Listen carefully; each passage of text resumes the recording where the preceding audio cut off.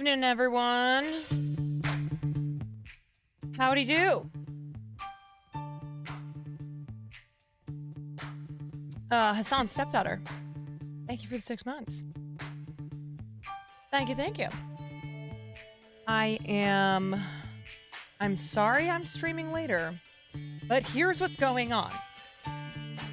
I'm trying to base my stream schedule around Will, who's basing it around Hassan. So everything is always Hassan's fault, as we say. Okay? It is actually true in this instance, though.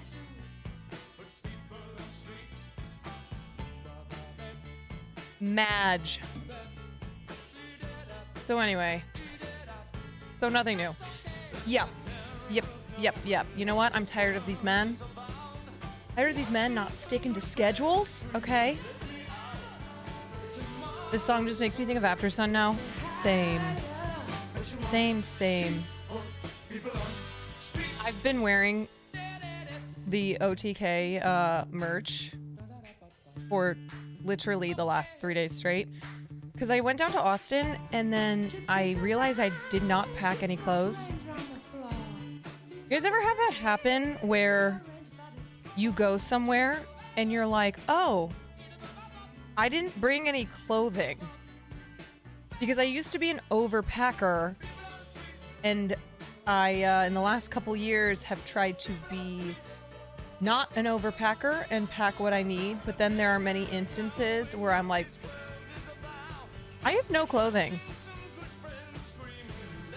Hassan was mentioning how Saikuno didn't bring any clothes. That was me in Austin. I did not have clothes, so Milena basically gave me an entire stack of OTK merch, and I'm still wearing it because it's comfy as fuck. Once did a 100-mile, 10-day backpack in Vans skater shoes. Because you forgot your hiking boots, like the one thing that you needed. The only thing you needed and you forgot. I've done that before too, though. I pretty much, when I go on a trip to cut back on like anxiety, because again, I used to be an overpacker, and I would bring things that I hadn't even worn in years. But I was like, oh, surely I'll wear this on this vacation. Even though I haven't worn this gifted a tier 1 sub to in 10 years. 808. CV loves you. Thank you for the gifted. It's always like you go somewhere new for the first time you go on vacation and you pack things that you're like, oh, this will be the time that I finally wear this. Even though I have had many instances to wear these clothing pieces and have chosen not to. My Arya. queen. I love it here, Twin Cute Pika. Oh, thank you. Thank you for the 2 months. And CV loves you. Thank you for the 100 bits. New place, new me. Straight up. Seriously. And then I don't wear that shit. So like I said, I've tried to be a minimalist when it comes to packing, except there are certain times that I'm like, yeah, I just didn't bring clothes. Hassan said Ray also didn't pack a whole lot. That's more surprising to me, because she's a little fashionista. Ray is a, she's a fashion queen who loves clothes, so that's surprising. I feel like I would be so, if or when I go to Japan, I will be so sure that I will have not cool clothing for Japan that I'll probably just go there and want to buy a bunch of cool Japanese clothing. Yeah. Because I guarantee anything that I would pack to go to Japan, I would get there and be like, yeah, this is not cool. I need to go buy some cool bits. Because they're going to plan, or they're planning to buy a lot of clothes there. Yeah, that makes sense. That's actually probably what I would do too. Hassan said he has no Japanese fans and actually gets stopped so much. Are they stopping him because they recognize him or because he's so large? Or both? Are they are they seeing him and like, who is this gigantic man? It's other tourists. Because my tall blonde friends will have told me before, like when they've gone to China or Asian countries, that they'll get stopped because they stick out so much.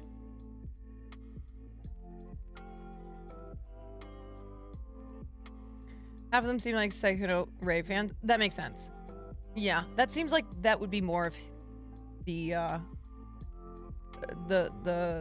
two streamers who would actually have fans in Japan. I haven't watched any of their IRLs yet, but I hope they're able to. I heard IRLing is kind of hard now. My friends who do IRL streams and also who have tried IRLing in Japan are like, yeah, it's kind of hard.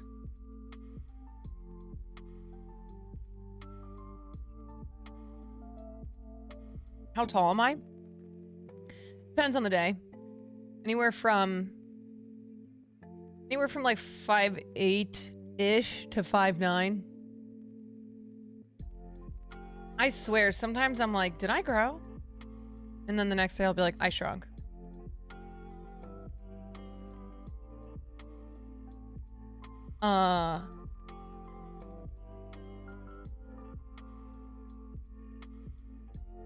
Just saw the Farley clip from the other night. Good God. Good Lord. Poor guy. Link, I don't know if it's something that you need. How's everyone doing, by the way? It's, once again, another shitty day here in Los Angeles. Just a shit-tastic day. So I don't think I'm going down to Austin this weekend, but I think Will is. I think I'm gonna stick around. You guys are, it sounds like everyone's doing okay, or at least 3 people. I'm big sad. 58 people got laid off at work. Oh no, nar. Dude, it sucks. It sucks getting laid off, but it also sucks when your colleagues get laid off. I've been in both spots. It is big sads.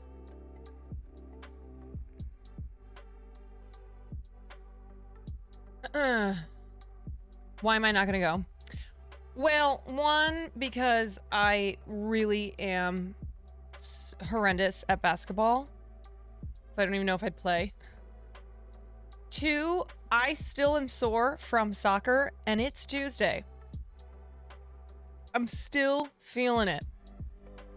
It was finally better today, but my body has been paying the price. And then 3, yeah, it's kind of a lot to go back-to-back weekends, getting someone to watch Farley, trying to get shit done outside of streaming that I'm behind on. So I think what I'm gonna do is go down for the final weekend of game day, which will be flag football. I'll probably kill myself again. My body will be destroyed, but hopefully I have enough time in between soccer and football, and maybe I'll do something other than Pilates to prepare.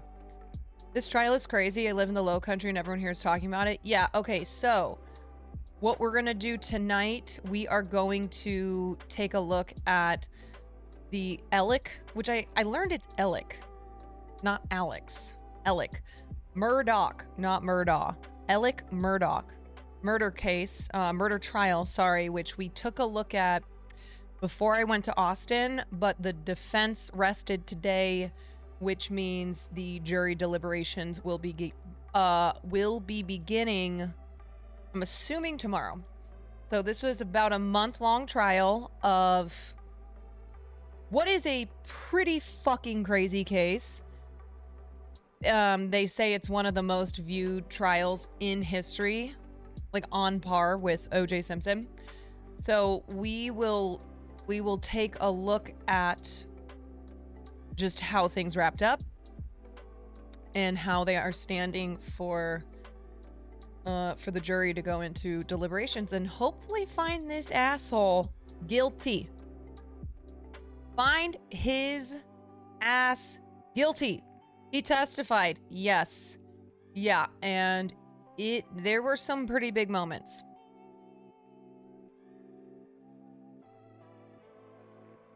I'm 963 words into my 1700 paper about... How many fucking papers are you writing? About lesbians in medieval times? Which doesn't seem bad, but I've been working for 10 and a half. If there's one thing I don't miss from college, it's writing papers. I remember one point, I had so many damn papers to write, I pulled 3 all-nighters in a row. And after I finished, I thought I was dead. I didn't sleep. I literally didn't sleep for 3 days because I had so many papers. Oh yeah, poli-sci English major and writing minor. Yeah, that is a lot of writing. It is a lot. I don't have faith in the justice system, but I feel like this is pretty solid. I do too. I think so as well. I think also because he has admitted to... He's admitted to the fraud, the embezzlement, the faked assassination attempt. And then also, which maybe I'll save this till we get into it, but his alibi.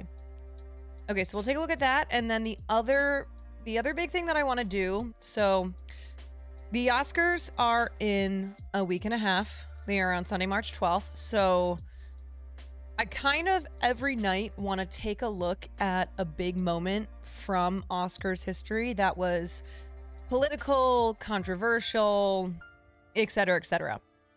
So the one that I want to look at tonight is the story of ELIA KAZAN, who you may know him, or you may not know him, but I bet you know his granddaughter, Zoe KAZAN, from movies like The Big Sick. Her partner is Paul Dano. Both of them are fabulous actors, but she is a Nepo baby. She's great, but she's a Nepo baby. And her grandfather, who is largely considered one of the most influential and important filmmakers of all time, is also a very controversial figure because of being an informer during the Red Scare. And he ratted out 12 of his communist or communist associated colleagues who were a part of this theater group that he was in New York, and the group theater. So he ratted them out to the Hollywood Un-American Activities Committee during the 50s when they were rooting out communism and communists all over the country, and particularly in Hollywood. And he ruined a lot of people's careers, but he went on to continue to have a career. So, but it's controversial because he was awarded a Lifetime Achievement Oscar at the 1999 Oscars, and there were many people in the industry who protested it. So we'll take a look. I remember Scorsese cut off ties with someone for criticizing because it's people we're pretty split on things. Orson Welles fucking hated the dude. He hated him. He just said he was an absolute traitor.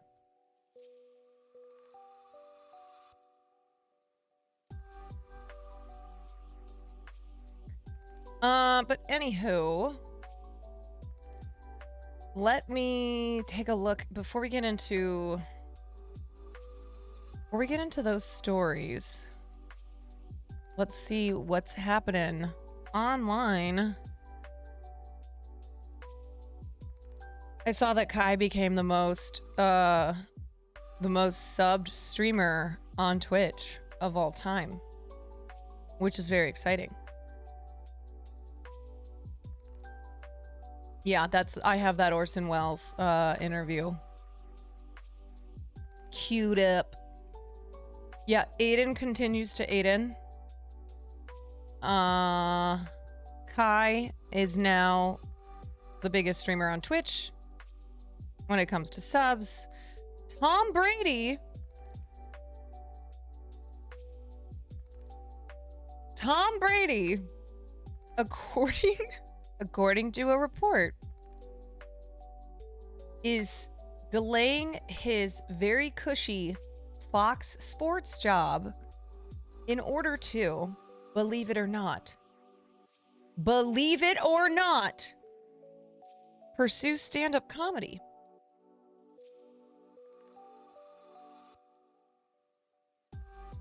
What?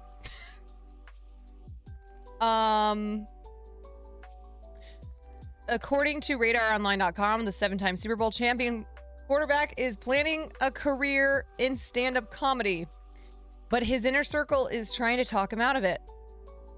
A source told RadarOnline.com that Tom was a terrific quarterback, but he needs to toss this idea before it's too late. Listen, I don't know if I believe this, but I kind of believe it. So apparently, after he did the movie 80 for Brady with Jane Fonda, Lily Tomlin, Sally Field, and Rita Moreno, he was showered with so much praise for his improv comedy bits that it supposedly gave him the confidence to jump into comedy. You know, what else is the divorced dad gonna do now that he's retired? Whatever. Thank you for continuing that gifted sub. It is giving middle-aged divorcee dad. I mean, my God. What the fuck is he gonna do for a routine? I can't even imagine.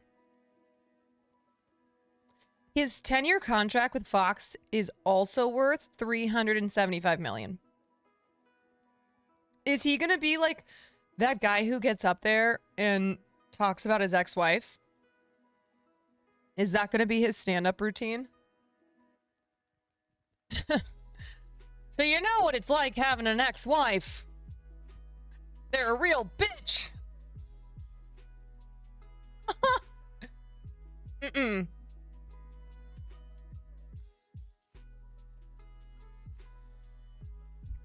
Ugh.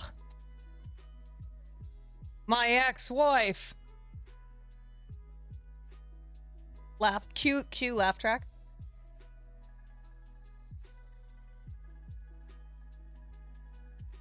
Obama. Yo. What's up, man? Speaking of retired dads. Barack Obama. Yo. Can you imagine if it was actually Obama? He's so bored. And he just surfs Twitch now. Sees what's going on. When he's not busy gaming with Trump and Biden and Ben Shapiro.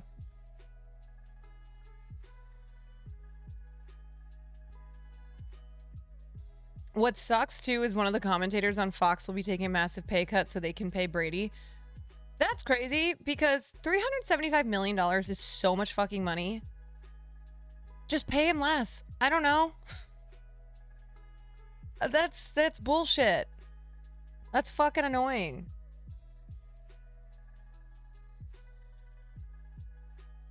Yeah, Obama's in the Minecraft realm. Oh, they shut the Minecraft realm down? It's because you guys were too good. $375 fucking million. Love the hat. Dude, here, I wanna be better at VIPing, so I'm glad you're here. Hold on, let me VIP you. What's up? I'm trying to get better at certain things. And that includes VIPing my homies. Also, hello, Obama. Oh.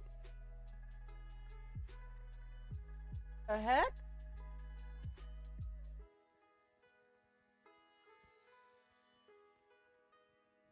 Obama, was that you?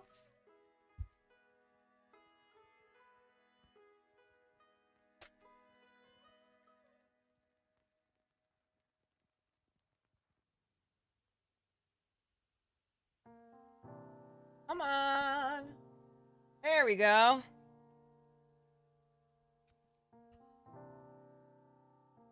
Secret Service likes to goof around. Oh, the Secret Service. Pulling pranks. You know how they do it. Austinox doing journalism on Aiden Ross. Honestly, Austinox is putting in the work out here. Austinox, maybe should get a Nobel Peace Prize.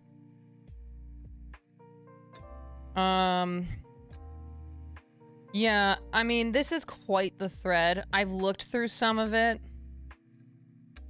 I don't really know if I want to go through it right now.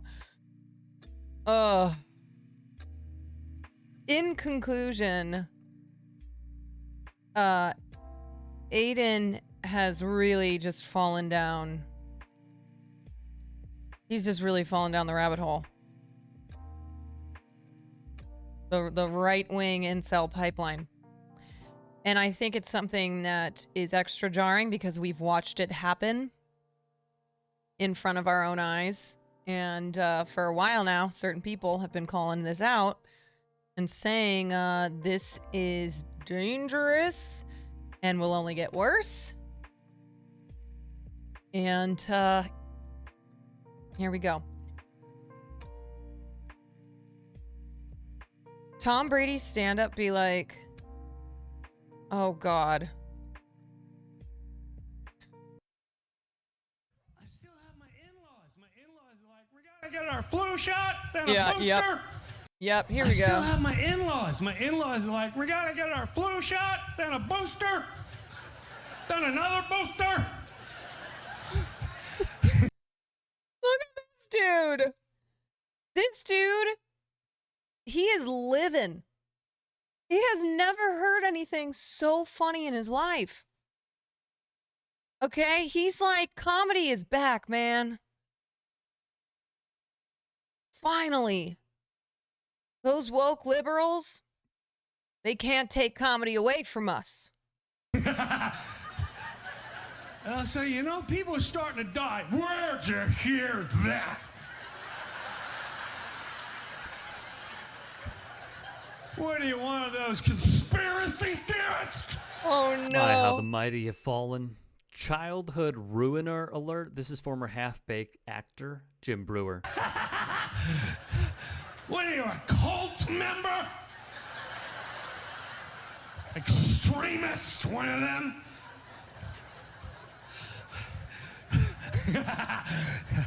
Here in the NFL, Guys, he is making fun of Buffalo Bills safety Damar Hamlin suffering from cardiac arrest.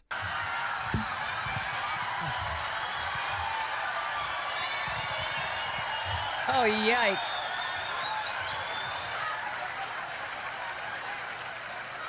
Yeah. Oy. Oy. Oy, oy, oy. Fucking yikes, man. Yeah, dude, he fell off. I don't know. There's something really sad about watching older comedians who once upon a time were really funny. Like Roseanne, Kirstie Alley, Jim. And then just seeing them like this now. I mean, this isn't as bad as Roseanne. This is really bad. Roseanne was funny once upon a time. She was, like, a long time ago.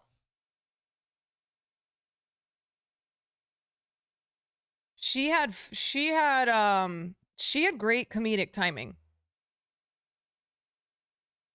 I mean, I don't mean these were the funniest people of all time, right? These aren't Robin Williams, but just to see them, just to see them fall from these great careers that they had and just become like conservative stand-up comedians doing bad content, right? Because here's the thing. I think it can be possible to be a conservative comedian and have some funny jokes. You know, there's definitely funny shit that you can do. You know, like make fun of Joe Biden or something. I haven't seen it, but it could be funny. That's what I'm saying, right? I'm saying if you were really, really a good comedian, I feel like it would be possible to have some good jokes still.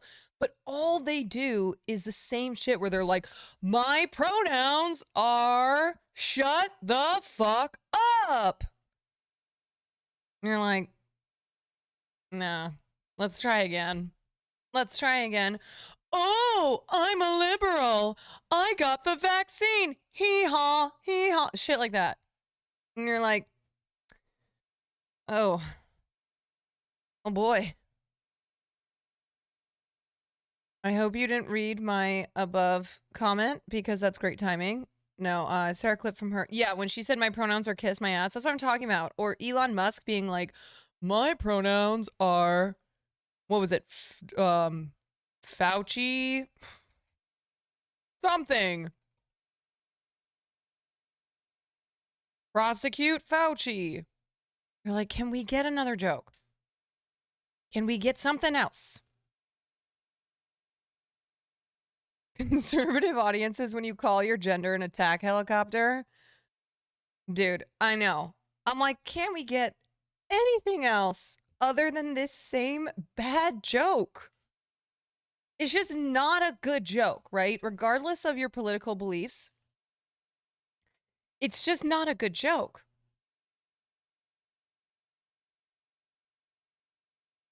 At all. Except Elon Musk isn't a comedian. Yeah, except he considers himself one, for sure. I bet you if Elon Musk were to write 3 words that described him, he would write genius, hilarious. Maybe he'd write very funny, which is technically 2 words because he's such a genius.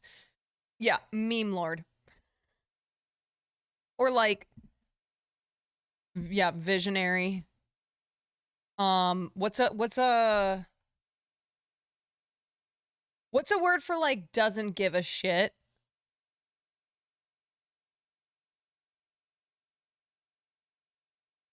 Like someone who, oh, pioneer, yeah.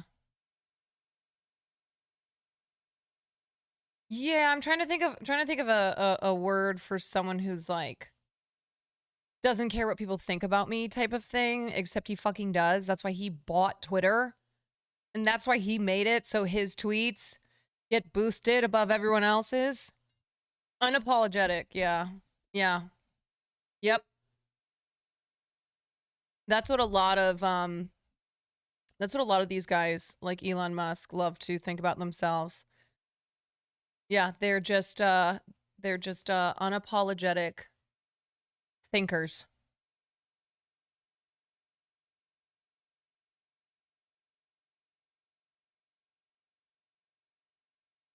Quirky. Quirky. Oh, did you guys see this? So Tom Sizemore, I don't know if everybody knows who that is. You probably know him best from Saving Private Ryan or Black Hawk Down. Ooh, this dude. So Tom Sizemore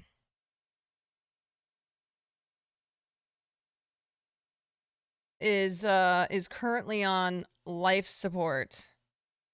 I think he had a stroke. And I think his family is recommending that the doctors end his life. But Tom Sizemore's another guy who had such... Ugh, he just had such a bad past, man. I mean, this was a guy who, in 1998, had a role in a little film called Saving Private Ryan. And from there, he should have had this long, storied, impressive career, because shortly after, he was in Black Hawk Down.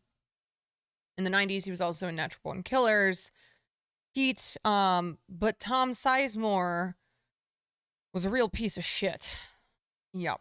He was a real piece of shit. And fortunately, he was also a very severe drug addict. He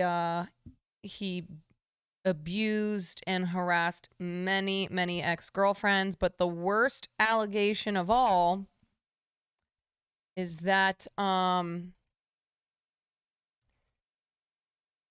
back in 2003, on the set of Born Killers, he allegedly molested his 11-year-old co-star during the filming. There was a scene where she was sitting on his lap, and afterwards, she told her parents what happened, and he, according to her, put a finger inside her vagina. And she was so young that she didn't understand what had happened. Like, she didn't know if it was part of the scene or what. So she told her parents. Her parents told the producers that what had happened. He was removed from the set. And then months later, of course, he returned for reshoots in Malibu. After the parents declined to press charges, the incident was never revealed publicly. But 15 years later now, at the age of 26, the actress who has remained anonymous...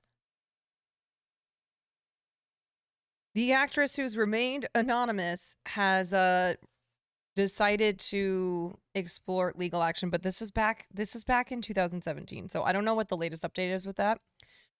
Why not press charges? Probably for a variety of reasons. You know, I can't pretend to know exactly why her parents didn't press charges, but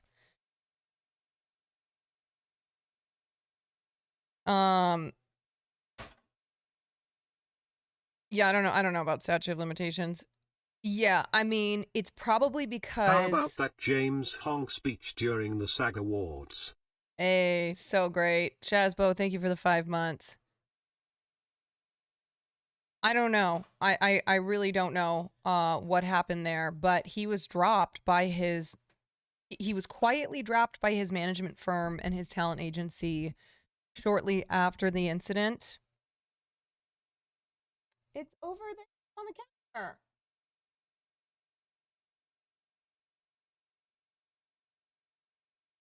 Probably didn't have enough evidence to go after him, and yeah. Yeah, and I'm sure maybe the little girl was... I don't know, maybe it got to a point where she and her parents were worried of what it would do to her career. She was so young, she didn't even understand really what had happened. Basically, from the way that this event is described, after the scene, she went to her parents and said, this is what he did. And she knew that it was wrong, but wasn't sure, like if it was an accident or if it was supposed to be like part of the scene. It's just fucked. Yeah, it's fucked. Oh shit, the stream is effing?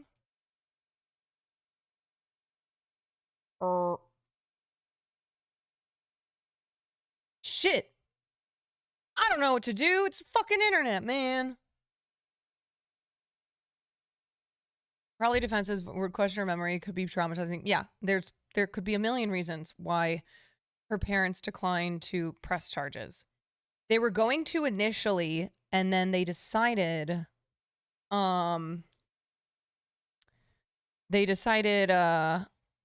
to.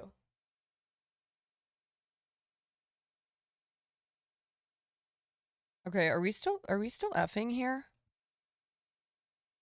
Are we good? The sound is fine, the camera keeps skipping. Weird. Huh. Hey, I'm new. What's up, new? So, anywho, yeah, Tom is just a guy that, man, he could have had such a great career. And he really just kind of fucked his life up in a big way.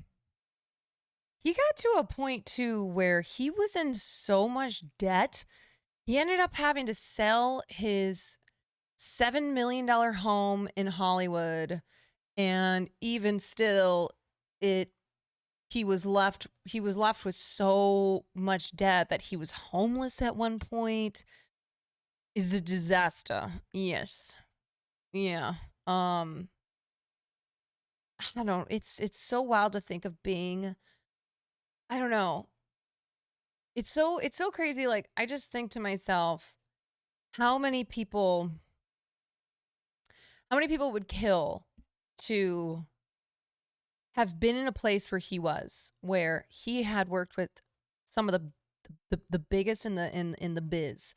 He was in Saving Private Ryan, which is considered probably the greatest war movie of all time. And he had all of these projects coming to him, and he was a guy who was who could play a very specific type of character, so he was constantly getting cast in that shit. And then he obviously struggled severely with addiction. He was a guy who, because of his addictions and because of just who he was, he did a lot of bad things. Yeah. And unfortunately, he is it does not look like he's gonna make it, which is sad, but man. I like your sweater / shirt. Thank you. I was just saying, when I went down to Austin for OTK game day, I didn't bring any clothes, so they had to give me a bunch of merch, and I've been wearing it constantly. Honestly, thought he was dead already. Yeah, he's one of those guys that you kind of forget about. This happens every so often, where you see someone trending on Twitter and you're like, and they're either trending because they just died or they're about to die, and you're like, damn, I thought that person was dead already. Downey Jr. was lucky, turned his life around. Yeah. I mean, he struggled a lot with addiction, but he was not an abuser or a real piece of shit in the way that Tom Sizemore was. But yeah, Rob Downey Jr. at one point was real deep in the hole. Us before Betty White died. Yeah, Betty White was maybe one of the only celebrities who everyone was always keeping tabs on. And like, if you saw her name trending, it was like, yeah, addiction runs deep in Hollywood. Okay. I saw this TikTok today. Now, I want to be clear.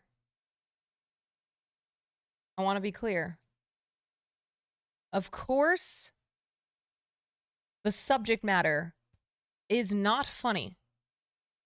Okay, the horrific reality of a young person growing up in this country where school shootings happen all the time. And this person in particular, who appeared on American Idol, had survived a school shooting. But the end of this video made me chuckle a little bit. A gunman walked into my school. I was in art room 1, and he shot up art room 2 before he made his way to art room 1. 8 students were killed, 2 teachers were killed.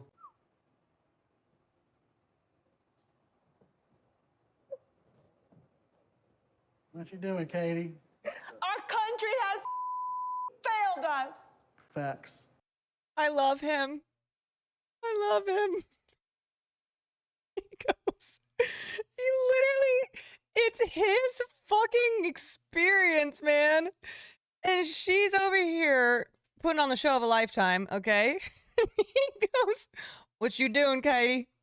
What's going on, Katie? And then him saying facts. I love him.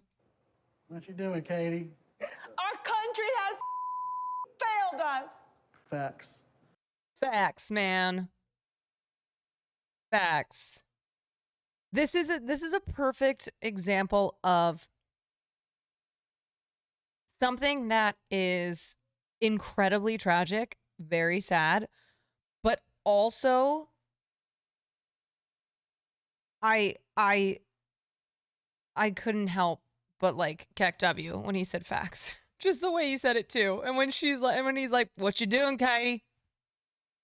What's going on? What you doing?" As Katy Perry is just screaming in outrage. He's like, "Yeah, lady, I was the one who was in that school shooting." Can he sing well too? I actually don't know. I did not see his I didn't see his actual audition. That was just a clip that was making the rounds today. Reminds me of family members at funerals who are so dramatic, they almost become the focus. I know, man. I mean, he is just like he's just so facts about it, right? He's like, yep, this is the way things are. Walked into my school.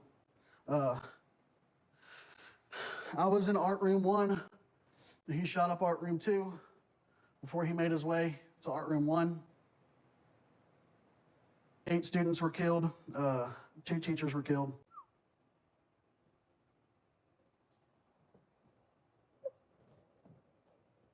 What you doing, Katie? What Our you doing, country has Katie? failed us. Facts. Dude, this guy rules. Yeah, I mean,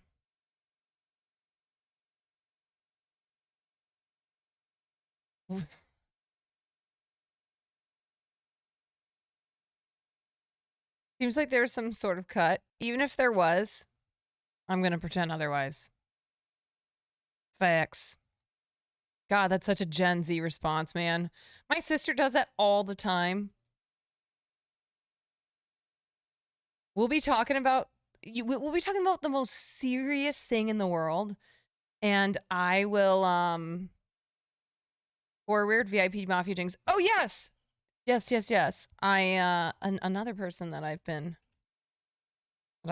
always forget to do this to. There we go.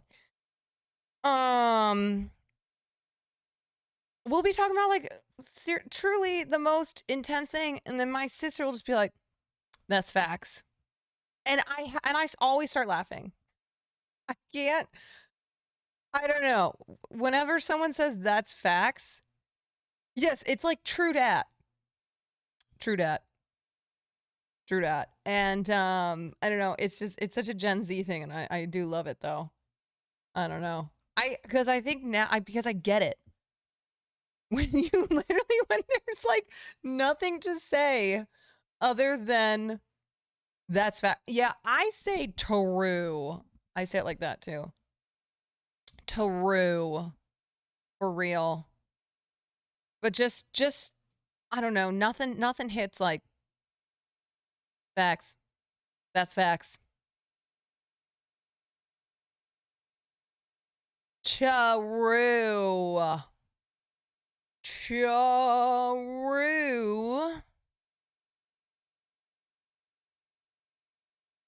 Okay, last TikTok. before we get into the Alec Murdaugh stuff, this woman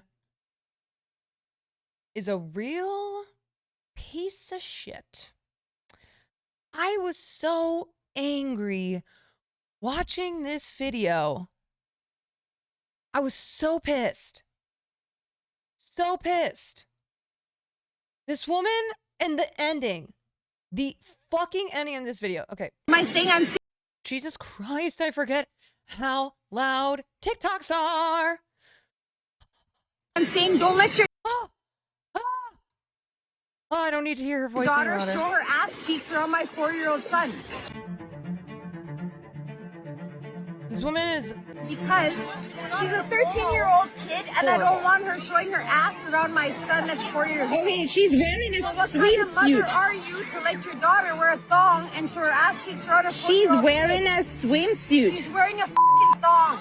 She's wearing a Why are your ass cheeks swimsuit. hanging out? Is that a swimsuit? You know what, bitch? Just drink your twisted tea and mind your own business and stop sexualizing children. You're the weirdo who's sexualizing kids. Okay? Drink your twisted tea and mind your own damn business, you stupid bitch. Yes, it's a swimsuit. That's a fucking thong. My son's 4 and you're how old are you? You're letting your daughter wear a thong. Okay, that's your problem and your son's problem. So take your son and go somewhere. Get out of here. Like, it's my problem. It's gonna be your problem right away. Okay. Your video's gonna do anything. Okay, You know me or where I live. So what's your video okay, gonna do? okay, that's for my safety. I'm doing video for my safety. The only thing your safety is gonna show that you're a fucking shitty mother that's letting your 13-year-old daughter Okay, show her ass. that's your opinion. That's totally fine. The friend is so embarrassed. Oh, why should I?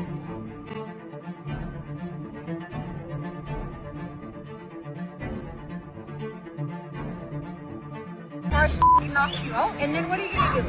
What is your video gonna do then? Is your video gonna help Oh you? my god. Wait, let me get my kids ready. and Then I'm gonna gonna fucking knock you out. Stay Yeah, there. you're a real Okay, great mom. okay. Great mom.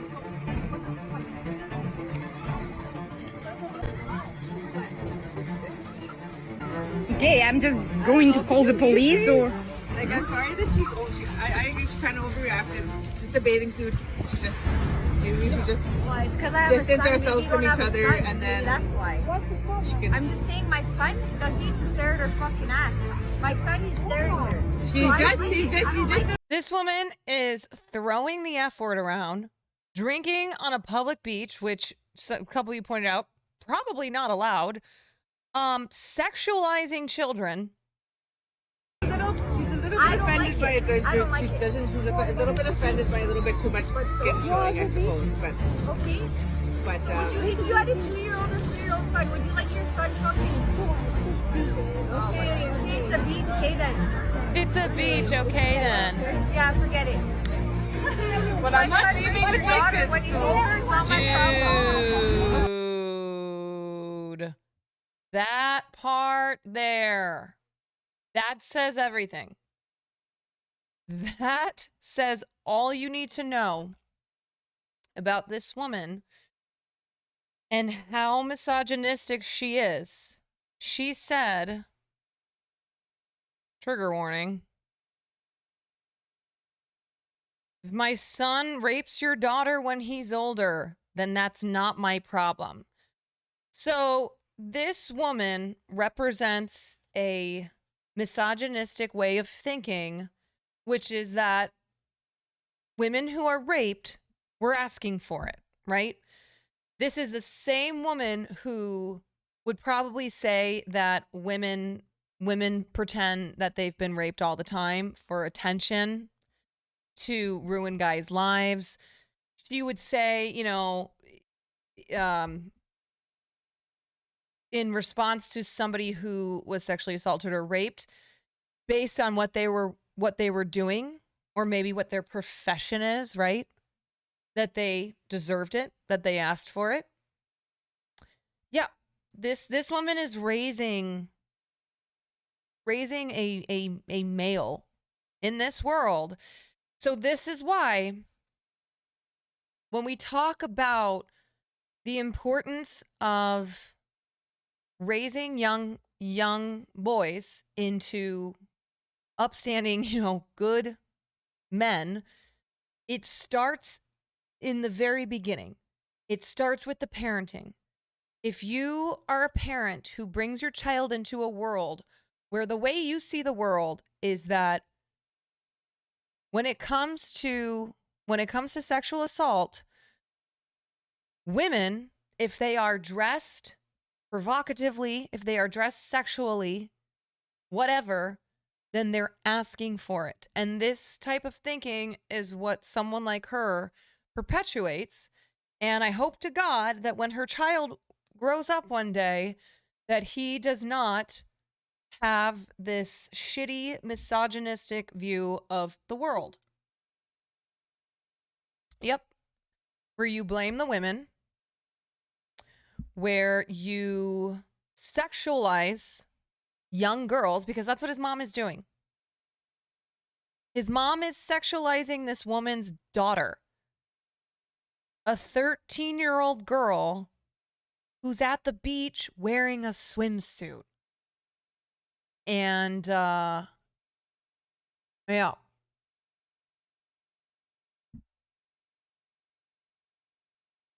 It's very scary.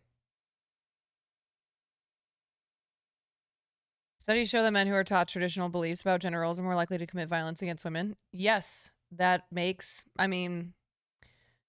feel like you don't even have to see the statistics on that to understand why that's the case. Right? If this is how you're raised, if this is the type of mother that you have, you're not being raised by someone who is teaching you about things like consent, about equality, about not viewing women objectively and as sexual objects. To say that about another child, yeah. And the worst part too, these kids were in earshot. They can hear this shit. This 13-year-old girl can hear this psycho cunt going off about how she's parading around her ass in front of her son. And that if one day, when her son grows up, he rapes this girl, then it's I told you so. I highly doubt the 4-year-old even noticed it, but of course he didn't. He's playing in the sand. But she's teaching him that from an early age, women's bodies are sexualized. This is a 13-year-old girl. And she is sexualizing her in that way. This 4-year-old boy is not seeing her like that. No.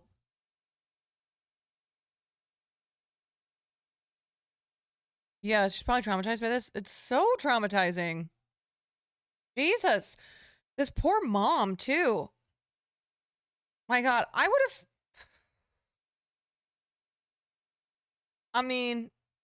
if not here, this woman saying what she says at the end.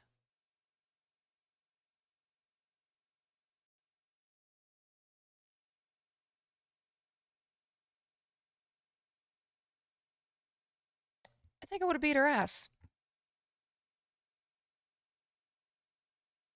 I think that final comment there would have put me so over the edge.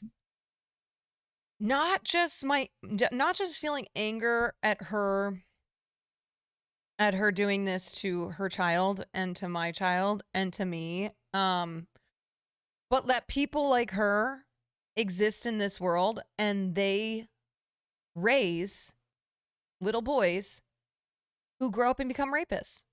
And I'm not saying her kid is going to become a rapist at all. I'm saying that this is what can happen.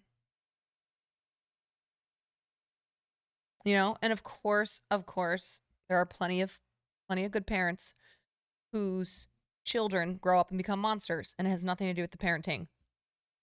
But this bitch, yeah, not reducing the odds. No. and certainly not reducing the odds that her son grows up one day and perhaps he's not a rapist, but he views women this way, the same way that his mom does.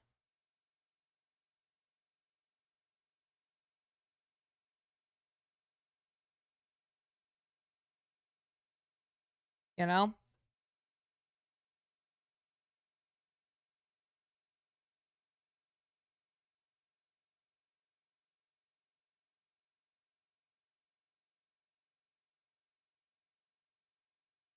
He'll have to unlearn so much misogynistic and rape culture from his mom. Yeah, God. If there is another parent in the picture, I don't even want to know what's going on there.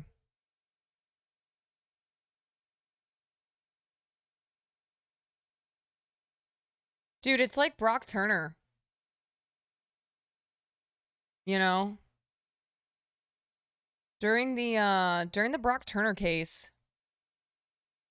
his dad in particular wrote a letter to the judge explaining how affected his son had been by all this, that he lost his appetite, his cheery disposition, he had become sad and despondent, and that any jail sentence at all would be a heavy price to pay for, quote, 20 minutes of action.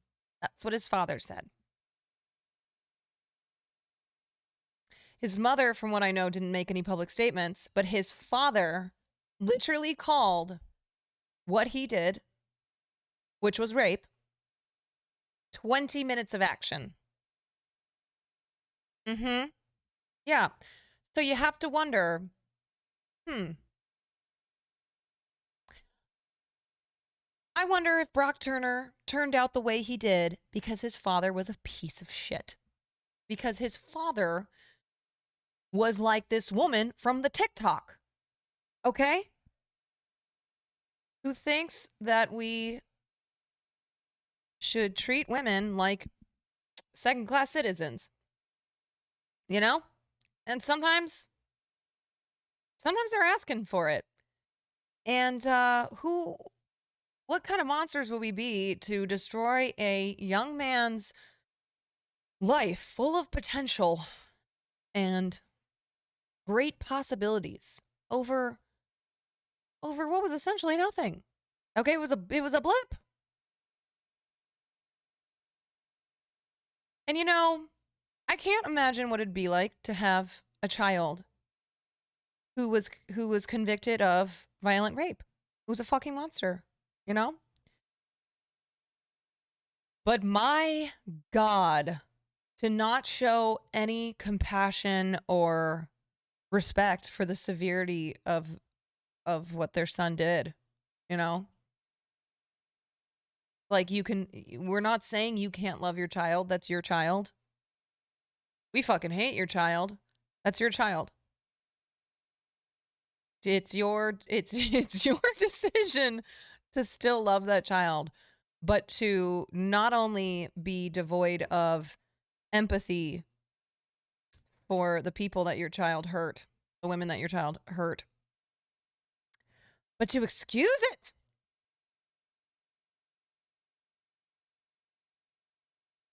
Yeah. So anyway, dude, I mean, this is one of those situations where you see this happen and you're like, what can we do about this? Cuz this woman is a fucking menace. I don't know. This is kind of one of those situations where I want her to face some type of repercussions for being such a heinous cunt. But I don't know what that would look like. Yeah, internet, do your thing. I don't know. It's like, can she lose her job over that?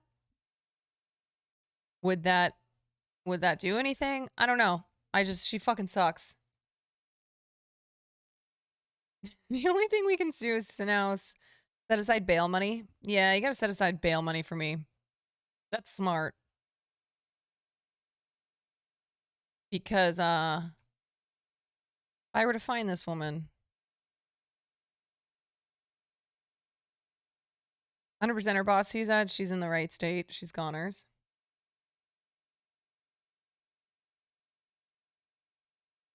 Yeah. I'd rather force her to therapy than lose her job. Look, that's fair. I mean, that's why I'm saying, like, what do we do about people like this? You know, because her losing her job, yeah, those are immediate consequences. But it's not going to, it's not only not going to change her perspective, she's going to double down. She's going to be even worse of a human. But I do think that she should face immediate consequences. So I don't know. I don't know.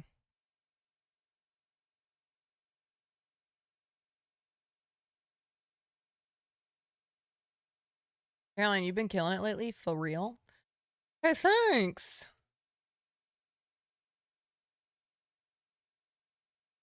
Okay, let's get into the MURDAUGH trial.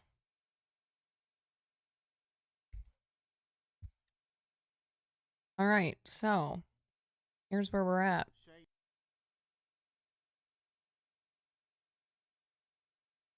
Okay.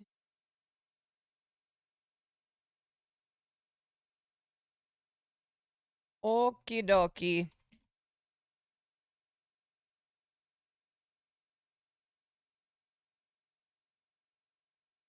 Okay, so I will give a little backstory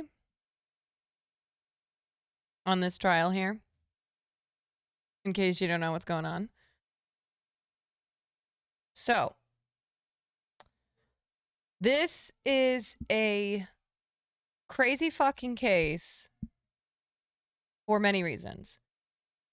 But a big one in particular is that the man who stands accused of murdering his wife and his youngest son last June was a man who came from an extremely prominent South Carolinian family.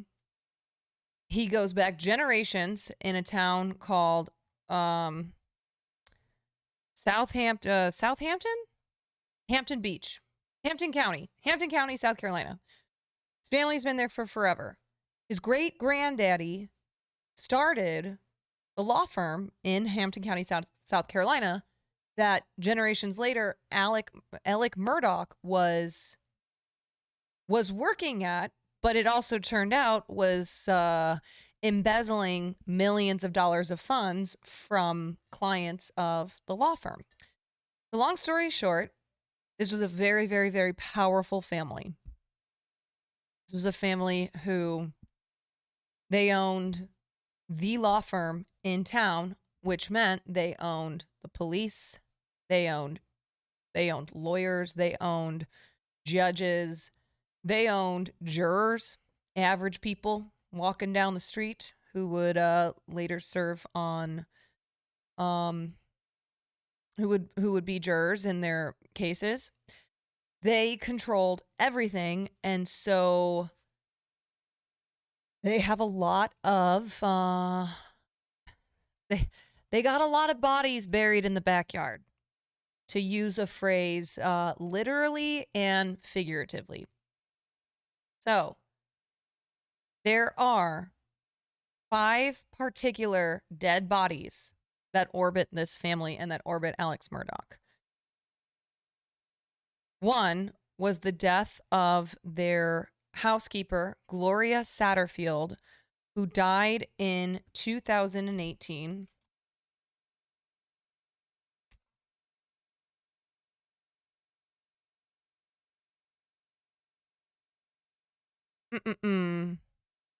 Yeah, let me just make sure that that's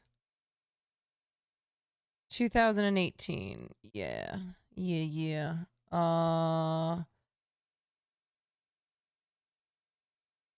Hold on.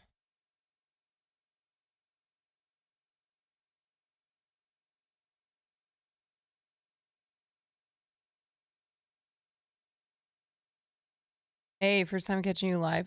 Yeah, that we know of. I'm trying. Sorry. I'm trying to find the name of. Oh my God, I'm blanking. Ooh.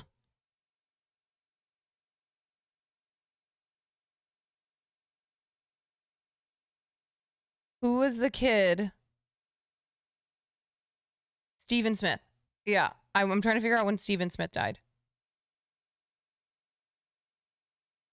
Stephen Smith. Okay, so Stephen Smith was the first one in 2015. Okay, all right. So let me get the timeline straight. So here are the 5 deaths that orbit the Murdaugh family and Alex Murdaugh. It started in 2015 with the mysterious death of a young man named Stephen Smith. He was openly gay in a town that is very conservative, very homophobic. So to be openly queer in a place like Hampton County was a little dangerous. So the allegations about Stephen Smith and the Murdaugh family include this allegation that Stephen Smith secretly dated Buster Murdaugh, who is the eldest of the 2 Murdaugh boys. So those are Alec Murdaugh's sons. And on July 8th, 2015, Stephen Smith was found dead on the side of the road about a mile from his car. His family and friends were initially told that he died from a gunshot wound, and then they were told he was beaten, and then they were told he died from a hit and run. But upon later investigations, a hit and run was ruled out. So it seems as if somebody beat him to death, and the question is why. So that was the first one. And then in 2018, Alec Murdaugh was when the housekeeper, Gloria Satterfield, died after having an accident where she tripped. However, now that all these things have come to light, people are wondering if this was an accident, because shortly before she tripped and died in this accident, Alec took out commercial insurance on his housekeeper, which meant that when she died, he sued himself for wrongful death, received over $4 million from the death settlement, which he fucking pocketed rather than give that money to her sons. Her sons never received a single penny of the $4 million from the death settlement. All of it went into Alec Murdaugh's pocket. Yeah, exactly. Suspicious. This is one of many, many examples of him stealing millions of dollars from clients.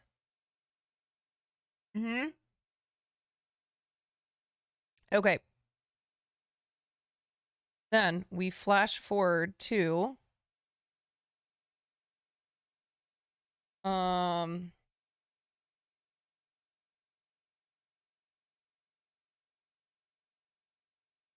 I'm trying to just find.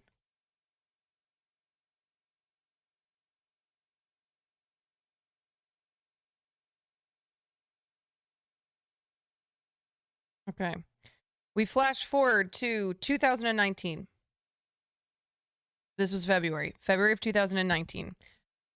Alec Murdaugh's son, his youngest son, Paul, who it turns out was a piece of shit. He was an alcoholic, which was something that was encouraged in his family. He was abusive to his girlfriend at the time. And on February 24th, 2019, he drunkenly crashed the family boat into a bridge, throwing several of the passengers from the boat into the water, one of whom was a young woman named Mallory Beach, 19 years old. Her body was not found until a week later. But the night of the accident, and this was a pretty common thing that Paul Murdaugh would do, rather than try to call 911, he would always call his grandfather Randolph, who would then call his son, Paul's father, Alec Murdaugh, and the two of them together would work to clean up the situation. So this happened, if you watch the Netflix documentary, this happened on another occasion when Paul was fucked up, totaled a car that had his friends in it. Luckily, no one was hurt. But when his girlfriend at the time went to call 911, he stopped her from doing it. His father and his grandfather show up. They get mad at her, saying, "Why would you call 911? You could put my family and my son in so much trouble. We handle these situations," because this is what the Murdaughs did. So with the boat, Paul, who I know he's dead, but he was a real fucking asshole. He refused to let anybody else drive the boat because he said, "It's my boat. It's my family's boat." And he was very drunk. He was driving like a lunatic. He crashed the boat. He didn't give a shit that Mallory Beach was missing, even as her friends and family were obviously very, very devastated and worried and trying to find her. Paul didn't give a shit. And all he could think about was, "I just need my grandfather and my dad and they'll cover it up." He doesn't care because there are no consequences when it comes to his family. April in 2019, little Paul Murdaugh was charged with 3 felony counts in connection with the deadly boat crash. He pleaded not guilty. June 7th, 2021, shortly before, like right before the trial was supposed to begin, Paul Murdaugh's trial, which would have uncovered the financial crimes that his father had been committing. So this is where they believe the motive comes in. A couple days before this trial was set to begin, Alec Murdaugh calls 911 on June 7th, 2021 to report that his wife Maggie and his son Paul had been shot to death at the family's hunting property about which is on this little rural area about 65 miles west of Charleston. Yep. And the idea is, so the main motive that the prosecution and that people who have been following in this case have come up with is that Alec Murdaugh was so desperate to take the attention off him and to distract the media and to distract to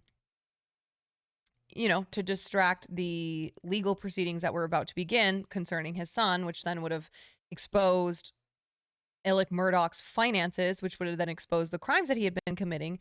He was so desperate to take attention off of that, produce sympathy for himself, that he murdered his younger son and his wife. So this is what we're working with, okay? And so last year he was arrested and charged with the murder of his wife and his son.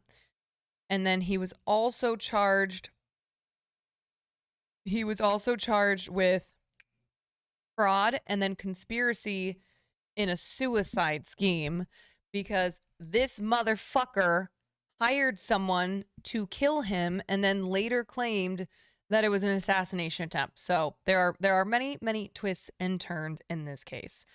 The trial began on January 23rd, and it concluded today. Yeah, plus the roadside shooting. That's the assassination attempt, which was really him hiring someone to kill him. last summer after he had been arrested. Or not after he had been arrested, after he was being investigated.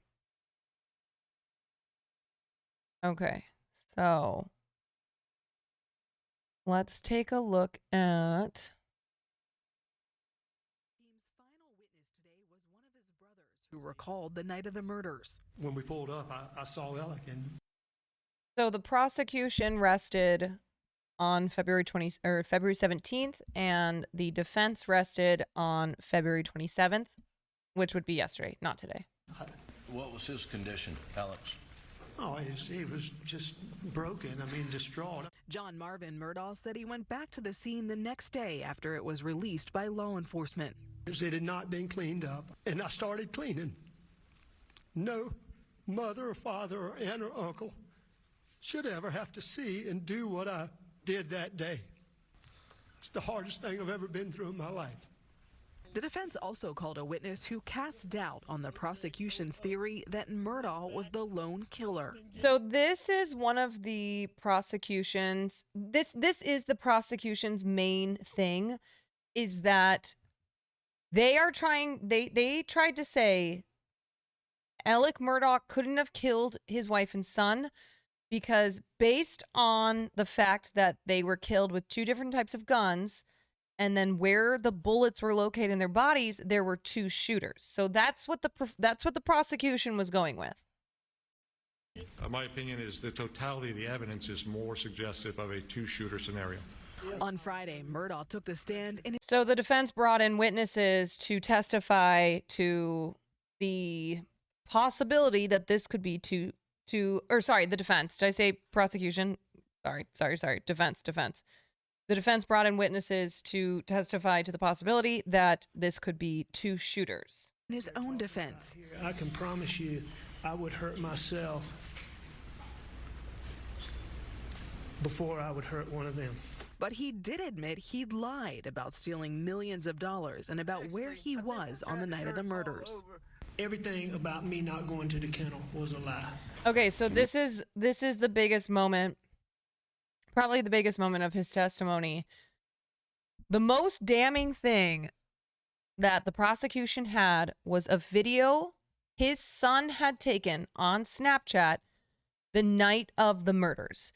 Alec MURDAUGH claimed up until his testimony in court that he did not go to the kennels with his family until later that night when he found their dead bodies.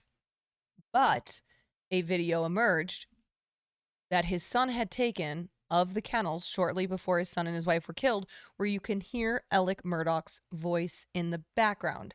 So even though the prosecution doesn't have any direct evidence regarding this case, that was extremely damning. And so, of course, the defense, pulling the right move, had him testify rather than having his ass get grilled by the prosecution, who'd be like, why are you a fucking liar? The defense had him admit that he lied about not being there the night that they were killed. He just claims he didn't do it. You're able to just do that so easily and so convincingly and so naturally, don't you? I mean, that's not for me to judge.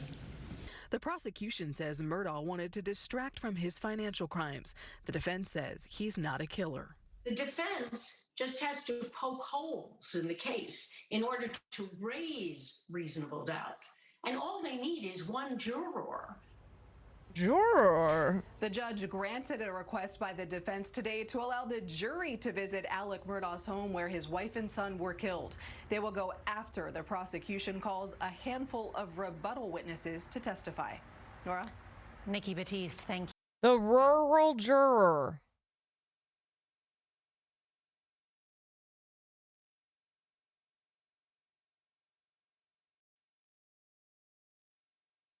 Shame for you. I asked this before, but shame for you is an extraordinary provocation, isn't it, Mr. MURDAUGH?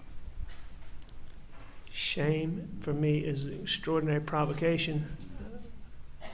I don't like to be shamed. The prospect of humiliating the legacy is an extraordinary provocation to you, isn't it, Mr. Murdaugh? What do you mean by an extraordinary provocation?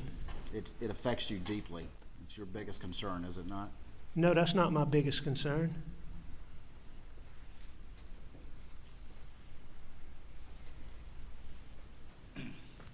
You're a middle-aged man like me? I'm 54 years old. I'm not sure. You look like you're in better shape than me, so I don't know. I was actually a couple of years behind you in law school, but we never knew each other, did we? I never knew you, no, sir. Had a very successful career up until this point. It's a simple question. And the answer to that is no, Mr. Waters. I was an addict for more than 20 years. Okay, so one thing that has emerged during this trial was Alec Murdaugh, whatever, his opiate addiction. So he blames a lot of the bad things that he did because he's admitted to things other than the murder. He basically said, yeah, I did fraud. I stole a bunch of money. Embezzlement, yes. Suicide attempt that I hired an assassin, yes, I did.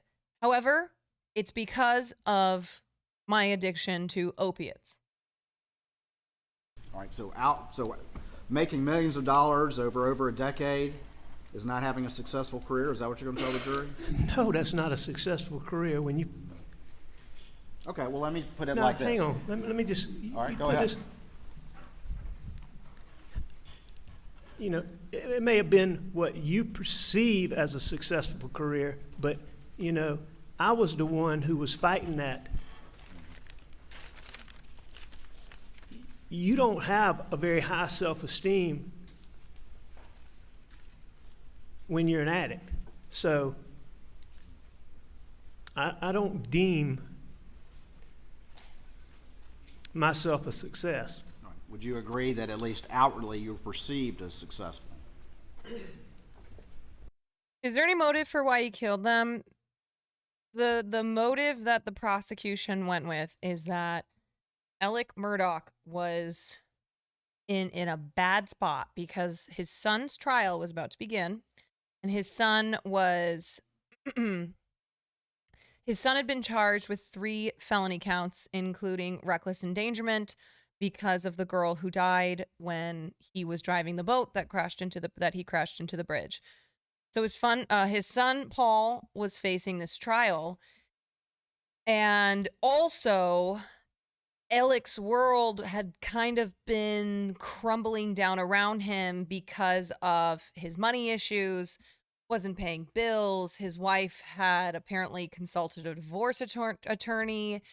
He had been embezzling money from his law firm and from the clients.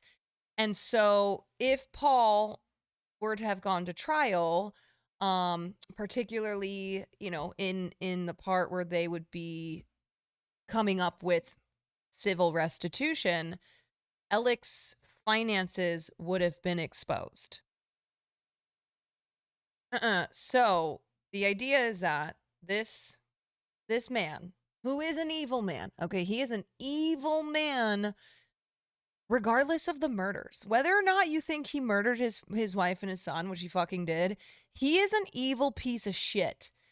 And so the argument is that he killed his wife and his son in order to draw attention away from his finances, which it worked, right? Because the trial never happened and all the focus was on these 2 murders, and then to also garner sympathy for him. Yeah, basically to save himself, he killed his family. I made a bunch of money, if that's what you're wanting to get at. No, I'm actually asking about the perception. You were perceived as a prominent, I tried powerful to be. lawyer. How I was perceived, You were president of the trial lawyers. I sure tried to be.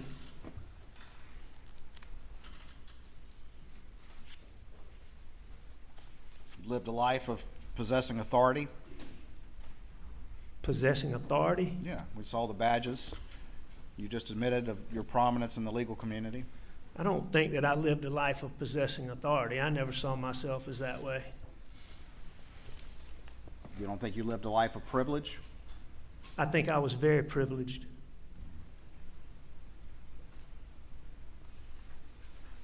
And as we move to June of 2021, you were suffering from a drug addiction. Absolutely.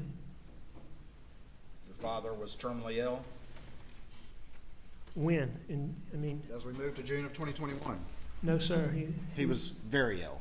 He was very ill. And you were coming to a point of financial crisis.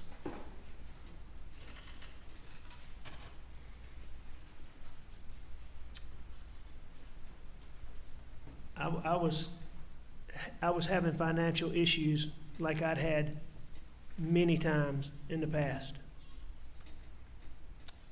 Mr. Murdaugh, are you a family annihilator? A family annihilator? You mean like, did I shoot my wife and my son? Yes. No. I would never hurt Maggie Murdaugh. I would never hurt Paul Murdaugh under any circumstances.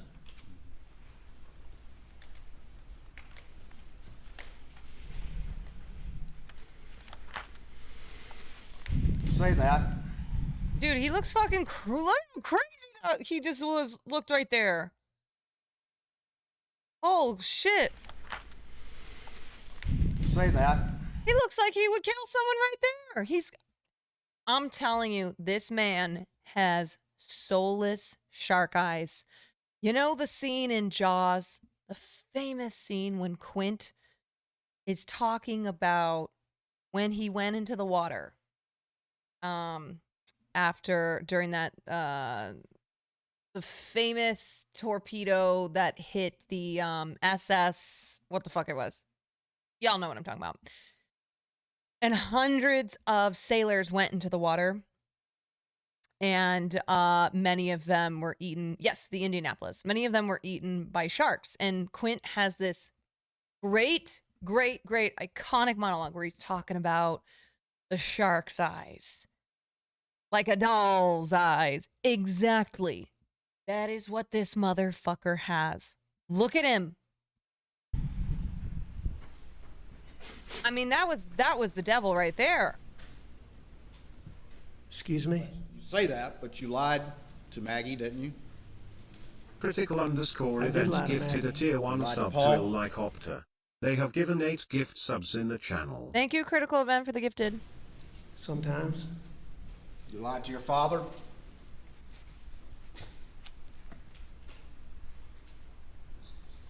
I'm sure I did at some point. Did you tell him all the stuff you'd been up to over the years before he died? No, I didn't tell him. Did you lie to your brothers? About financial things? Yes. I would have lied to Randy at some point, I'm sure. Did you lie to him about the last time you saw your wife and son alive? I did. Did you lie to their wives? I'm sure I did. Did you lie to Marion Proctor? Yes. Did you lie to Bart Proctor? Yes. Did you lie to the Brandstetters? Yes. Did you lie to your best friend Chris Wilson? Probably. Did you lie to your other friend Barrett Bulware when you took his money? No, sir. No. I didn't lie like I told you. I didn't lie directly to him. I lied to him by omission, like we talked about. I mean, I didn't talk to him. I didn't see him at that time. Did you lie to your law partners? I did. Did you lie to him about the kennels? Some of them. Did you lie to Mark Ball? Yeah, based on what Mark said, I believe I did. Did you lie to Ronnie Crosby? According to what he said, I believe I did. Did you lie to Johnny Parker? I don't believe I ever discussed that with Johnny. Did you lie to him about the finances when you borrowed that money in July of 2021? I don't know if I lied to him about. I don't think Johnny asked me. I don't think I had to lie to Johnny about that, so I don't know. Did you lie? Well, you certainly didn't disclose to him the truth when you borrowed that $250,000. Not Johnny Parker. I did not tell him what I was going to use it for. I mean, didn't we say before that not telling the whole truth is the same as telling a lie? Sure it is. You don't think that's a lie, though? I'm just saying, Mr. Waters, I'm not taking issue with that, but I don't even know that Johnny and I mean, Johnny had loaned me money numerous times. It wasn't any long sit-down discussion where Johnny wanted to know exactly what I was doing with it. That conversation would have been, I needed it. Johnny was always willing to help me, and that would have been the conversation. So on that specific event, did I lie to him? I don't know. Yeah, he ended up being out $477,000, didn't he? Yeah, that's a lot of money. Being out a lot of money. And thank you for your qualifications as to that. Did you lie to Lee Cope? I don't know. I don't know if Lee Cope was around when I said that or not. Did you lie to Danny Henderson? I did lie to Danny. Did you lie to Jeannie Seconder? About finances, yes, I did. You didn't ever talk to her about the kennels? No, I wouldn't think so. Did you lie to Annette Griswold? I did. Did you lie to Christy Gerald, your other secretary? I think we conclude this guy's a fucking liar. She and I discussed. I would have at some point, I'm sure. Did you lie to Michael Gunn? I'm sure I did at some point, but I mean, Michael wasn't involved in any of this, so I don't know that any of this ever came up with Michael. Did you lie to your clients? Did you lie to Pamela Pinckney? I did. Natasha Thomas? I don't know that I dealt with Natasha, but I certainly lied about that. Hakeem Pinckney? Again, I don't know that I talked to Hakeem, but I certainly lied about that. Arthur Badger? I did. The Plyler girls? I'm not sure that I talked specifically to them, but I lied about that. Dion Martin? I lied to Dion. Johnny Bush? Yes. Manuel Cristiani? Who hasn't this guy lied to? I didn't have any conversations with him, but I certainly lied about it. Jamie and Richard? Yes. Randy Drawdy? Yes. Jordan Jinks? Yes. Mary Duncan? Yes. Adriana Hay? Yes. Angel Gary? Yes. Christopher Anderson? Yes. Elise Mallory? Yes. Thomas Moore? No. You never lied to him? You just took his money. You never had to actually lie to his face, is what you're saying? He and I never had a conversation, but I did take that. I did take that money. Did you lie to Tony Satterfield just a couple of months before June 7th? Bro lies more than George Santos. Says a lot. We saw the text. You want me to get it out? Just remind me. There's been a lot. Just remind me what it was. I'm going to show you what's been marked as 463. And I don't remember the exact date. So. That was in April of 2021. Is that right? Where you text him and tell him how hard you're working on the case when in fact you had stolen millions of dollars from him? Tony Satterfield, who got up on the stand and told the jury about that? I texted him on April 12th, so 5 weeks before June 7th. Told him everything was okay. You're working hard, right? It's a complex case. Was this more watched than Deb first heard? I don't know. He was the son of your longtime housekeeper, Gloria. You know, I'm sorry? Who you took out a $4 million insurance claim on shortly before she accidentally died? He was the son of your longtime housekeeper, Gloria, who had served your family for many years. That's correct. And you stole millions from those boys. I stole those funds. And he and his family had started asking questions as we moved to June 7th. Didn't that happen? No, I mean, there wasn't any rise in them asking questions, no, sir. I mean, he periodically checked in and asked me questions, but, you know, it had come out long before this, I believe in the Island packet, that there had been a settlement of $500,000.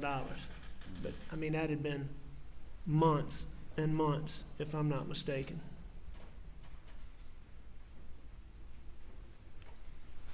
And so I didn't notice any uptick in Tony asking questions, and I don't believe that there was any uptick in Tony asking questions before June the 7th. So you just gratuitously out of the blue decided to lie to him and send that text? Or were there things going on externally that caused you to need to head him off at the pass before further questions started to be asked about money you couldn't pay back at that point in time? Nah, I don't think there was anything. I mean, on April 21st, I don't know what external factors you're talking about. Do you want to explain that one anymore? Explain what? Whatever you want. I just want to answer your questions, Mr. Waters.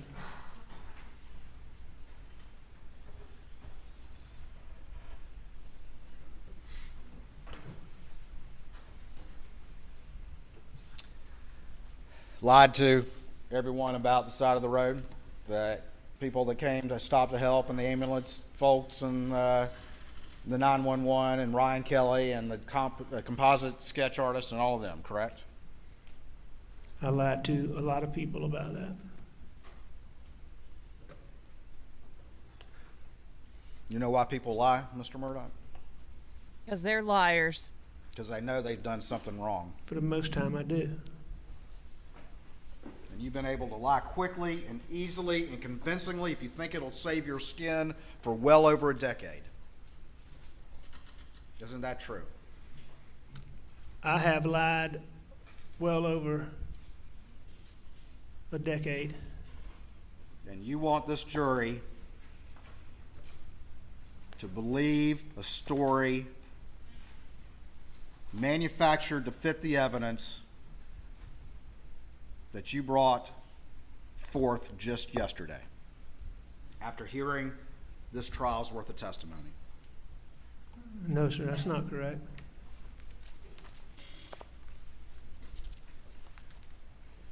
Mr. Murdaugh, You're a weaselly little liar, dude. we went through this for a while, but you remember at the beginning of your testimony, I asked you whether or not you agreed that trying to explain your presence on the kennel video was the most important part of your testimony before this jury. You remember that? And you said, oh, not the most important. I said, was it at least important? You recall that from yesterday? Yeah, I recall you asking those questions, yes, sir. And you agree it's important, don't you? I agree that is an important component. But I think there's a lot of important components. And you? Oh, this guy's so Testified nasty.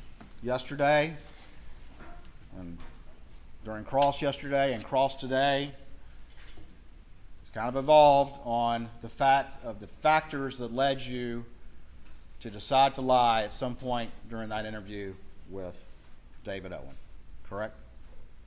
I disagree with that. I don't think those factors have evolved. I mean, you've asked some more specific questions, but those factors are still the same factors. You may have asked questions and gained a little more detail, but those factors haven't changed. But it was the dope paranoia. It was the fact that the deputy took your GSR. It was the fact that your law partners and Greg Alexander and the sheriff were telling you you needed to have a lawyer before you talked to police. It was the factor that you got in the car with Dave Owen and thought he was somebody else from some case 10 years ago, correct? That believing David Owens was the person involved in the case that I talked about was one of the factors that caused me to distrust SLED. All right, and then also you said that they started general. asking you about, in that first interview, about your relationship with Maggie and Paula, and that's one thing you mentioned as well, correct? And that was certainly something that contributed to me having paranoid thinking.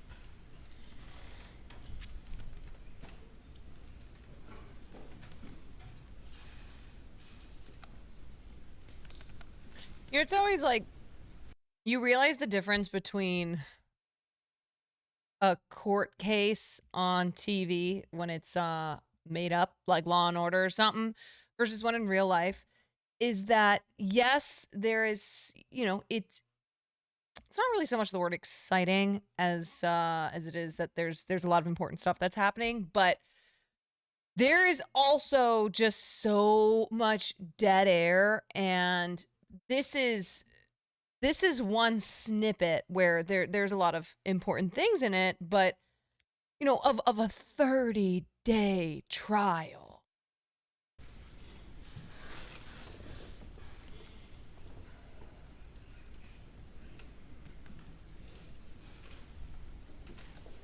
A curved monitor. You can't handle the truth.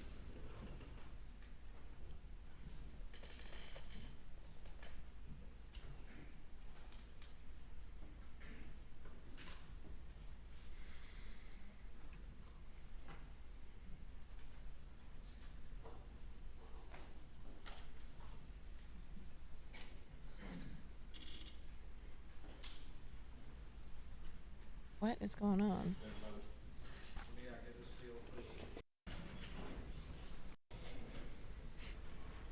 Yeah, cry, you little stupid lying bitch.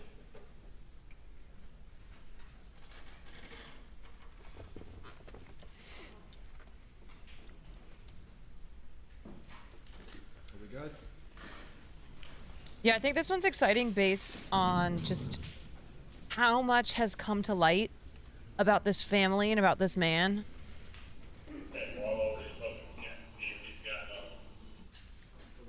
Playing the Daniel Green body cam video, 2026.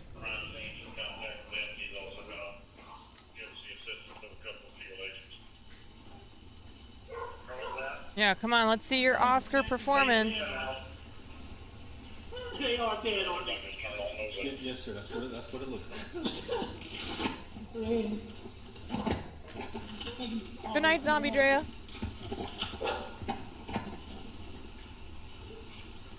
Where are you now?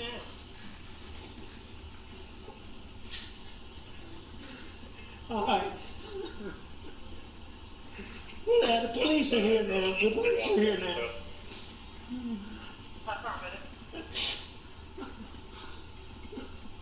That's my brother. Okay. When was the last time you were here with them? Or talked to them or anything like that? Yeah, what do you think he's thinking of to try to fake cry? Obviously not his family dying because he fucking killed him. I don't know the exact time, but okay. I left. I was probably gone an hour and a half from my mom's, and I saw them about 45 minutes before that.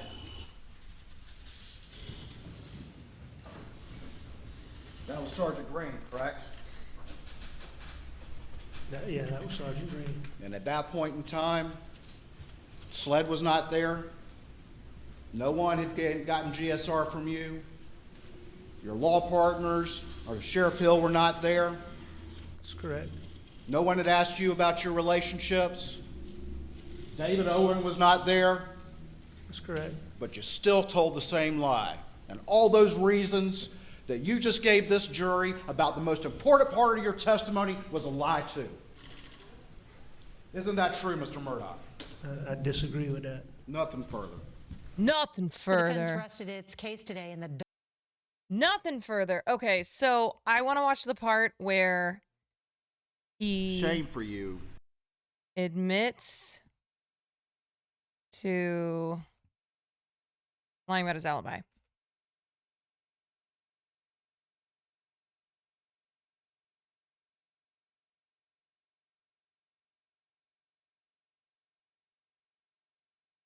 Mr. Murdaugh, is that Mr. Mr. Murdaugh. Murdaugh,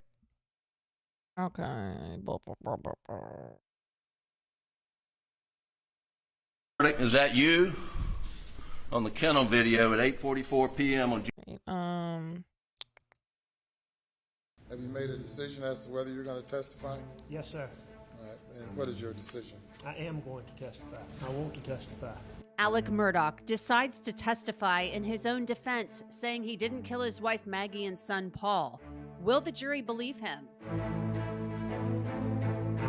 I'm Anjanette Levy, and welcome to Law Jenna and Crime Fisher. Sidebar Podcast, where we are taking a look at the top moments from Alec Murdaugh's testimony. Alec Murdaugh taking the stand was not really that big of a surprise. We were heard it was a possibility, but obviously it's very risky, and it was Alec Murdaugh's decision, one of the only decisions he really got to make during this trial. Listen to what his lead attorney, Dick Harpootlian, said when asked about this. Mr. Harpootlian, do you need any additional time to confer with Mr.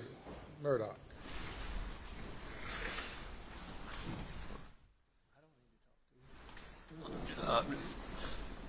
He indicates he doesn't need to talk to me. It hurts my feelings, but we don't need any break. However, Your Honor, he does need to visit the restroom before we start this process. So let's get straight to it. First off, Jim Griffin asked Alec Murdaugh directly whether or not he killed Paul and Maggie. The defendant, Richard Alexander Murdaugh, wishes to take the stand. On June 7th, 2021, did you take this gun or any gun like it and shoot your son Paul in the chest in the feed room at your property off Moselle Road? No, I did not. Mr. Murdaugh, Did he testify because of his take this hubris? gun or any gun like it and blow your son's brains out on June 7th or any day or any time? I feel like, yeah. No, I did not. Mr. Murdaugh, did you take a 300 blackout such as this and fire it into your wife Maggie's leg, torso, or any part of her body? No, I did not. Did you shoot a 300 blackout into her head, causing her death? Mr. Griffin, I didn't shoot my wife or my son anytime. Ever. Now, the big question was, why did Alec Murdaugh lie about being at the dog kennels at 8:44 that night? We all heard his voice. Several people said it was him. You could clearly hear it. He can't deny it. This is what he said. Mr. Murdaugh, is that you? On the kennel video at 8:44 p.m. on June 7th, the night Maggie and Paul were murdered. It is. Were you in fact at the kennels at 8:44 p.m. on the night Maggie and Paul were murdered? I was. Did you lie to Sled Agent Owen and Deputy Laura Rutland on the night of June 7th and told them that you stayed at the house after dinner? I did lie to them. Did you lie to Agent Owen and Agent Croft on the follow-up interview on June 10th that the last time you saw Maggie and Paul was at dinner? I did lie to them. So I think, listen, I'm no big city lawyer, okay? I think what's going on here is, one, with Alec Murdaugh testifying, that means that, of course, the prosecution gets to cross-examine him. So the defense is doing what any decent defense attorney would do, which is to have Alec Murdaugh admit that he lied about his alibi, that he has been lying about for the past 20 months. And rather than get grilled by the prosecution and have it be revealed that way, to admit it on the defense. And I think the defense's idea is that, listen, everyone knows you're a liar, okay? That's what's going to come out with all of the lying that you did regarding the various financial crimes you have been committing. There's no getting around that you are a liar. And because because that video evidence is there, there's no disputing that you lied about being at the kennels. However, the prosecution does not have any direct evidence, right? There's no witnesses. There's no murder weapon. There's nothing to directly tie Alec Murdaugh to the murders. Everything is simply circumstantial. So this is why, truly in this case, even though it always rests on the prosecution to prove guilty beyond a doubt, it is tricky because of the actual lack of direct evidence rather than it all being circumstantial. Now, if I'm a jury member and I'm sitting here, I know one thing about this guy, and it's that he is a fucking liar. He is a cheat. He will go so far to take out an insurance claim on a woman who has been a nanny for his son for his entire life. And then she dies, and he pockets all of that money. And that, to me, tells me this guy's a really bad dude. But, you have to convince all of the jury members beyond a reasonable doubt that he murdered his wife and his son, even though there's no physical evidence. Yeah, without physical evidence, there's just no real strong way to convince jurors to side beyond a reasonable doubt. Now, it's happened before in cases where there's not physical evidence, but it's pretty overwhelming that it pretty overwhelmingly points to the suspect on trial as having committed the crime. And here's the other thing. There is no theory of who else did it. And Alec Murdaugh, throughout this entire thing, has never once really pushed to find out who killed his wife and his son. All he has said is, it wasn't me. But if I didn't kill my wife and my son, if I were like Richard, oh my God.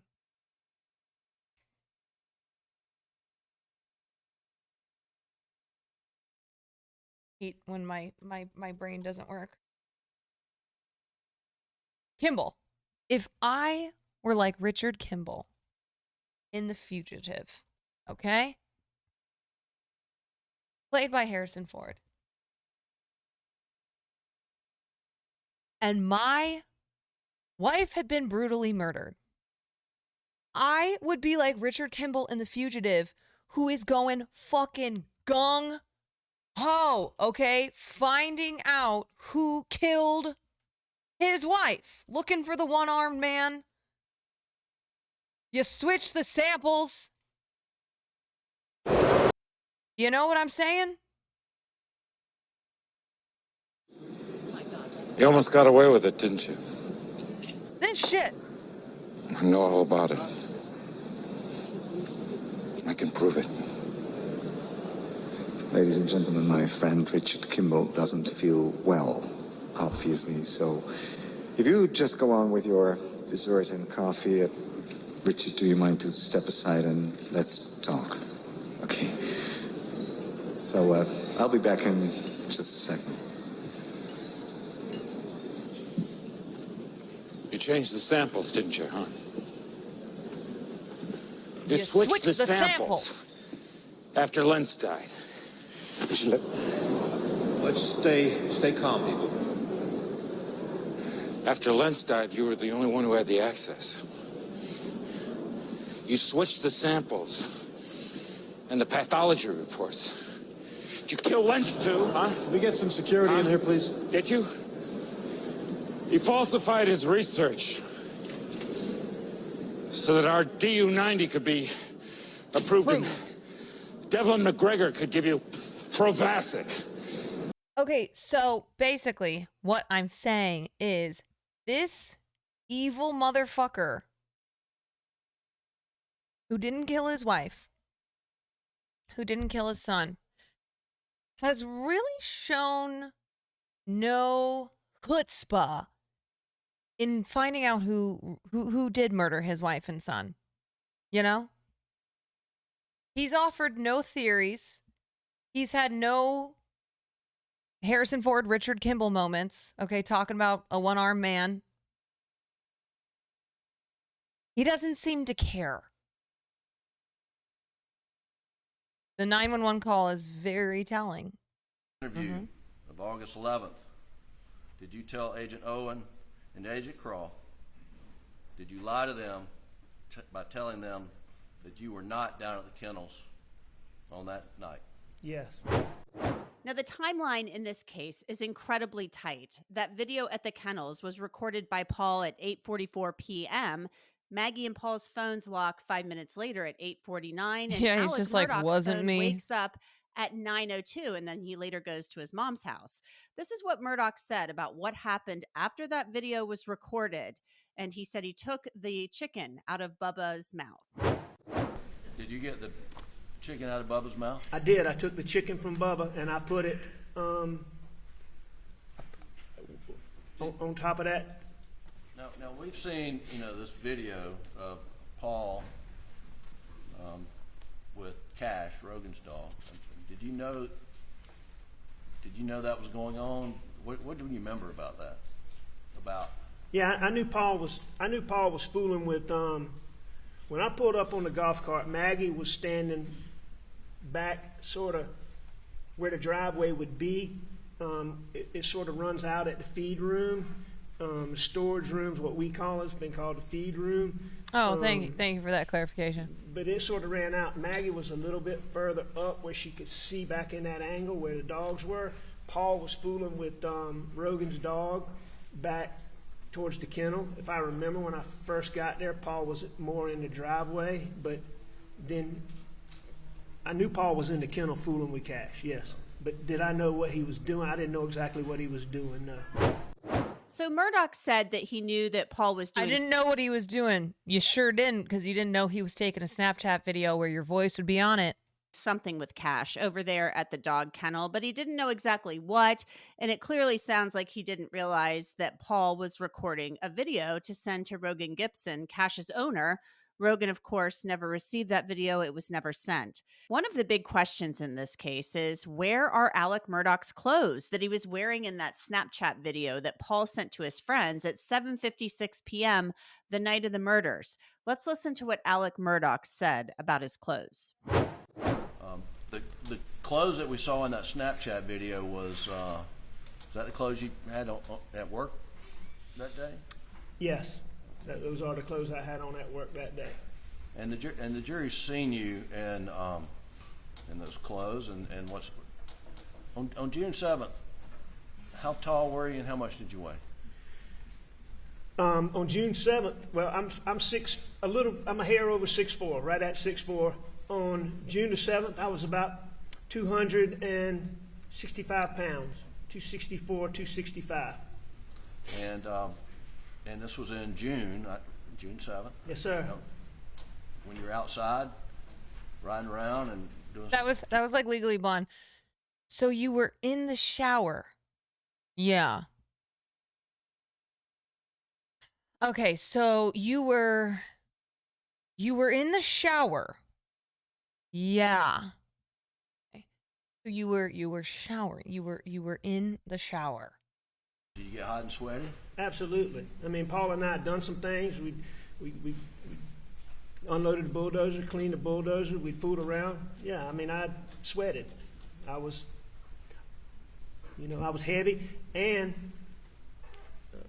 taking prescription pills also makes you sweat worse, or at least taking oxycodone makes you sweat more than you normally do. So was it unusual for you to take a shower when you got back to the house? Not at all. And after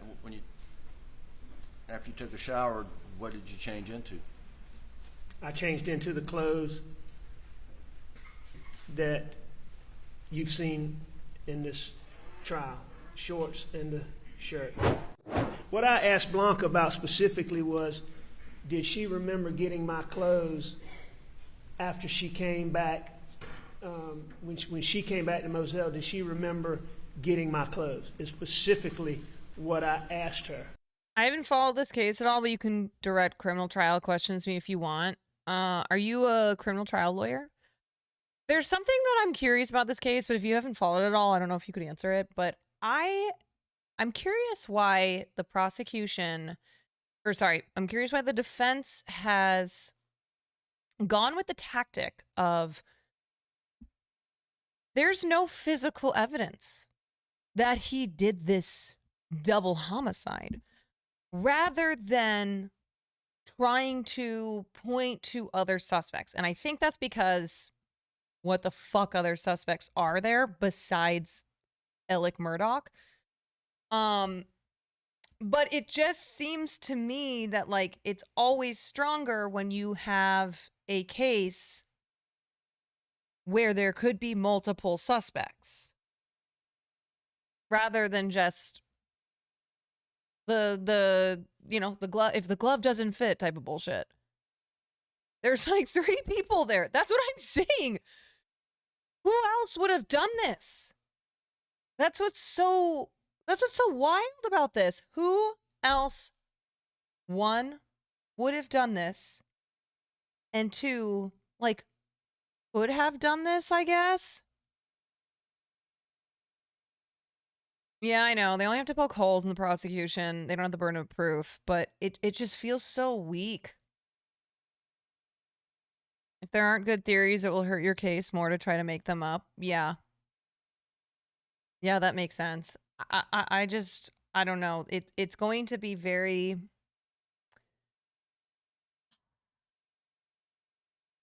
It's going to be really gut-wrenching if he is not found guilty for this.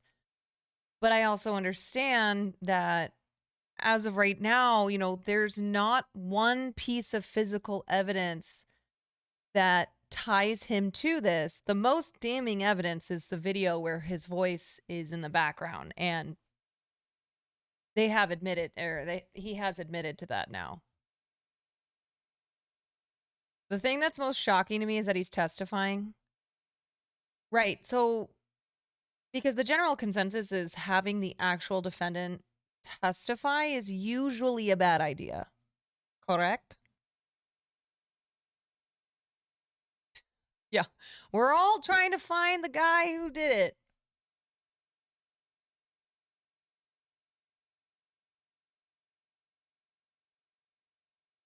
The caretaker legit seals the deal for me. Honestly, same. Same. This man ain't charming or cute. Speak for yourself. I think he's really cute. I see.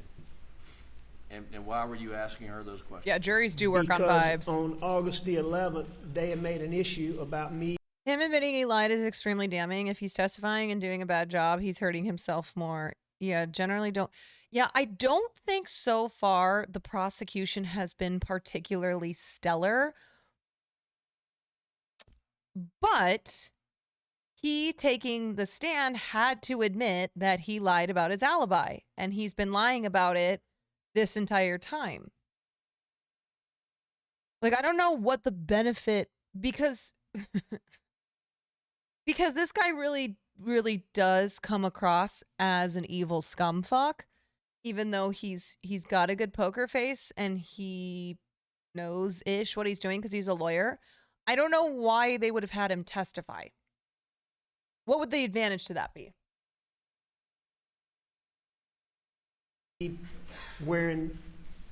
Still wearing those clothes, not having changed clothes when I was in that Snapchat video.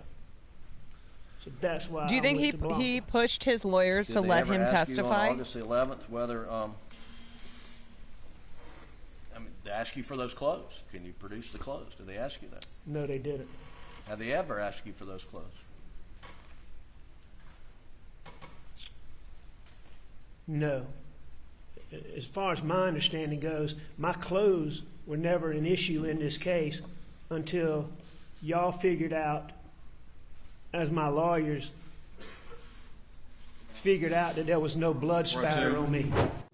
I'm well Yeah, he aware probably thinks that he's my smart enough to pull it clothes off. Yeah, never he is, became an issue he's quite the in this narcissist. case until my lawyers proved that this blood spatter that they said I had on my shirt from my wife and my son was a lie, and that there was no blood on my shirt. And once they filed the documents and they proved that that was a lie, all of a sudden the clothes I was wearing back on that day became an issue.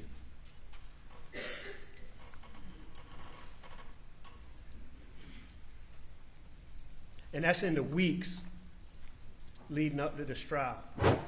Still, the big question is, where is that blue shirt? We still haven't heard. Where's the blue shirt, Alec man? Murdaugh described going back to the house immediately after the visit to the kennels. Did you go back to the house? I went straight back to the house, to the air conditioner. And what'd you do when you got back to the house? I lay down on the couch. Isn't he going to jail if not for the murders but on the crime of robbery? Yes. He's definitely going to jail for his financial crimes, embezzling, fraud, etc., etc. But the question is he going to get a life sentence or 2 life sentences for these murders? And then what? Well, I mean, was TV on when you went back? Yeah, the TV never got cut off. So you went back to the house, you laid down on the couch, and then what happened next? I'm not positive. I dozed off for a minute or didn't doze off for a minute, but wait, genuine question. When did he start losing weight? I wonder if him losing weight correlates with him trying to debunk the t-shirt circumstantial evidence. I'm sure due to stress and being in prison because he couldn't make bail has caused him to lose weight. But I also wonder if, that prison diet is different. That's true. That is true. If the shirt doesn't fit, that's what I'm saying. Wait, does South Carolina have the death penalty if that is why he's pushing? Yes. Wait a second. I think so. Could Alec Murdaugh get...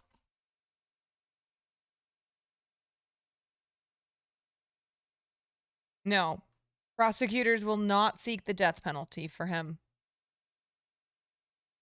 But he doesn't want to go rot in jail for the rest of his life. He burned that shirt 100%. Hondo percento. He burned that shirt because it had blood spatter and gunshot residue on it, and it was ugly as fuck. Yeah, and it was an ugly shirt. I would have understood burning it in the first place, but he burned it because it was evidence.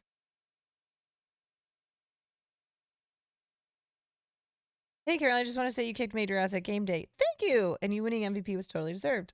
Thank you again. Also, everyone at game day and OTK had nothing but great things to say about you. You're an awesome, fun person. Oh, appreciate all those compliments. I had a real fun time down there. I still haven't recovered, so I'm not going to go down this weekend, but I think I'm going to go back for the final weekend, which is flag football. Do we know why he killed them? Okay, so the thinking is that he murdered his wife and his son to take the pressure off of him and what was about to be uncovered regarding his finances and the crimes that he had committed. And so his wife and his son being murdered would have given sympathy and then also provided a distraction because his son's trial in the death of Mallory Beach and then the other 2 felony counts that he was charged with was set to occur like a few days before or a few days after they were killed. So the timing is very suspicious. Very suspicious. I got up off of the couch. And I was Thinking about how to get away with murder. I made up my mind I was going to visit my What a mom. crazy fucking show. Had you spoken to Barbara Mixon earlier in the day? I did. I And talked to Barbara most days. If I didn't see her, I talked to her. Murdaugh then described returning from his mother's house to Moselle and discovering Maggie and Paul's bodies. did you see them on the ground when you're pulling up in your Suburban? I did. And what'd you do when you came to a stop, Alec? I think I jumped out of my car. I'm not exactly sure what I did, but no, I got out of my car. I know I ran back to my car, called 911. Like I said, he's no Richard Kimball. I called 911. I was on the phone with 911, and I was trying to tend to Pawpaw. I was trying to tend to Maggie. And I just went back and forth between them. Were you going to Paul and Maggie? Dude, it's just like, what are the chances? What are the chances that you were with your wife and your son at the kennels on your 1,000-acre property? 1,000-acre property. Okay, it's in the middle of fucking nowhere. He's with them. And then what? He leaves? He leaves to go shower and change and whatever else. And then in that time that he's gone, 1,700 acres. Excuse me. Yeah, never mind. 1,700. In the time that he's gone, two assassins happen to come up to this remote area where his wife and his son are, murder them, and then leave. And then Alec happens to come back and find their bodies. And also, why? Why? Who would have killed them? Why? Oh, you were on the phone with the 911 operators? Yes. Okay. Yes. And in a little bit, I'm going to play the 911 tape, but I just want to ask you, and you've told law enforcement that's been played here in the court,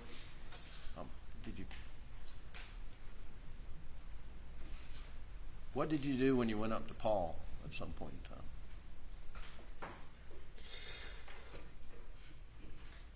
time? His son is suspected. Yes, but here's the thing. His son was about to go to trial, you know, and it was not looking good for him. He was charged with 3 felony counts, and pretty much everyone on the boat was testifying against him. They were like, this motherfucker was blacked out. He was abusing his girlfriend. He was acting like a menace. And he did not care after Mallory had disappeared. He didn't give a shit. And then when it turned out that she was dead, did not care. So the thing is like, if you're going to murder him, it makes more sense to see what happens first with the trial. You know, like if someone is coming out for revenge, usually you would seek your vengeance if the justice system had failed.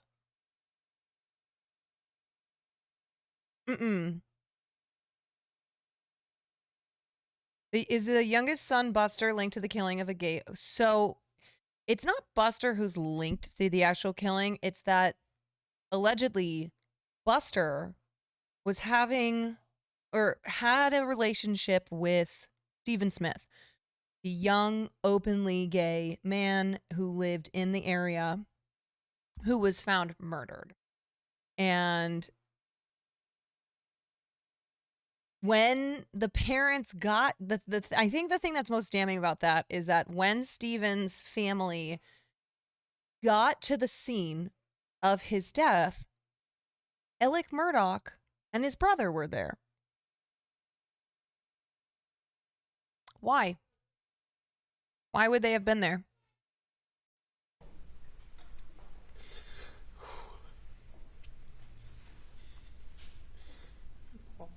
so bad. At some point, I know I tried to check him for a pulse. I think this is why he wanted to go on trial, so he could show himself crying. Or why he wanted to take the stand. I know I tried to turn him over. When you say you tried to turn him over, why were you trying to turn him over?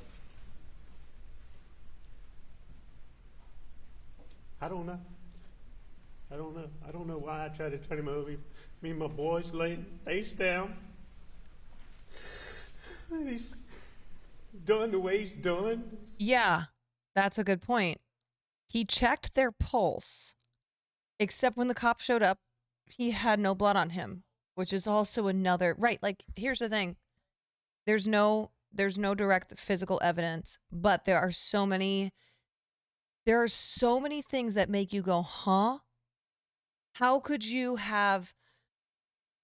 be checking their pulses and be like, you know, if it were me and I came home and Will's body was on the ground covered in blood, you best believe I would be checking his, I would be so like holding his body that I would have blood all over me.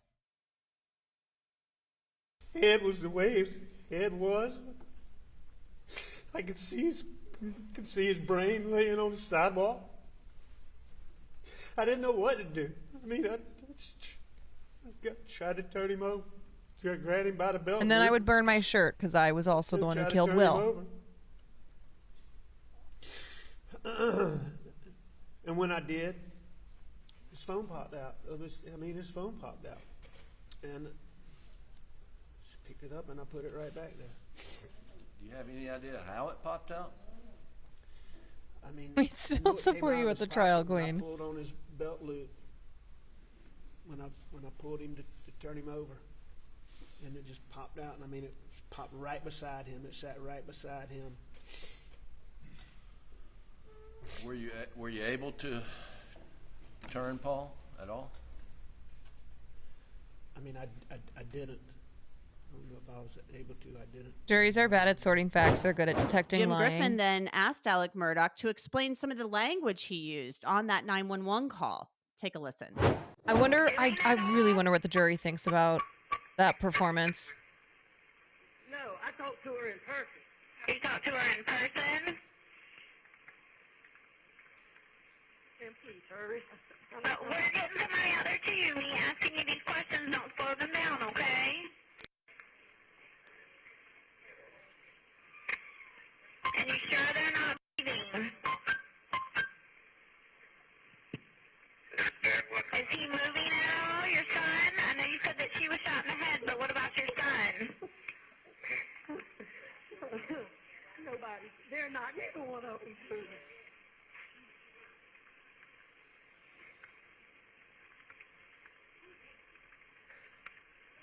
What is your telephone number? 942-1227. I'm going back to my house just to get a gun just in case. I'm about to... Did you go back to the house and get a gun? I did. And is this the gun that you got? And how did you load this gun? What did you load it with, if anything? That was gun, as best I can remember. I believe I got that gun off the pool table where you heard there were some other guns. I think that gun was laying with that pool table. I'm not positive, but I'm pretty sure it was on that pool table. That would have been the first place I came to. I know I was grabbing the first gun I could get. I grabbed a handful of shells out of the that I could get my hands on. I know the gun had a shell in it that I loaded, and I know I had a few shells. So. Okay. Have you seen in this case where there was a 16 gauge shell put in that gun? I've seen in the records and I've seen heard in the testimony that I put a 16 gauge shell in the gun. Is that a 16 gauge shotgun? It's not a 16 gauge shotgun. It's a 12 Why'd you put gauge. a 16 gauge shell in it? I obviously didn't realize what I was doing. I mean, I know you can't put a 16 gauge shell in a 12 Guns. gauge gun and not. I mean, I've been hunting my whole life. I know you can't do that. That's not a mistake I would have made. That's not. Okay, so he's saying right here at this point, he thought that someone was trying to kill his family. Okay. So then why didn't he check on Buster? Why didn't he do everything in his power to make sure that his son was safe? His son who was still alive. If he was so concerned that some killer or a couple of killers were targeting his family and they'd already taken out Paul and Maggie, so then he had to go get a gun. Okay? Because they're still out there. Why didn't he make sure Buster was safe? Where was Buster during this? Buster was home, supposedly. I think. Not at the kennels, not on the property. He was at the actual house.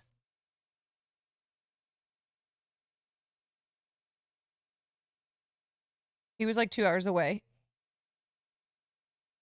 Is Buster on his side? Yes. Buster testified on his dad's behalf.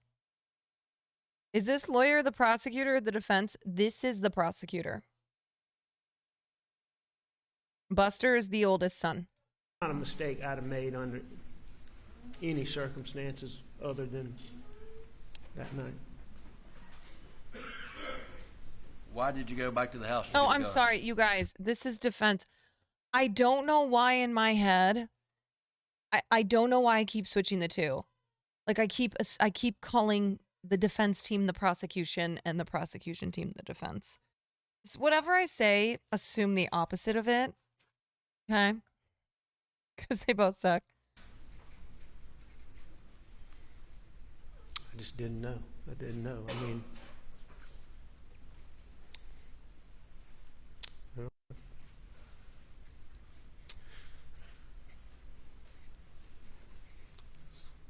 saw it.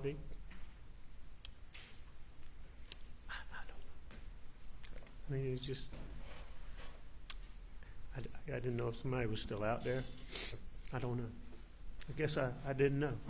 Okay. One of the things people were wondering is how is he going to handle the financial crimes he's accused of? Because he gets up there on the stand and he has to basically answer questions about that. He's still charged with these crimes. He hasn't yet been convicted. Listen to what MURDAUGH said. Well, the jury's heard about testimony of you stealing client funds. Did you do that? I did. Did you steal or divert that Ferris fee away from the law firm? I did.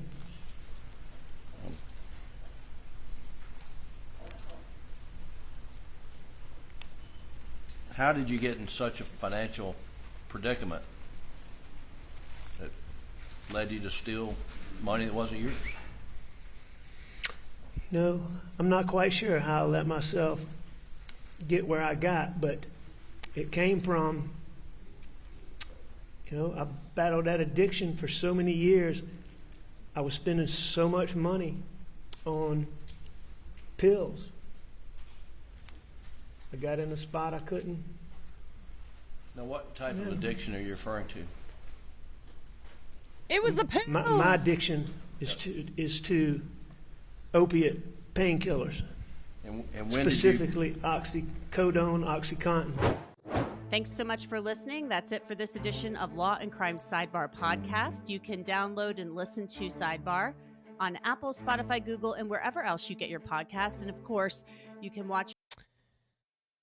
So you think that if he admits to the theft, the jury will be happy to pin him on that and let the other stuff go? Yeah, and also, there's just too much. There is too much direct evidence that that pins him to all the financial crimes. So there's no way he was going to get out of that stuff.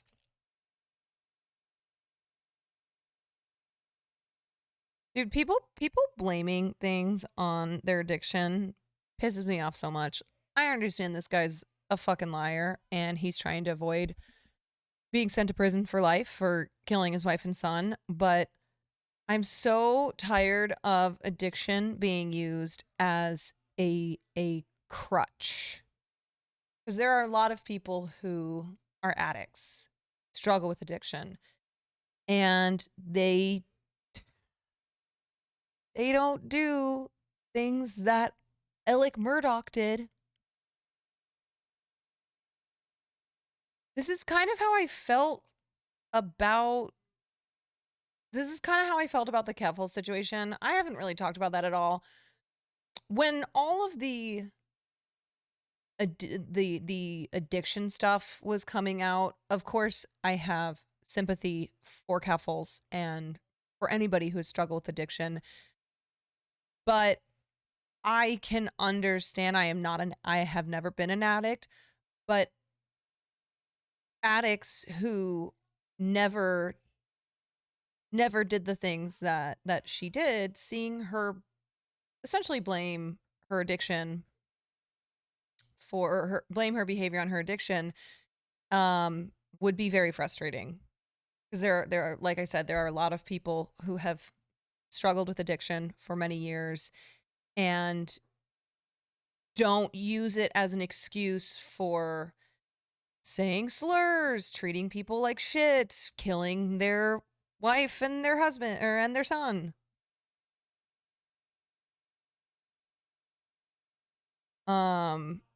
Anyway, if you don't know the Keppel situation, we don't need to get into it. Long story short, she was just not behaving so kindly and really seemed to just be doubling and tripling down on a lot of her offensive language and content, and then finally got to a point when many people had called her out and unfollowed her and were no longer supporting her content.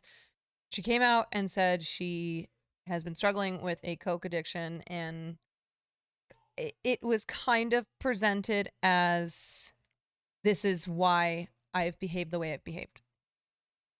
Yeah.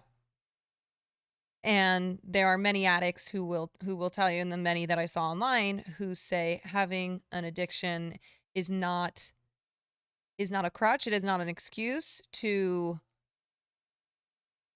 explain away bad behavior. But of course, in the Alec Murdaugh case, they are focusing heavily on his opiate addiction, hoping that it will garner sympathy and that it'll also explain why he stole a bunch of money, defrauded people, why he lied to the cops about his alibi. They're basically using it as the reason why he did all of the bad things that he did. And it's just bullshit. Yeah, they're saying he's an addict and a liar, but not a murderer. Any plans to stream 9 a.m.-ish? Oh.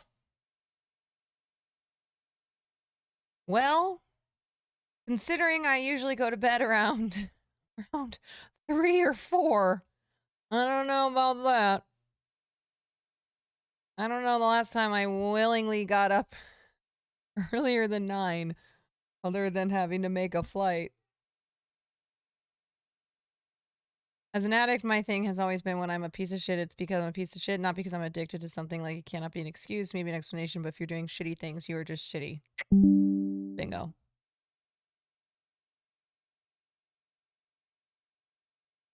Oh, prosecution's coming back with some rebuttal witnesses? I thought prosecution rested as well. Okay, well,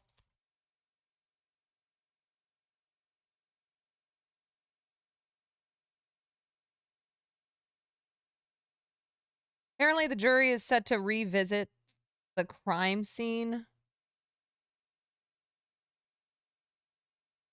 Yeah, they're gonna take a little field trip. granting an unusual motion for jurors to physically visit the dog kennel area on the sprawling 1,700-acre hunting property. The defense argues the visit will help them spatially understand where the bodies of Maggie and Paul Murdaugh were located and see the small space inside the feed room where Paul was killed. If the defense wants a jury view, then the court will arrange a jury view. Also Monday, a defense blood spatter expert saying it's unlikely the murders were done by a single shooter. To me, there's structurally difficult for the same shooter to have two long arms and no practical reason for that to happen. And after lunch, maybe this is dumb and maybe y'all know this already, but I think a lot of people forget that when each side calls an expert witness, it's because they are testifying to what that side needs them to testify to. So the fact that the prosecution has an expert witness who's going to testify to say that there were not two shooters, and then the defense's big thing was that they had an expert witness say there could have possibly been two shooters. It's like, yeah, this is how expert witnesses go, you know? You can't necessarily take the word of an expert witness as an expert witness. Oh my God. You cannot take the word of an expert witness necessarily as the word of God, because their testimony is technically biased in the direction of whatever side has brought them in. They're calling in Dexter. Yeah, right. Your expert witness is shot, yes, for what you want them to say. But there's a big difference between no shot, there were two shooters, and there could have been two shooters. Yeah, I mean, the defense is really trying to hammer home this idea that there were absolutely two shooters, when in reality,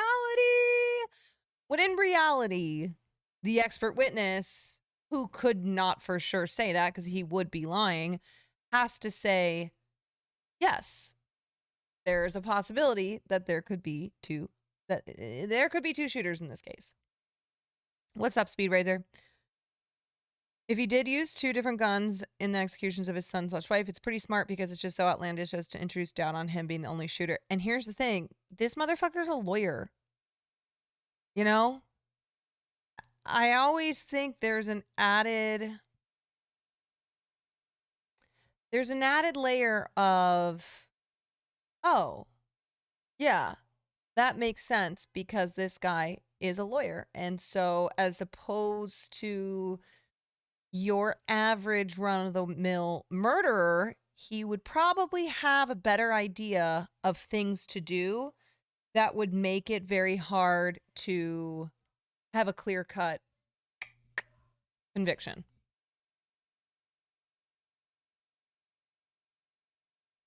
Defense also suggested that Paul shot his mom than himself.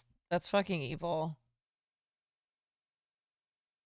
The final defense witness, Alec Murdaugh's younger brother, John Marvin. It's the hardest thing I've ever been through in my life. Giving emotional testimony about returning to the crime scene the day after the murders to clean up Paul's remains. Yeah, I've seen that scene in Boondock. Including pieces of his skull. And I can promise you, no mother or father or aunt or uncle should ever have to see and do what I did that day. John Marvin also recounting how during a visit to assist SLED investigators, he was offered false information about case evidence. But described the white T-shirt covered in blood, even went so far as to describe that Alec took the bottom of it and wiped his face with it. The defense has officially rested their case. Prosecutors say they have 4 or 5 more witnesses before heading to closing arguments later this week. All right. All right. Sorry, I just hopped on. What do you think of the Netflix doc overall? So I've only watched the first episode.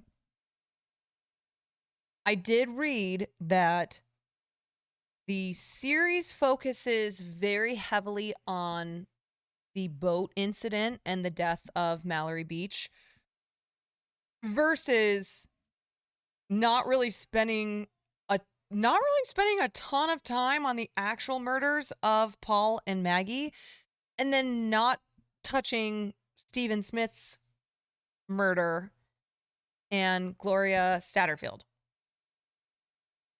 The ending of the last ep is the funniest thing I've ever heard. I'm gonna try to finish the other two eps tonight. But yeah, they seem to really focus on the boating accident and kind of paint Paul as, I mean, he was a little piece of shit, but almost in a, he got what was coming to him. Like, it was a karmic murder. And though it does point to Alec, it seems to really heavily stress that Paul got what he deserved. But anyway, I haven't finished it. That was just what I was reading.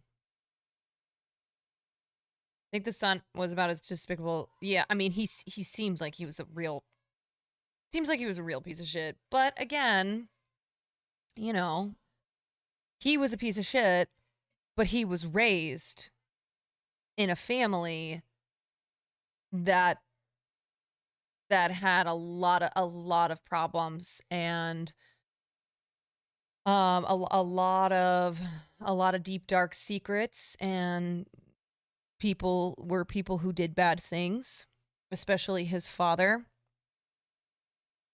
I think the fact that he was such an alcoholic as a teenager and his parents encouraged that behavior is really sad. Yeah, I mean, he was a shitty kid, and he was responsible for that girl's death, for Mallory's death. But he also came from what seems like a really awful family. And that's how he was raised. He was raised to learn that if you were in a bad situation, you call granddad and you call dad, and they'll take care of it. You should never have to face consequences for your actions because you are a Murdaugh.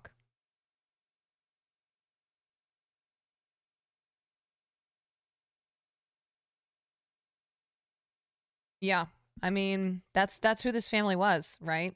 That's families all over this country.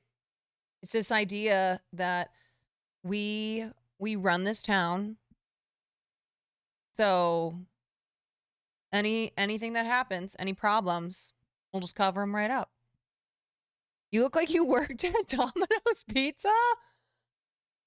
I kind of do. Maybe if streaming doesn't work out, I'll go deliver pizzas.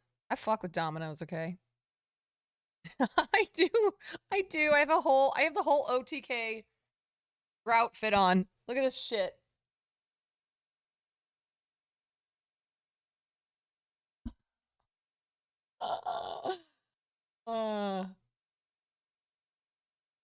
Hi. Hello. Welcome to Domino's. How can I help you? What can I get you?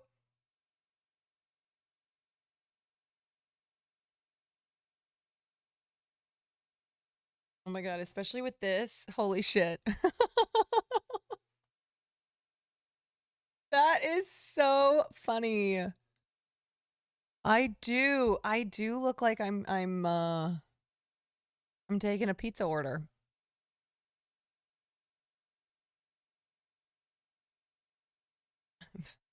Fire fit. Yeah, indeed. Okay, so I'm gonna run to the bathroom. When I come back, we're going to cover the story of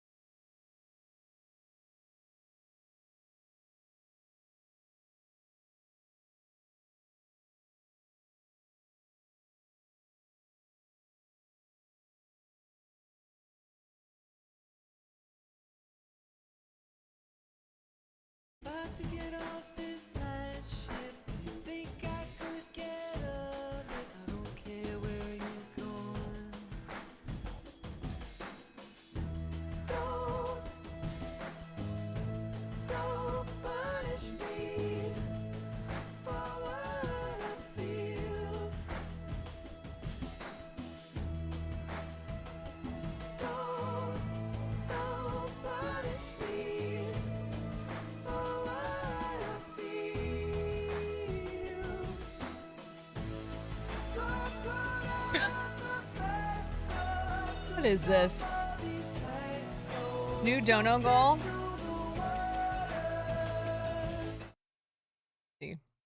Thanks for 6 months, Quan Love.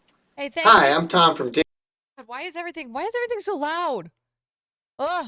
Dignity Lifts. Dignity Lifts makes Thank you, Eva, for the 6 months. electrically lifting toilet seats so that you can maintain your dignity and your independence. They also prevent falls and injuries. We make 3 models. The most popular one is our deluxe lift, the DL1. It's sleek, efficient, it works really well, and has the controls right on the handle, so it's easy to use. Oh my God. Perfect for people who want to maintain their lives in their own home. Sometimes commercial facilities want Wait, a I lift need this. too, and we make a great model for that, our CL1, commercial lift. It has large wheels with locking casters. That way Okay. you can wheel it from room to room to room. I'm listening. And let more than one person use it in a day. So a great product for the commercial market. Some people are operating on a budget. For them, we have the BL1, our basic lift. Offers everything you need at a price you can afford.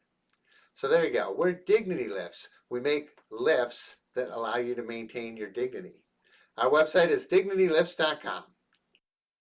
All right. How much? We did. How much does that cost?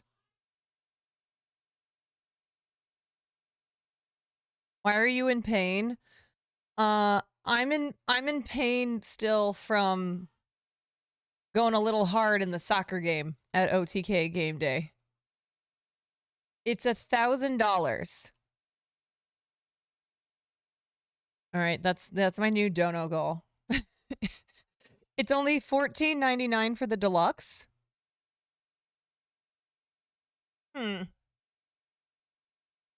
It is worth the price of dignity.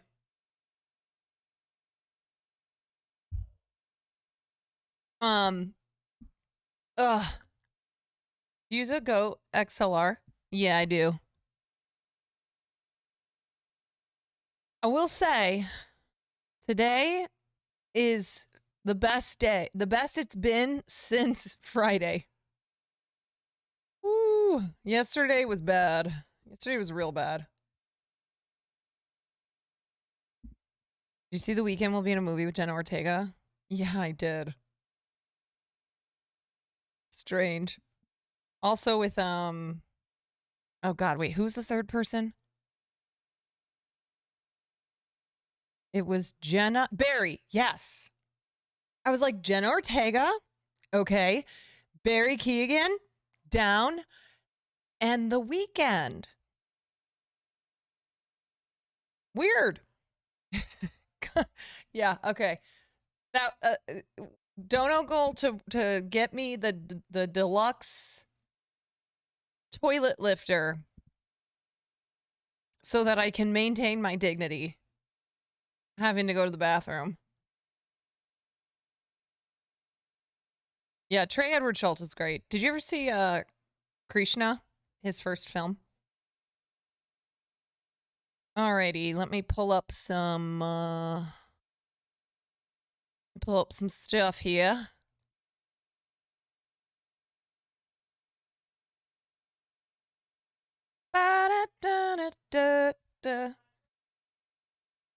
Okay, where do I want to start? Let's start at... Maybe we'll start here. Okay, so a little backstory.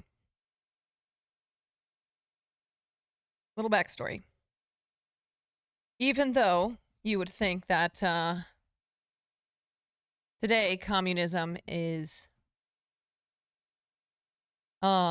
viewed as this big, horrible, scary thing by people on the right.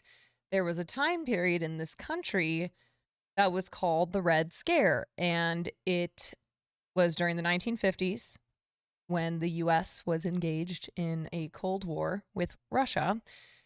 And people like Joseph McCarthy, who you may have heard of, were hell-bent on rooting out communism and communists from America.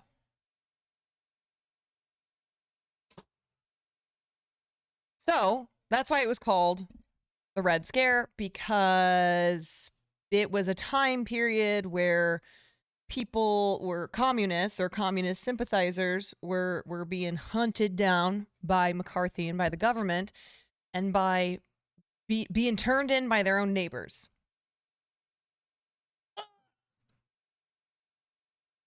I think I may be wrong, but McCarthy lied about like half the people on his list. Yeah, the people were just making accusations left and right about who was a communist sympathizer, et cetera, et cetera. So what happened was this was a time period that affected the entire country, but in particular Hollywood. McCarthy and the government were hell-bent on figuring out who all of the communists were in Hollywood, because they were convinced that Hollywood was harboring many communists who were then, who were powerful entertainment figures, who were affecting the films that were being made, which were pro-communist films. I think my grandpa was communist. Is your grandpa still alive? You should ask him. So there was a period in the 50s called the Hollywood Blacklist. And now you might hear the Blacklist and go, oh, isn't it that show? Or you might hear the Blacklist and go, wait, isn't that website that all the best unproduced scripts of the year end up on? Yes and yes. But it was also a time period in the 50s where people in the entertainment industry who were found to be communist or communist sympathizers were denied employment in Hollywood. So anyone from actors to studio executives to screenwriters to directors, they were barred from working by the studios if essentially they were found guilty by one of, in one of the many hearings that occurred during this time period to root out communists.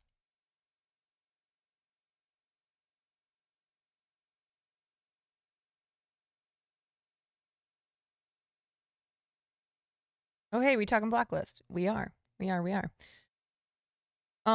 So today, who we are talking about specifically is a man called ELIA KAZAN. And like I said, you might not know who that is, but he is considered one of the most influential and important filmmakers of all time. His granddaughter is Zoe KAZAN, who is an actress, and she was in films like The Big Sick. She is her partner is Paul Dano. And ELIA KAZAN is known for directing on Broadway and also directing films. So he did A Streetcar Named Desire and Death of a Salesman on Broadway, and then film-wise, probably most famous for Streetcar Named Desire, East of Eden, and then a film called On the Waterfront, which he made after he ratted out, I believe, 12 of his former colleagues from this theater group in New York, he ratted them out as communists. So after he became an informer, ratted these people out, he made a film called On the Waterfront, which essentially like glamorizes and puts a positive spin on being an informant and ratting out bad guys. Because ELIA KAZAN, once upon a time, was a communist. And then he got to a point where he not only denounced communism, but he believed that harboring secrets, so aka keeping the identities of known communists, was a bad thing. So it wasn't just that he was being threatened by major studios like Fox. It's that supposedly he believed that it was his duty to rat out his former comrades. So we're gonna this first film is the Hollywood Blacklist, just an explainer of it. The rise of the House Un-American Activities Committee and the Hollywood Blacklist is arguably the most infamous period of American cinema, apart from that decade where we just kept letting Michael Bay make Transformers movies. Hundreds of top professionals saw their careers stalled and stagnated, and in some cases permanently cut short, as Congress pushed an alarmist investigation into individuals working in the film industry. Something like 300 or so entertainment professionals had their careers ruined because of the blacklist. Who had suspected ties to communism. Question is, have you ever been a member of the Communist Party? Fueled by intense Cold War rhetoric and paranoia, the blacklist lasted nearly 2 decades, with its effects lasting long after the hearings ended. The rise of the blacklist and the House Un-American Activities Committee began in the 1930s, during Hollywood's golden age. Even though some of the most revered classics were produced during this time, America itself was suffering through the grim reality of the Great Depression.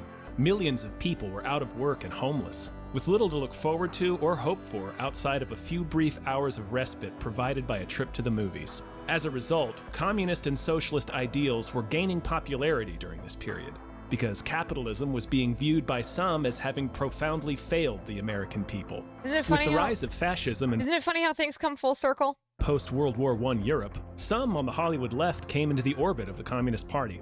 They wanted to fight fascism, and they liked some of the things communism offered, whether or not any of those things were actually being done in practice. Of course, once World War II broke out, these anti-fascist messages became the majority opinion. Everyone wanted to fight fascism, and join together with the other free nations of the world to stop the Nazis, including Hollywood. Just about every able-bodied man in Hollywood enlisted, like Jimmy Stewart, who would ultimately retire at the rank of Brigadier General. Even renowned screenwriter Dalton Trumbo went to the South Pacific as a war correspondent. Additionally, hundreds of patriotic, pro-war, anti-fascist American films were produced during World War II. There was also a surge in Communist Party membership, in part because popular opinion seemed to be embracing many of the ideals that had excited party members during the Great Depression. It seemed like things were moving towards world peace via a collectivist approach, and towards more socially conscious safety net programs to uplift everyone. But after the alliance with the Soviet Union collapsed following the end of World War II, communists became the next boogeyman. They were vilified by politicians and the media just as badly as fascists and the Nazis had been. And to be fair, a healthy fear of Stalinist Russia wasn't exactly unjustified.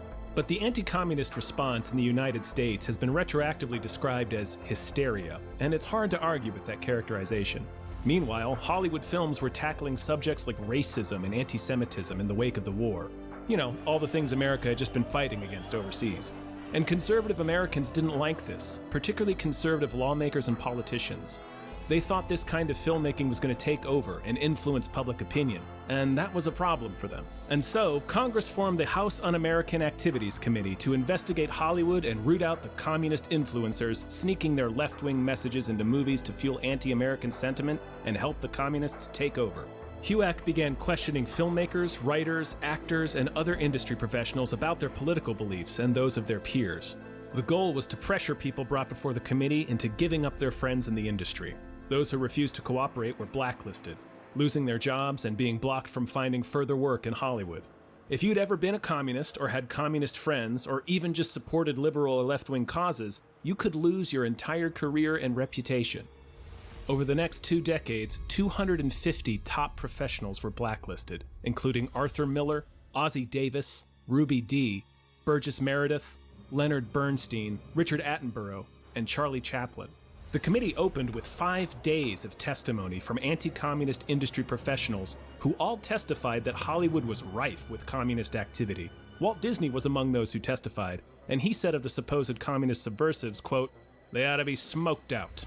Disney later took out a full-page ad in Variety blaming an animation strike on communist agitators. Dang, Walt. Hate to hear his thoughts on whistling while you work. Just add it to the list of why Disney sucked.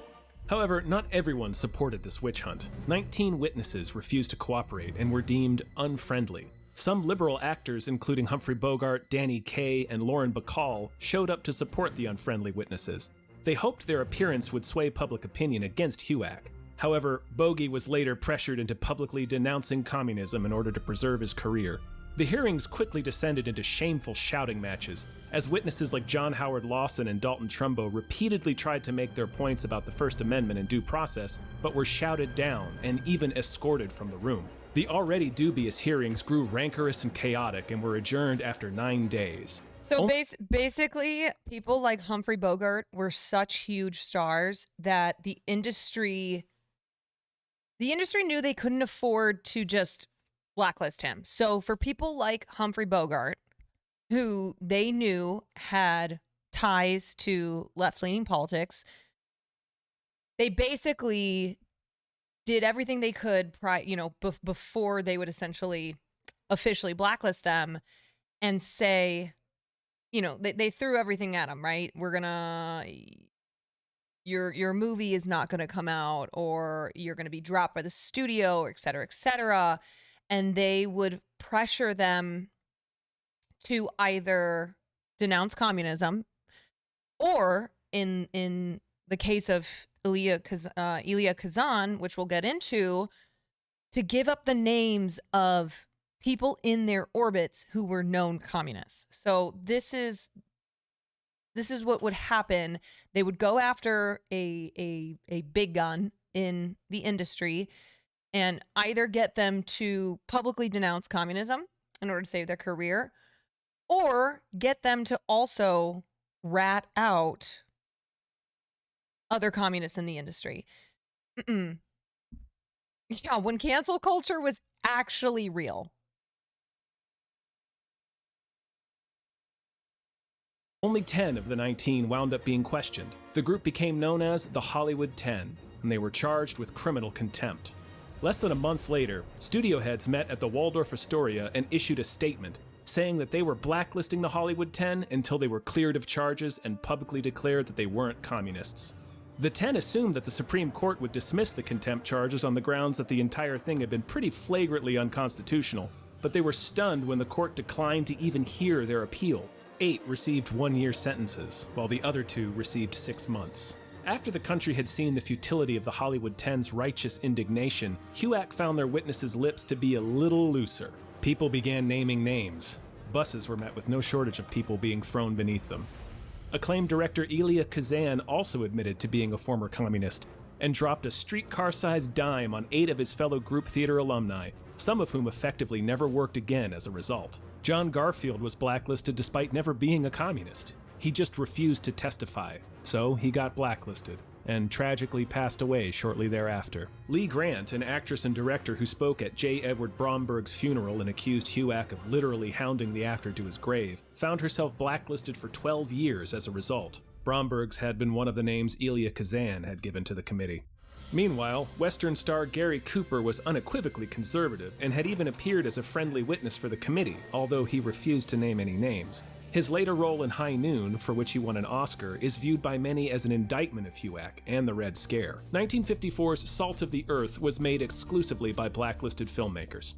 A fictionalized retelling of the 1951 Empire Zinc strike in New Mexico, the film was the first Hollywood movie to portray unions in a positive light and to depict a strike from the perspective of the workers. Movies made before then, even those made by leftist filmmakers, typically showed unions as greedy, lazy, or otherwise nefarious entities standing in the way of good, honest work. Not only that, Salt of the Earth was also one of the first movies to depict women, in this case specifically women of color, effectively standing up for themselves and taking over the work of men. In other words, it was a dangerous film loaded with communist subversion and anti-American messages, according to the architects of the Blacklist, that is. Studios pressured exhibitors into not showing the movie.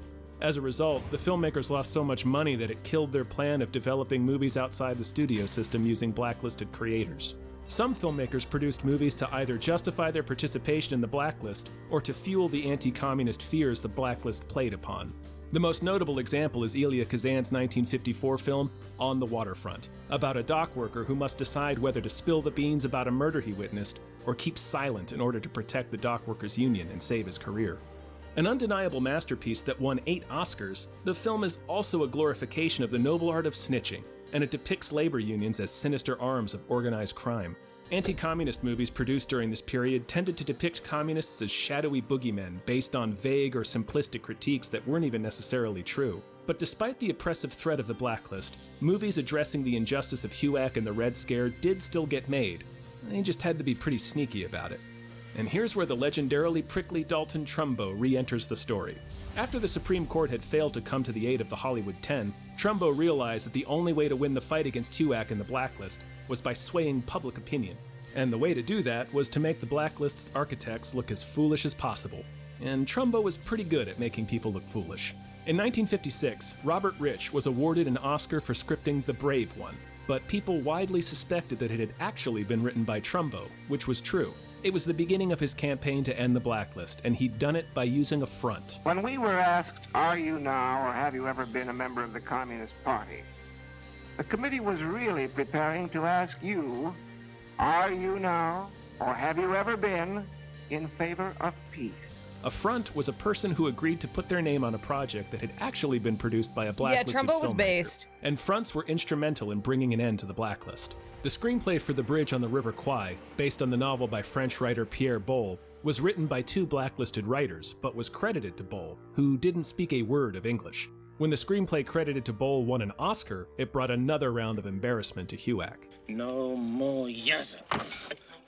The Defiant Ones also won an Oscar for its screenplay, which had been co-written by a blacklisted writer named Nedrick Young. Young has a brief cameo in the film, appearing on screen right as the writing credits are displayed. Finally, in 1960, Dalton Trumbo's name was credited on both Otto Preminger's Exodus and Stanley Kubrick's Spartacus. The fear that studios and producers had felt over featuring blacklisted artists was proven to be unwarranted, as Trumbo's undisguised involvement didn't wind up eliciting much of a response from the public. There were no widespread pickets or boycotts, and no full-throated outrage. And when the public didn't get stirred up over Trumbo's name appearing on Spartacus, a movie about a slave rebellion that ends with hundreds of rebels condemning themselves to execution rather than giving up one of their own to the Romans, it was an unmistakable sign that HUAC had lost its hold on popular opinion. But while many blacklisted artists bounced back, like Lee Grant and Dalton Trumbo, there were others who never recovered, like Marcia Hunt, John Garfield, and J. Edward Bromberg. Furthermore, a great deal of animosity still lingered between those who had given up names to HUAC and those who had suffered under the blacklist, or who had friends who had suffered. When an 89-year-old Elia Kazan was presented with a special Lifetime Achievement Oscar at the 71st Academy Awards in 1999, it was meant in part as a gesture of forgiveness, but a crowd of approximately 250 demonstrators gathered outside the Dorothy Chandler Pavilion to protest the award. And several of Kazan's peers in the audience, including Ed Harris and Nick Nolte, refused to stand or applaud during Kazan's acceptance speech, denying the director his final triumphant hero shot. For those who lost years of their livelihoods or even their entire careers, On the Waterfront's most famous line takes on a darkly ironic note. I could have been a contender. I could have been a contender. Here, I'll link the video. Uno momento.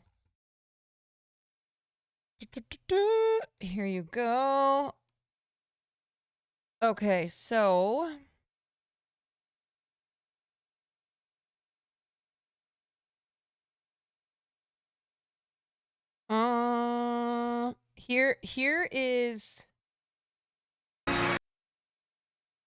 here's the moment that Elia Kazan wins a Lifetime Achievement Award.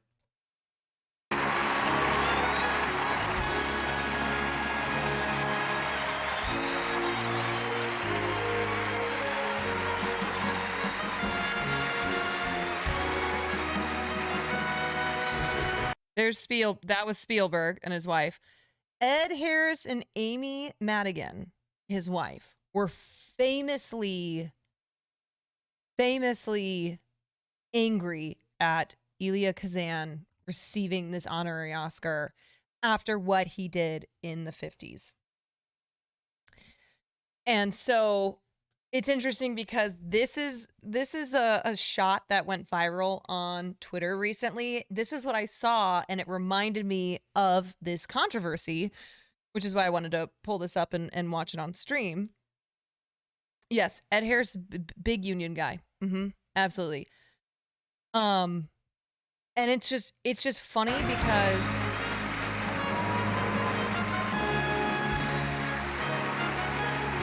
and then Nick Nolte as well famously protested this by not standing clapping.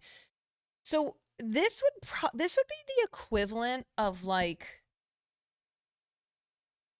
this would be like a Steven Spielberg at the end of his life, because Elia Kazan died about 4 years later. Steven Spielberg gets to the end of his life, okay, one of the most renowned directors in the industry, and they're presenting him with a Lifetime Achievement Award. But I don't know.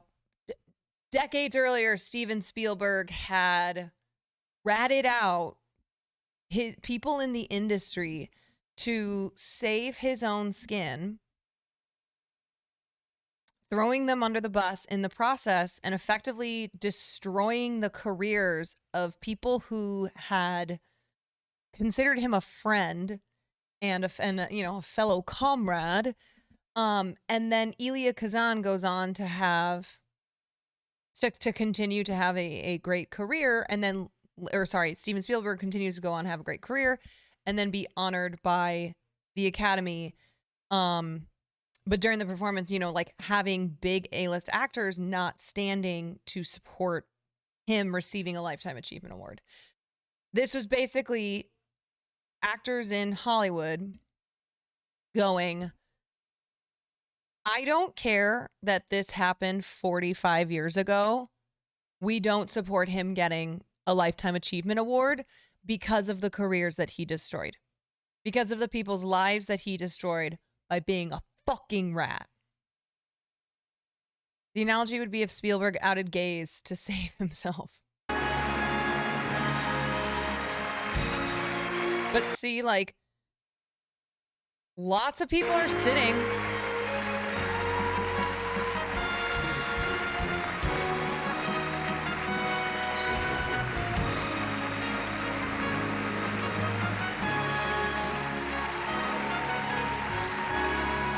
Nick Nolte based. I mean, look at how many people are sitting.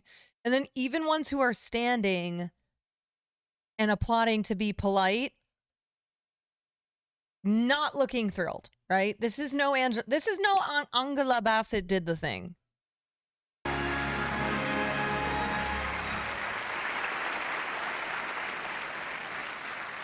I thank you very much. I really like to hear that. And I want to thank the Academy for its courage, generosity, and I want to tell you that I've been a member of the Academy on and off for I don't know how many years. So I'm pleased to say what's best about them. They're damn good to work with. I also want to thank Marty. Where are you? Hiding behind me? Come on here. Right behind you. Where's Marty? Martin Scorsese was famously someone who stood by his side and would not stand for people in the industry talking shit on Elia Kazan for being a rat. Thank you. Thank you.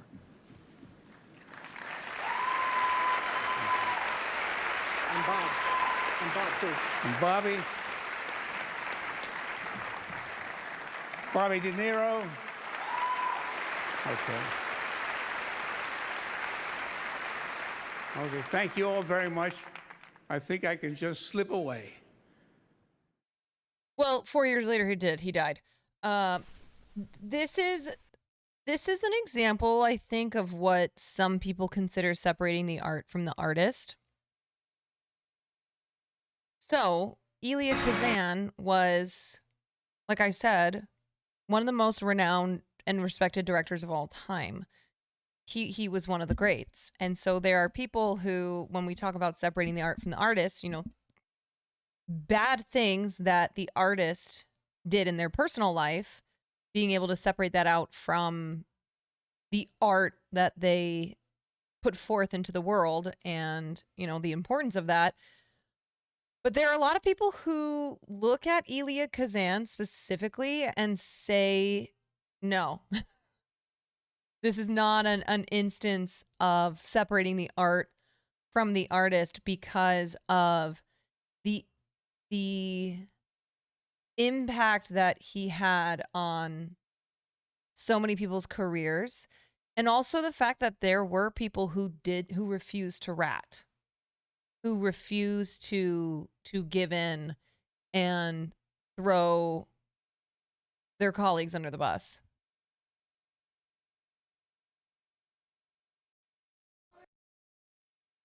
Yeah, there was a huge protest outside of Critical Event. I think you said, I doubt half the people in that room know what happened. No, they definitely do. I mean, there was you had to cross a massive protest outside of the Oscars of people protesting ELIA KAZAN's Lifetime Achievement Award.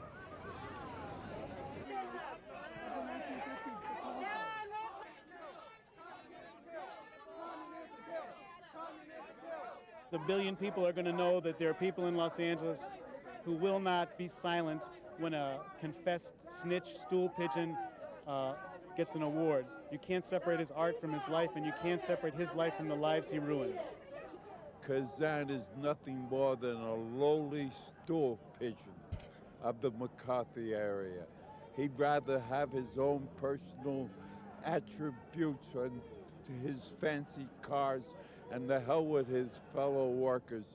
He is a disgrace to the humankind. Based.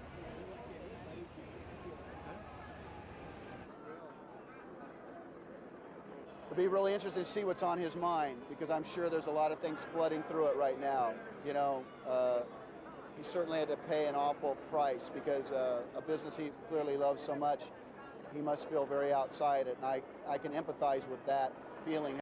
The thing is, though, is that ELIA KAZAN never ever said that he regretted what he did. In fact, he doubled and tripled down to the point that he made a fucking movie on the waterfront which glamorized and cast the role of the snitch in the hero's light. He never ever apologized for what he did, and he still maintained that he did the right thing because, like I said, he was a communist, and then he became an anti-communist, and he believed that anybody who was still a communist or a communist sympathizer or had left-leaning politics needed to go. And harboring the secret identities of those people was a bad thing, and so it was essentially his duty to report them.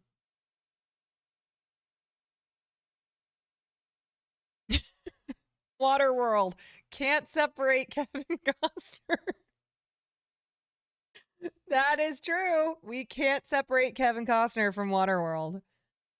It's one thing to cave to immense power and coercion and then regret it in a tone, another to just say fuck them all. It also, depending on who you ask, there are many who believe that ELIA KAZAN's career would not have ended. He would have taken a hit, but it would not have completely ended because he was too powerful. He was too big. he was, like I said, I mean, he was considered at that time one of the top dogs on Broadway and in Hollywood. So there are a lot of people who think that like he would have survived, his career would have survived, and his MO for ratting out his friends was that he got to a point where he firmly believed it was his duty.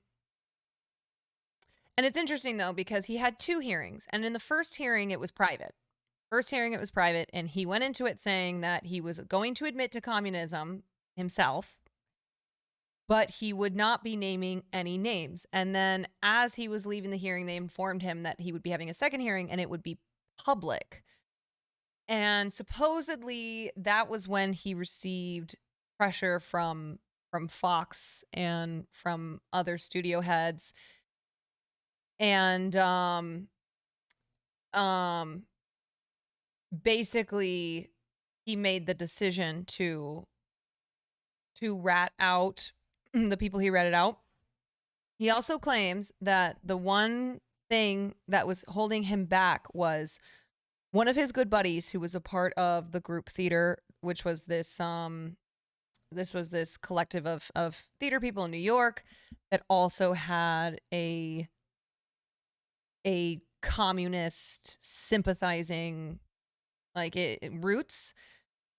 One of his best homies from that theater group was somebody who he didn't want to rat out, supposedly. So he had dinner with him the night before his hearing, and supposedly ELIA KAZAN said, "Hey, what are you going to do about ratting people out? Because I'll do the same." And his buddy was like, "I'm in the same boat as you are. I'm going to talk." And so that was supposedly it for ELIA KAZAN, and was what the deciding factor was for him to rat the other people out, because he and his buddy were essentially like, let's do this together. How does one go from communist to anti-communist rat? Money went to his head. Yeah, I mean, we also see this happen in modern days or in modern times, where you have somebody like, maybe this isn't a perfect example, but Jimmy Dore, people who were on the left and now are shilling for the right. I'm not saying that that's the exact equivalent to what ELIA KAZAN did. He maintained he still believed in communism, but was against the American Communist Party.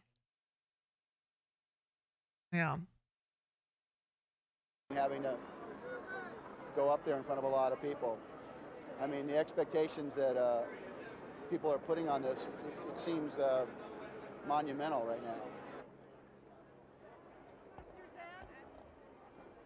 I didn't know people made movies like his, and movies about people like me. And it was an extraordinary and life-changing experience. But I am violently opposed to everything that was done by the Un-American Activities Committee, and I feel sad about his testimony. I think it's good that there is a hoopla, because it shows we live in a democracy. There's freedom of speech, and we are honouring an extraordinary artist. Period. That's what this evening's about. I like how many people are giving non-answers. Like when you ask Twitch streamers about stuff and they're like, how do I respond to this in a way that doesn't really answer the question?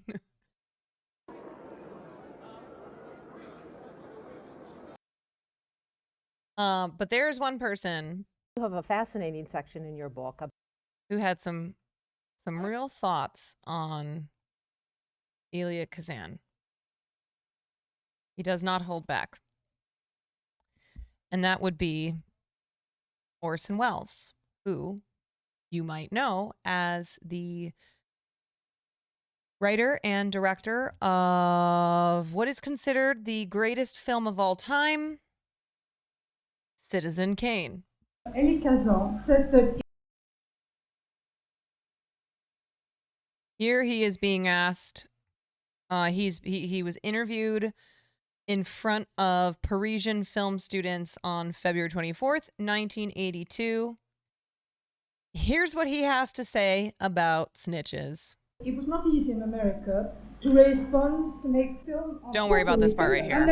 In that case, it was not easy to find money to make such a film. Chère mademoiselle, you have chosen the wrong metteur en scène. Vous avez pris le mauvais metteur en scène. Because ELIA KAZAN is a traitor. Et parce qu'ELIA KAZAN est un traître. He is a man who sold to McCarthy all of his companions qui a vendu tous ses compagnons à McCarthy. At a time when he could continue to work in New York à une époque où il pouvait at high salary. À une époque où il pouvait continuer à travailler à New York à un très haut salaire. And having sold all of his people to McCarthy, he then made a film called On the Waterfront, which was a celebration of the informer. Et après avoir vendu tous ses amis à McCarthy, il a fait un film qui s'appelle Sur les quais et qui est une glorification du mouchard. And therefore, no question which uses him as an example can be answered by me. Et par conséquent, toute question qui se serve de son nom comme exemple ne pourra trouver de réponse auprès de moi. I mean, that's a fucking call out. I have to add that he is a very good director. Je dois ajouter que c'est un excellent metteur en scène. He's like, listen. Yeah, he's fucking great. Okay, he's one of the best. He's a goddamn rat. How much you get paid to wear that hat? I actually don't get paid anything. I'm just obsessed with this hat.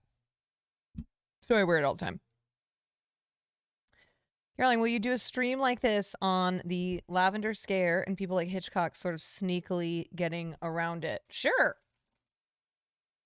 Yeah, I think that I'm going to be doing stuff like this more often. We've got some more stuff to watch, but especially leading up to the Oscars, because the Oscars famously has been an award show where big political moments happen.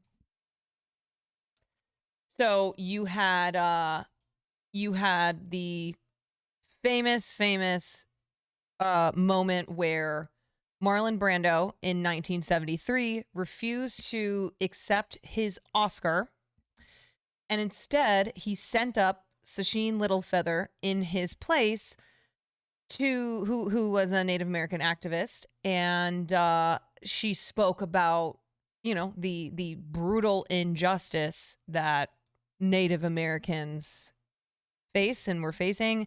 She was booed. John Wayne said he was like going to kill her or something. So the Oscars have had many iconic, big political moments throughout the years.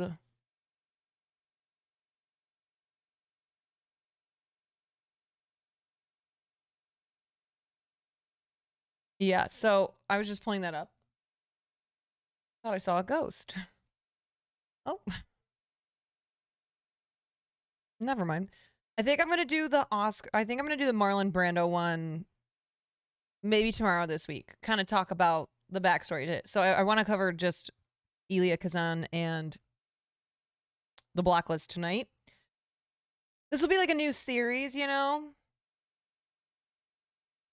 Yeah, we've got Michael Moore when he won for Bowling for Columbine, telling George W. Bush to go fuck himself. The testimony you're about to give, the truth, the whole truth, nothing but the truth, so help you God? I do. Sit down, please. This is a scene from Trumbo, 2015 film starring Bryan Cranston as Trumbo, testifying during an HUAC hearing. Trumbo, now I shall ask you a series, various questions, all of which can be answered with a yes or no. Well, I shall answer yes or no if I please to answer. I shall answer in my own words. Many questions can be answered yes or no only by a moron or a slave. That's enough. Are you refusing to answer the question? Mr. Chairman, I will refuse to answer none of your questions. Are you now? Or have you ever been a member of the Communist Party? May I introduce into evidence? No, you are out of order. My work. No, By which no. you are making this determination. No. The chair will rule. It's critical to. No, just a minute. Your screenplays are too long. I've heard that before. Are you now? Or have you ever been a member of the Communist Party? Am I accused of a crime? You're not asking the question. If so, I believe I have the right to be confronted with any evidence that supports this question. Are you refusing to I should answer? very much like to see what you have. Oh, you would? You will see very soon. Good. The witness is excused. You believe this committee has the right You to are compel dismissed, testimony. sir. Witness is dismissed. To indict opinion, to criminalize thought. But that right does not exist, sir. And the moment it does, God help This you. is typical communist tactics. This is the beginning of an American concentration. Order! State your name, please. Arlen Hard. I'm a screenwriter. You understand, sir, that if you don't answer my forgot he was questions, in I can this. hold you in contempt of Congress. I didn't refuse yet, did I? Are you now? What's up, JHB? Thanks for the 3 months, buddy. I appreciate you financing my life so that when Will mysteriously dies one day, I will be taken care of. I like the Hollywood politics you cover. I'd never heard about them. Listen, there's a lot of overlap between politics and Hollywood because film is a reflection of society and society has an impact on film. So that's why who asked the question? Hold on. Oscar political moments. Do you think it's testament to film or more due to the subtlety factor of Hollywood? It's due to the Oscars being the biggest film award show, the most prestigious, the biggest. And once upon a time, it's kind of fallen off viewers wise, but the Oscars used to be viewed by massive amounts of people, and also not just in America, but around the world. So it was a really, really, really big deal. And it's why so many actors have chosen those moments to make a political statement, not just because of the stage, right? But also because a lot of times films that have been Oscar nominated and gone on to win Oscars are intertwined with politics, right? They've got political and social themes. You look at the history of the Oscars, and there are so many films that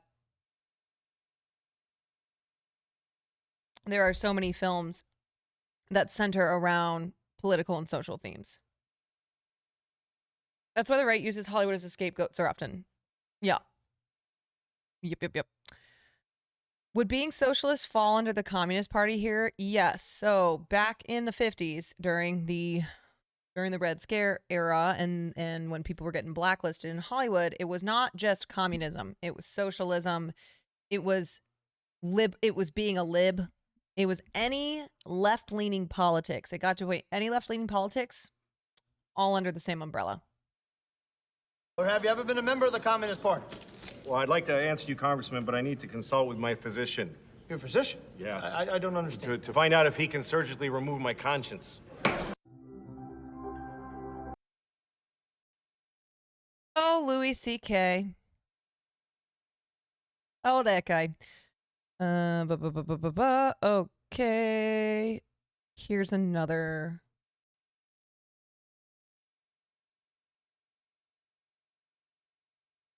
The only time I left this point of view, in essence, was when ELIA KAZAN was being given a Life Achievement Award. I had originally instinctively backed it, and then I went, whoa. And I wrote an op-ed for the LA Times, and I said, if ELIA KAZAN had not been handed already 8 Oscars for best film, best director, best whatever, right, I might have some patience for this, but I don't. And it was said that people held it against him because of his anti-communist crusade. Right. And I say his anti-communist crusade lasted as long as his testimony, period. Okay. And that he was a serial betrayer. Ooh. He not only betrayed the other members of the Communist Party that he was a member with, but he betrayed Stella Adler and Lee Strasberg when he went to Moscow and came back with the word. Yeah. And he betrayed all of the people who supported him financially and non-financially, was on his side for the 30 years after he decided to retire from the film business. He wrote a memoir. And in that memoir, he told of how he had adulterous affairs with the wives of all the men who had supported him for 30 years. Wow. And the first time they ever knew about it was when they read it in the book. What a way to reveal Cheater, it. cheater, pumpkin eater? Sitting across from your wife. Oh, shit. You read that book and your eyes go up, and I say, this guy is a serial betrayer. Yeah. And I said, if I was going to be there, and I'm not because I'm shooting, but if I was, I would be sitting on my hands because he does not deserve to have his moral character endorsed. Sure. He has none. And Henry Luce, who owned and ran Time magazine and Life magazine, he hated him so much, and Luce was a right-wing crazo, right? Well, he hated Kazan so much that the week of his testimony, there used to be a department called Miscellany. Okay. And Luce moved Miscellany to the front page of the magazine that week.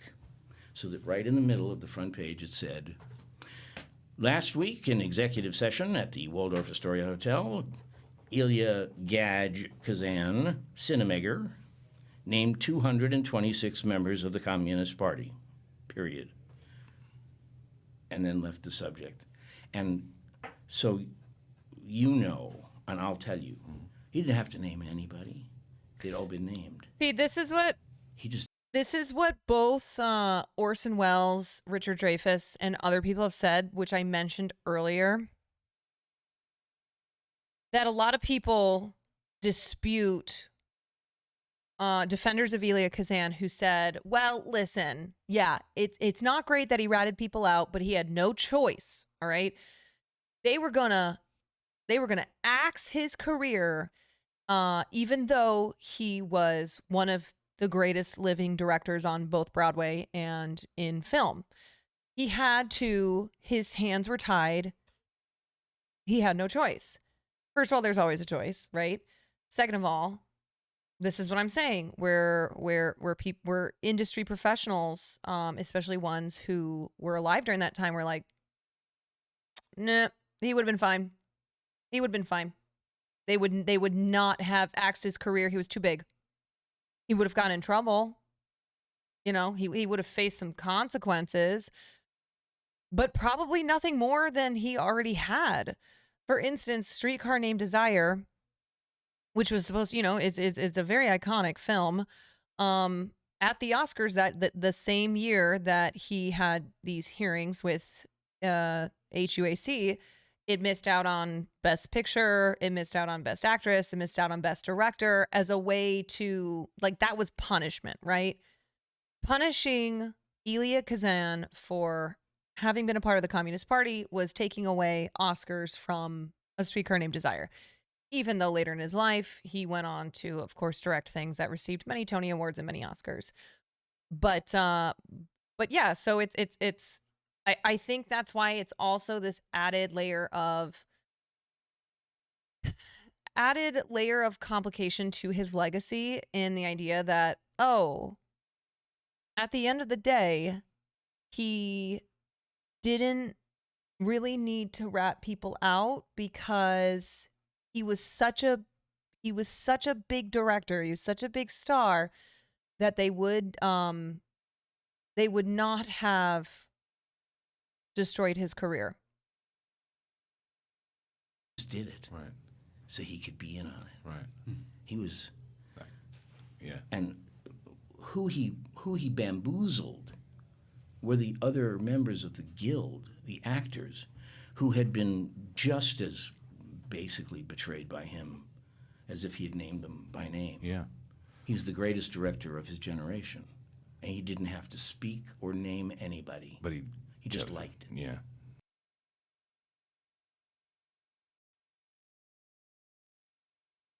Okay, and then last thing I watch.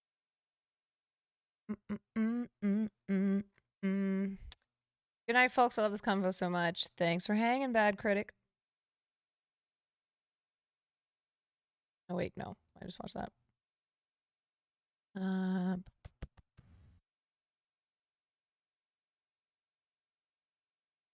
Here it is. There's nothing more exhilarating than pointing out the shortcomings of others, is there? This video is made possible due to those who support me on Patreon, whose names you will see credited at the end of the video. And I'd like to give a big shout out to patrons Sophie Black and Conrad Truitt. Thank you all for your support.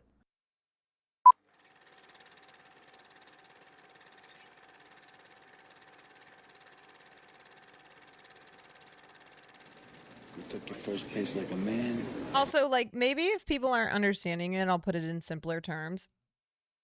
That would be like if the government, led by, I don't know, you know what? Since there's a McCarthy in government, let's just say fucking McCarthy, okay? Kevin McCarthy. The government led by Kevin McCarthy to root out all what they considered communists or communist sympathizers, but in effect that turned to anyone who had political views or ties that was to the left. Okay, so you know that encompasses a lot of different political groups in this country, from Democrats to socialists to communists. That would be them going to Hollywood and kicking out all people and effectively ending their careers who have political views that are left of center, anywhere left of center, or sympathize with political views like that.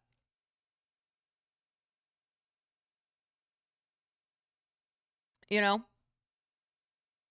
And you learn the two greatest things in life. Never rat on your friends, and always keep your mouth shut.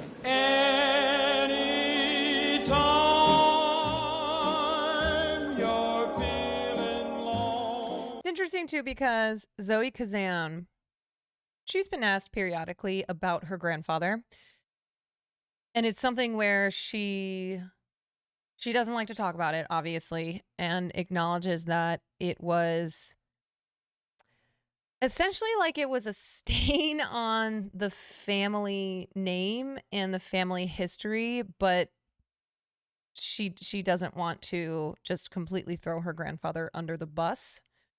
But it's interesting. She's not asked about it often. She gets asked about it sometimes. Though he may not be the first name that comes to mind when discussing the most influential figures in the cinematic world, ELIA Kazan sounds exactly like what lefties are doing nowadays. Dude, what are you talking about? Seriously, please tell me. Are you talking about this cancel culture, really, which does not exist? Please tell me what you are referring to that is the equivalent of McCarthyism and the Red Scare and the Hollywood blacklist in the 1950s. Literally, please. Examples. Please. Hyperclap, the lefties are trying to censor us, brother. I mean,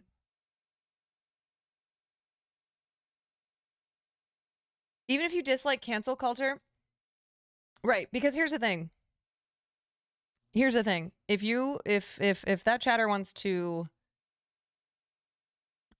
say that this is the equivalent to cancel culture nowadays, I beg you to point to examples of people in the industry who have been canceled for for their political views and not because of heinous things that they have said, right? Simply just going, I'm a conservative. Oh, you lost your career. Like, I'm listening. Find me an example. Oh, you like, people will always go, Roseanne Barr. Roseanne Barr was not canceled because she's a conservative. She was canceled, which she still fucking wasn't. She has a career because she is a heinous, racist bitch. Like, these are people who are saying awful things, and it's not just because they identify as conservatives. And so what does that go to show you? That conservatives in Hollywood equals awful people who say awful things.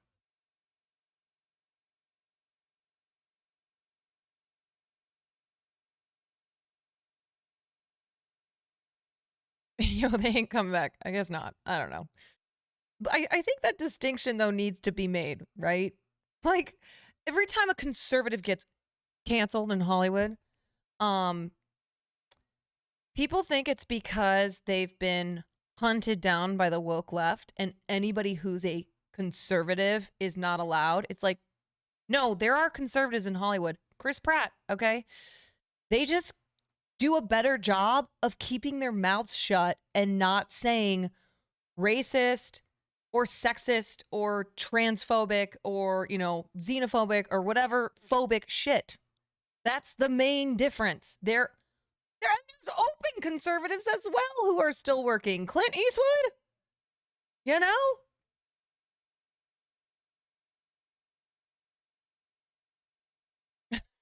All right. Anyway, I gave him a chance to respond. Yeah, Mel Gibson's still around. This is what I'm talking about. How is Clint Eastwood alive? Dude, I mean, that's the question we asked about Henry Kissinger. KAZAN, whether you have heard his name before or not, could arguably be said to have had more of an impact on American cinema of the last half century than any other individual. Not only due to the influence of his own filmography, which includes some of the most acclaimed and groundbreaking films of all time, but as co-founder of the Actors Studio, one of the nation's most prolific drama workshops, he had a hand in the popularization of what is known as method acting, a psychological... Oh yeah, so ELIA KAZAN is partly responsible for Austin Butler being unable to lose the Elvis accent. It all comes full circle. Yeah, he had a hand in the creation of method acting, which is what led to poor Austin Butler forever being stuck talking like the king of rock.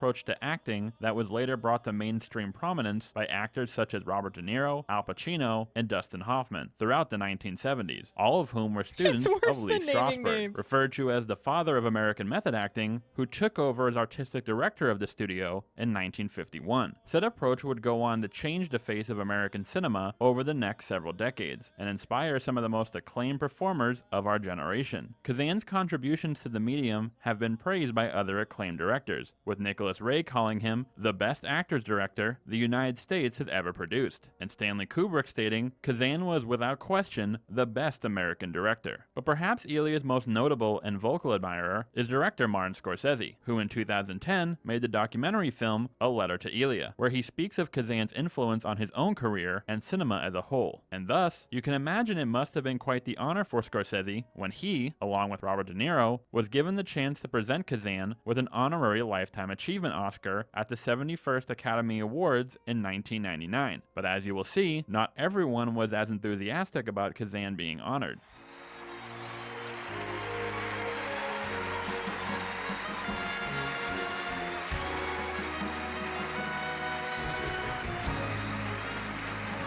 Did I ever tell you guys? Did I ever tell you the story of when I played softball with Ed Harris? It was incredible. So for a couple years, I used to play on this softball team, and it was all dudes. And the reason I heard about this softball team was when I was working at the club one night. I overheard one of the promoters talking to a guy and saying, "Hey, are you gonna play softball this weekend?" And the guy was like, "I don't know if I can." And me being nosy was like, "Oh, you play on a softball team? I'm looking to join a league." And he's like, "Well, it's not really a league. We just get together every Saturday and split up into 2 teams." I was like, "That's cool. Like I'm athletic. I'm looking to get back into sports." And he's like, "Well, women don't play." I go, "Okay, well, do women not play because they're not allowed to play or because they don't ask?" And he's like, "Well, no, they're allowed to play. It's just, well, I don't know. I mean, okay, well, there's like famous people who show up to this thing, so you can't be weird." And I was like, "Dude, I work at a club. I see so many famous people at this point. I don't give a shit. I'm not going to show up for softball and be a fucking freak if there's an actor there. It's fine." So anyway, he ends up sending me the deets for the next game. I don't think he expected me to show up because when I showed up, everyone was shocked. And I was also surprised how many random actors were playing. So I would say about 6 months into weekly softball matches, one day I show up and I see Ed Harris. And I was like, "Oh my God, that's motherfucking Ed Harris." And he still, I swear to God, he still had like hospital bandages around his wrists because he had, I guess, just been in the hospital and he's pretty old. And yet he still showed up to play in this softball game. And I ended up being on his team. And I admired him so much because he was a mean son of a bitch. He was fucking yelling at us. He was fucking pissed, man. I was like, damn it, I'm letting Ed Harris down. It genuinely was one of the wildest experiences ever, playing softball with Ed Harris, who had just gotten out of the... No, he played. Nope, he played. I'm pretty sure he played like... I want to say he played like first base. He was in the infield. I was so determined not to let him down that there was one play where the ball was hit to right field, and this was a field where there were lots of trees and stuff everywhere. So if you didn't watch where you're going, in the face, ball is hit to right field. It would be a big play if I could make it. I was determined not to let Ed Harris down. So I'm running back. I have my glove outstretched. I'm imagining like the triumphant cheers and the feeling of when I catch this ball and I not only exceed these dudes' expectations and like women can play softball too, but I get to impress Ed Harris. And as I'm going back, I don't see the gigantic tree branch that just bitch slaps me across the face and takes me out, and people ran over in concern that I was dead. Yeah. I wish I had been dead. I wish I had been killed. Because I disappointed Ed Harris. I let him down, man. I let him fucking down, man. Did Ed Harris care if you died? I don't think so. I don't think so. CO Beeble, thank you for hanging out. Yeah, I wish I had died. Yeah. Anyway, Ed Harris, based as fuck.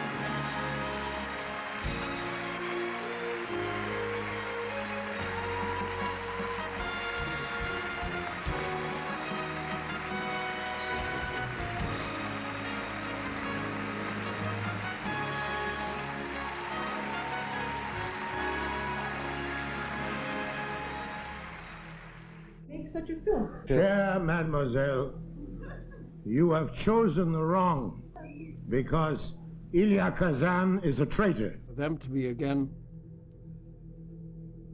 insulted by a man who had just destroyed their lives, their livelihoods, so on and so forth. And for the Academy now to give him an honorary Oscar, I thought was totally despicable. This guy is a serial betrayer. Yeah. He is a disgrace to the human This kind. dude.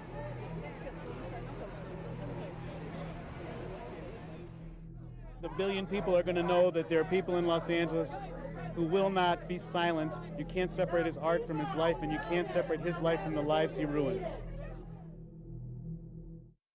I am sure those of you who have never heard the name Elia Kazan are quite confused as to what this is all about. So for the sake of clarity, I'd say it's best if we start at the beginning.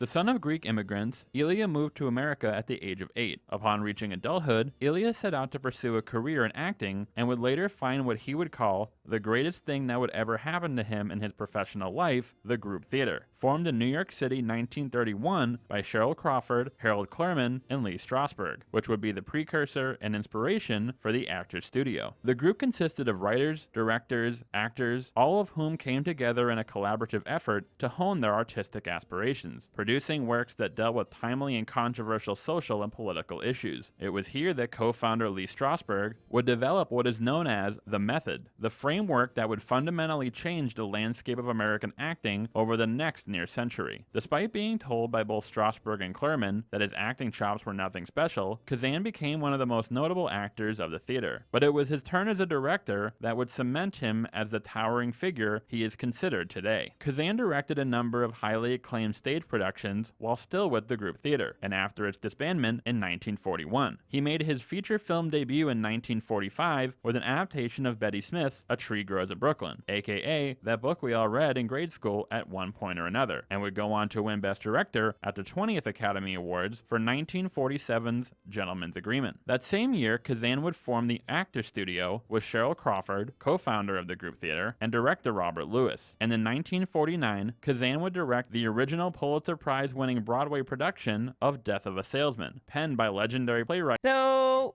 real quick, I'm trying to remember the story.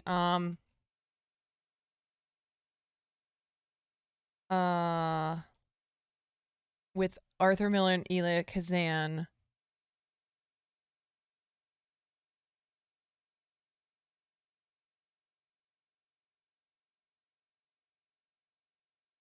Hold on.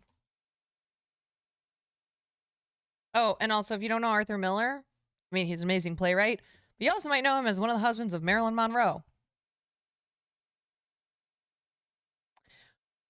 Okay, so is this the story?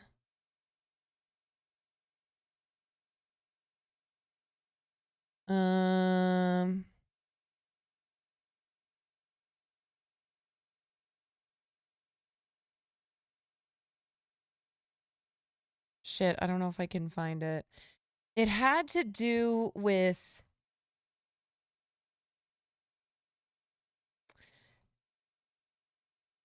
oh God, was it Watch Me If You Can?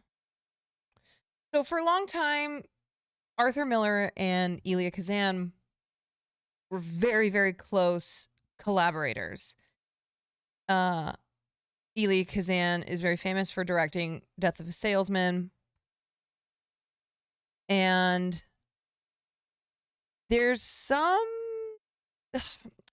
story that goes that after Elia Kazan had ratted on people in the industry, it was something where like he received one of Arthur Miller's new plays, and he wrote back to him that he would be honored to direct it. Supposedly Arthur Miller wrote him back and said, I don't know, it was something like, "Oh, I just wanted you to read that because you'll never direct one of my plays ever again." I don't know. I don't exactly remember how the story goes, but these two were very, very legendary, iconic collaborators because Arthur Miller was and is largely seen as one of the greatest playwrights of all time. Arthur Miller, a close friend and collaborator of Kazan's. By the late 1940s, it was safe to say Kazan had established himself as an essential figure in both the theater and film industries. But it was only a few years later when he would change the course of cinema forever. You must be Stanley. I'm Blanche. Why, I do still declare. Yes. Oh, hi. Yeah, where's the little woman? In 1951, A Streetcar Named Desire was released by Warner Brothers Studios, directed by Kazan and starring Vivian Leigh, Marlon Brando, Kim Hunter, and Carl Malden. Based on the Pulitzer Prize-winning play by the great Tennessee Williams, the film was widely acclaimed, going on to win a record 3 acting nominations for Leigh, Hunter, and Malden. Ironically, the film would have swept the acting categories, but Brando was not awarded Best Actor, despite the film being his breakout performance. Kazan had produced a stage version of the play in 1947, starring both Brando and Malden, but it was the film adaptation that served as a sledgehammer to the current state of American cinema. The film was noted for its commitment to realism and fearless exploration of taboo and controversial topics, introducing a psychological and sexual intensity to the screen that perhaps had never been seen before. The film could also be said to be a watershed moment in terms of the shift from the more traditional theatrical style of acting present in the early days of cinema and the method-based approach that would be embraced in the decades to come, a dichotomy blatantly demonstrated in the first scene between Brando and Leigh. It was at this moment, the introduction of Stanley Kowalski, that broke the floodgates of what was thought possible. Do you know who young Marlon Brando kind of reminds me of? Is Jacob Elordi. Y'all know who Jacob Elordi is from Euphoria? He's got a little, yeah, I can see it. Made every straight dude question their sexuality. Kazan would go on to direct other acclaimed films, notably On the Waterfront and East of Eden, each catapulting their leading men, Marlon Brando and James Dean respectively, into legendary status overnight, cementing his impact on the world of cinema. Okay, if y'all had to pick one in terms of sex appeal, who floats your boat more? James Dean or Marlon Brando?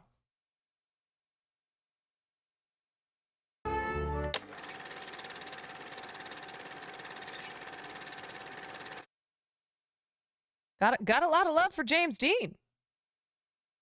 Kazan's profile as a director only grew after the release of Streetcar in 1951, but it was what occurred in 1952 that would be forever considered Kazan's most career-defining 100% straight. Let Marlon Brando fuck the shit out of me. event. But in order to give context, we need to back up a bit. Mr. Bieberman, are you a member of the Screenwriters Guild, or have you ever been a member of the Screenwriters Guild? Now, Mr. Stribling, I would like to reply to this very quietly. Mr. Chairman also. If I will not be interrupted, I will attempt to give you a full answer to this question. Brando's a far better actor. Yeah, we don't give a shit about that. Who butters your muffin? The real purpose of this investigation... That is not...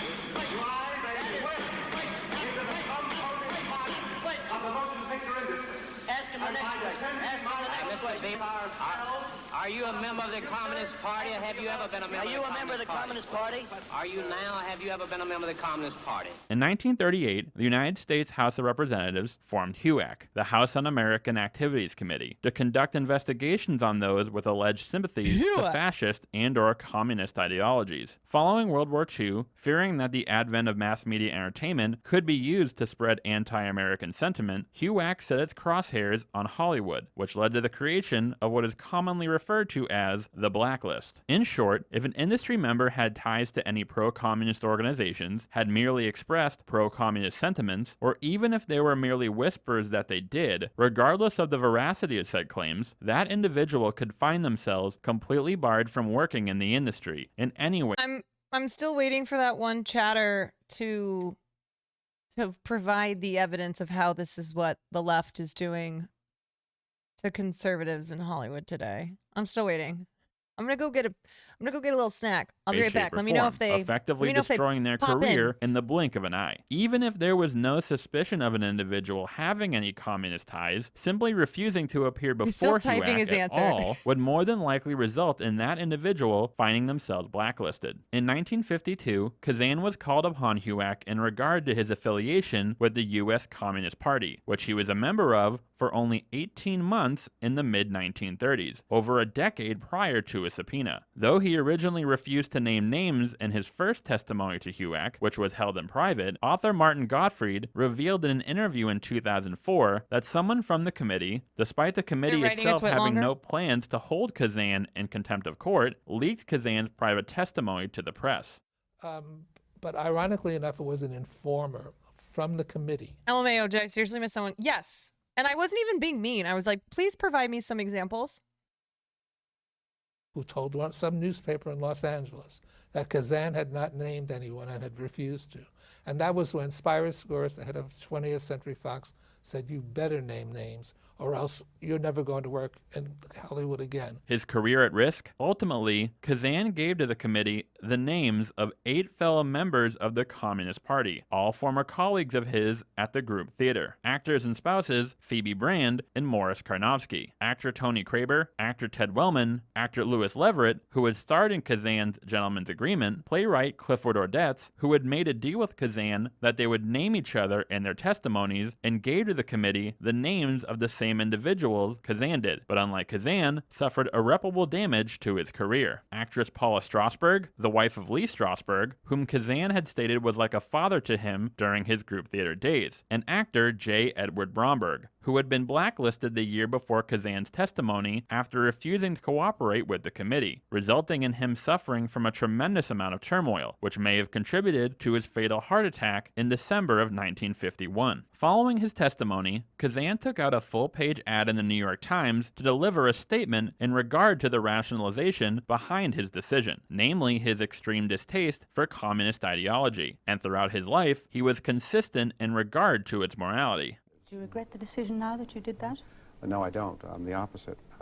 Since everything that's been revealed since then, I feel that anyone who's gone through Czechoslovakia, Hungary, the Nazi-Soviet pact, and all the rest of it, who still goes on that way, shouldn't have sympathy. I think they should be brought up as I was to confront their past and say what they really think. Whether Kazan thought he was truly making a moral decision, or whether he just wanted to save his own career, it should be noted that Kazan stated the names he gave had already been given to the committee by others, although this has been disputed. Yeah, Whatever the that's case, lie. it was inconsequential to his industry colleagues, many of whom immediately cut ties with Kazan, branding him a traitor. However, the most devastating blow, what truly earned Kazan the scorn and disdain of his former friends and peers, would occur 2 years later upon the release of what is arguably Kazan's magnum opus. They thought they was going to beat an education out of me, but I foxed them. Maybe they just didn't know how to handle you. How would you have done it? With a little more patience and kindness. That's what makes people mean and difficult. People don't care enough about them. Upon its release in 1954, On the Waterfront was deemed an instant classic and went on to win 8 Academy Awards, including Best Picture, Brando's first win for Best Actor, his performance being hailed as one of the most legendary and influential in American cinematic history, and Kazan's second win for Best Director. For those of you who may have seen the film without knowing of Kazan's HUAC testimony, I'm sure you may be cringing, as this illumination now puts the context under which On the Waterfront was made in a Anyone seen this movie? far more insidious light. For those of you who are not familiar, the film tells the story of dock worker Terry Malloy, who after witnessing the retaliation murder of a fellow dock worker who was going to testify against corrupt union boss Johnny Friendly, Yeah, I mean this eventually is a classic. So if you ever were in film class, I would assume you saw at least some of this. decides to testify against Friendly, ceasing his mob-controlled influence over the dock workers union. Though Terry is initially shunned by his peers, the infamous final scene features him confronting Friendly, passionately declaring he is proud of his testimony, which in turn leads to the other workers supporting Terry. So, yeah. I could have been a It wasn't contender. exactly subtle that the film seemed to be a direct response to those who criticized Kazan after his HUAC testimony. In the film, Terry's testimony is framed as a heroic and courageous act, and it is those who shunned him that ultimately must learn the error of their ways. Despite the film's wide acclaim, it only intensified the bitterness of those who had disavowed Kazan. Arthur Miller, who had cut ties with Kazan following the HUAC testimony, had actually written the early drafts of the script that would go on to become On the Waterfront before their falling out, and was appalled upon seeing how Kazan morphed his story into what seemed like an attack on those who turned their backs on him, Miller included. So much so that Miller wrote the stage play A View from the Bridge as a retort to On the Waterfront, in which the informer of the story is framed as a villain. He even sent Kazan a copy of the script as a bit of an extra go fuck yourself. 2 years later, Miller was... That's the story that I was trying to find, that I had remembered reading once upon a time, that he sent that to ELIA KAZAN, who was like, oh, I would be honored, you know, to direct this. I would love to. And he was basically like, you'll never direct anything of mine ever again, dude. Called to testify in front of HUAC himself, but refused to name a single name, and as a result was found guilty of contempt, though the charge was later overturned, and was blacklisted. Following the release of On the Waterfront, Kazan continued to build his filmography, including directing 1955's East of Eden, the screen debut of the late James Dean, and 1961's Splendor in the Grass. However, his testimony continued to be a shadow he could not escape from even after the unofficial lifting of the blacklist in 1960. During the production of Splendor, it is said that actor Warren Beatty, upon becoming frustrated with Kazan and wanting to antagonize him, asked him why he named all those names, to which Kazan responded by pulling Beatty into a room and berating him for several hours. And then there was the incident in 1982 where Orson Welles lambasted Kazan during an interview in Paris. He is a man who sold to McCarthy all of his companions.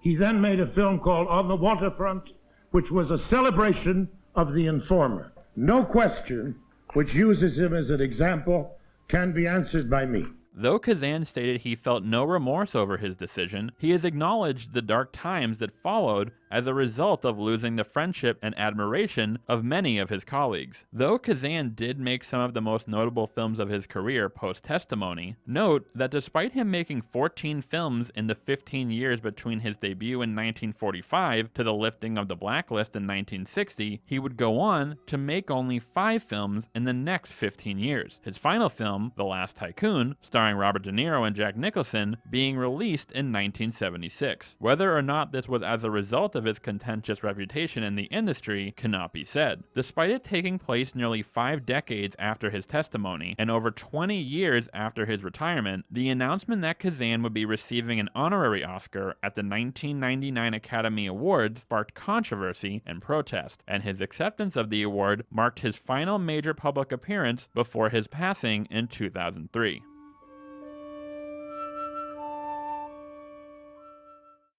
So, what are we left with? And then during the McCarthy era, in 1952, you were called to testify before the House Committee of Un-American Activities. And you actually testified against a lot of people that you'd worked with, and named a lot of names. What did you hope to gain by that? Gain nothing, and just the truth.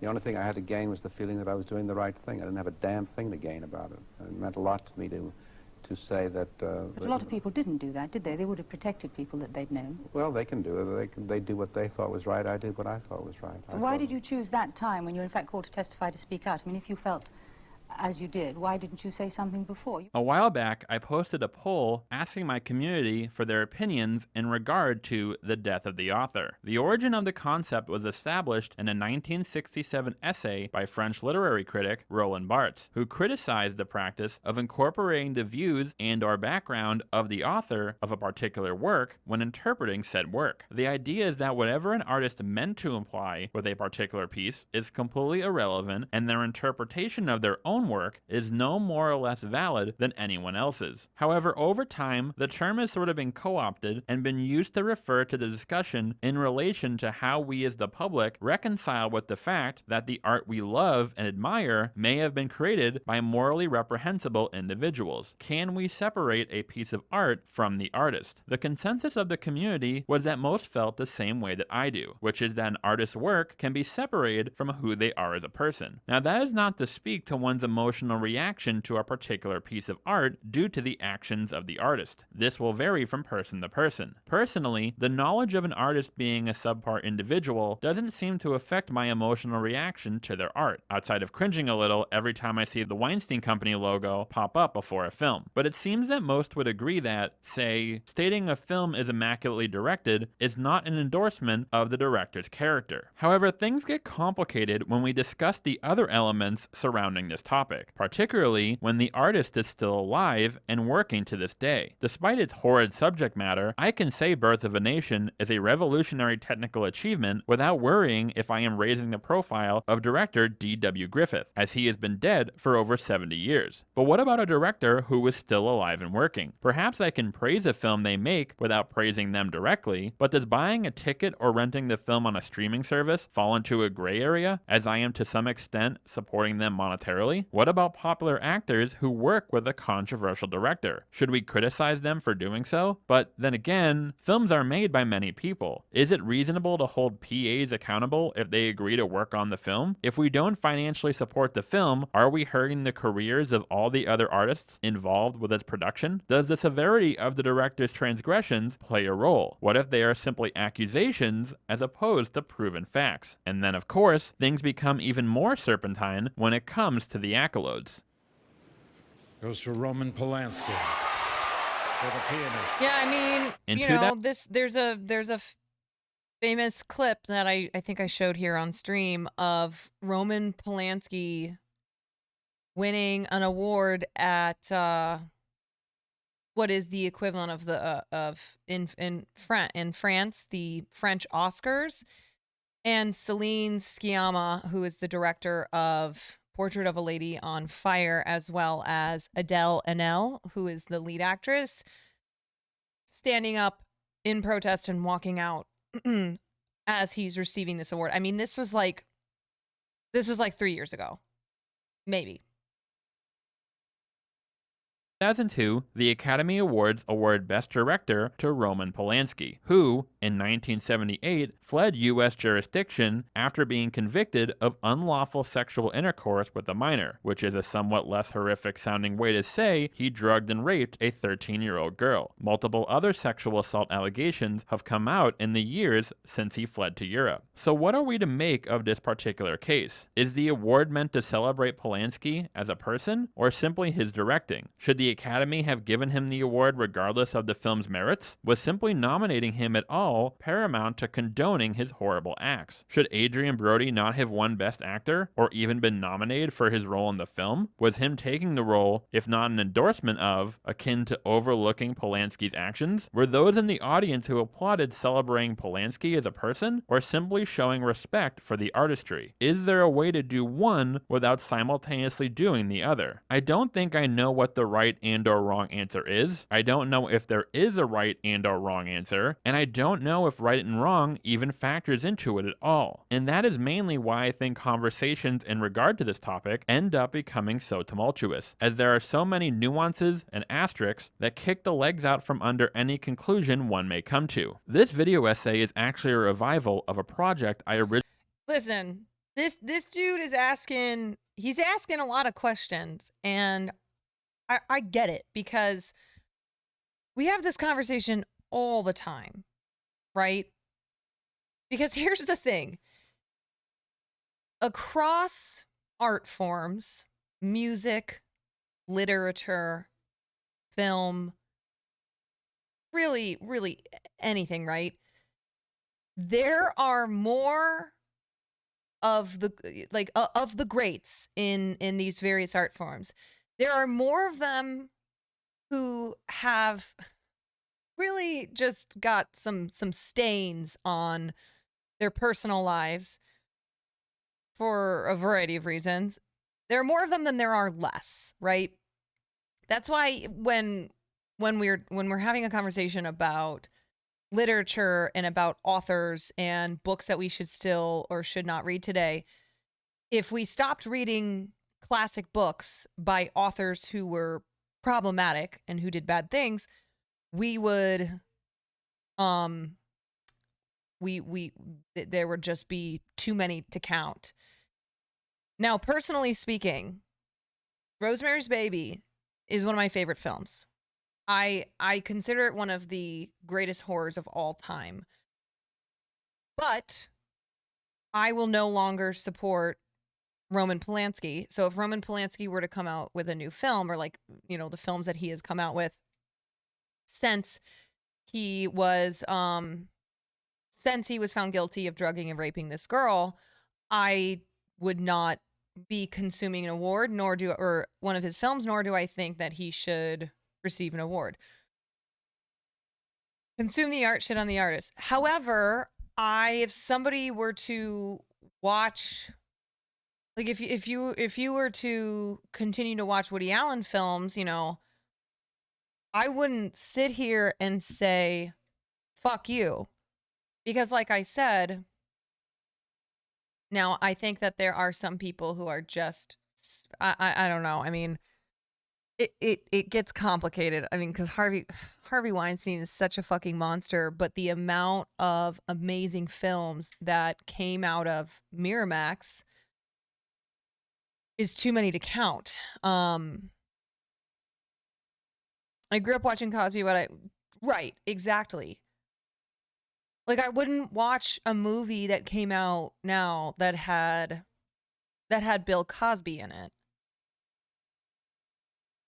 But I do believe that there are many instances of supporting the art from the artist while acknowledging that the artist was a real piece of shit and not allowing our love of the art that they created to overshadow our opinions on the artist. Having context is important. Yes. Absolutely. Because unfortunately, there are a lot of shitty people who have made very, very important pieces of art. Like Roman Polanski with Rosemary's Baby. Rosemary's Baby was truly one of the first films, and it's why it's such an important film in general, and not just for horror lovers, that showed women being gaslit, right? Through oh my God, why am I blanking on her name?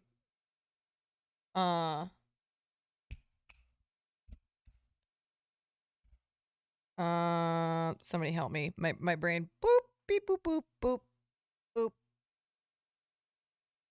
Mia Farrow. Yes, thank you. Mia Farrow's character was one that we really hadn't seen in film.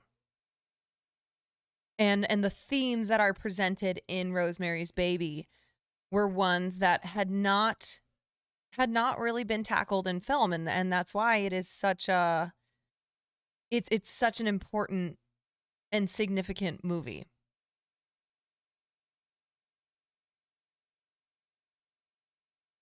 I know. Poor Mia Farrow, Polanski, and Woody Allen. For me, I'm fine. And I also think this is a personal decision. Whether or not you personally will choose to consume art by somebody who is a monster, right? Or has done bad things. I think with this particular topic, it is a personal decision for people to make. But I think that we can criticize, like, for instance, Chris Brown, right? I have criticized people who continue to work with Chris Brown, like Chloe Bailey. And then also people in the music industry, especially women, who not only work with Chris Brown, but support Chris Brown and focus only on how great of an artist Chris Brown is, while not acknowledging the fact that he is a serial abuser and just a real big piece of shit. Still watch some Mel Gibson movies. Right, this is what I'm saying. Like, if you were to stop completely consuming any art that had been made by a person, by an artist who did bad things or was not a great person, then it would be a lot. It would be a fuck ton. Right? So I do believe that it's called ethical consumption in the sense that you consume the art while also being aware of the artist and not condoning the personal history of the artist just because they create great art.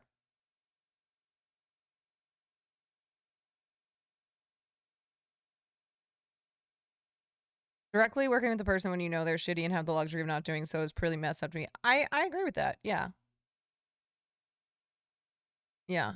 I mean, actresses who still work with Woody Allen. Like, yeah, I think they rightfully should be called out and criticized. Conscious critical consumption. Yeah, that's what I meant more than ethical consumption. Originally Thank you. conceived back during my freshman year of college. After learning of Kazan's HUAC testimony, I was fascinated by the story, originally seeing Kazan as a tragic figure who was torn between loyalty to his friends and patriotic duty. But almost a decade later, upon doing more research, my initial impression of Kazan as a tortured character was squandered by discovering that, well, to be frank, Kazan was most likely just a raging egomaniac. His statement in the New York Times, reframing the main conflict of On the Waterfront, berating Warren Beatty on the set of Splendor in the Grass. Though I originally romanticized these acts as those of a man struggling with the guilt of betraying his former colleagues, in retrospect, the more plausible explanation is that he had not a shred of remorse for what he did, not because he believed he had made the morally correct decision, but because he just didn't care and was only concerned with protecting his own career. There were other bits of information I came across during my research,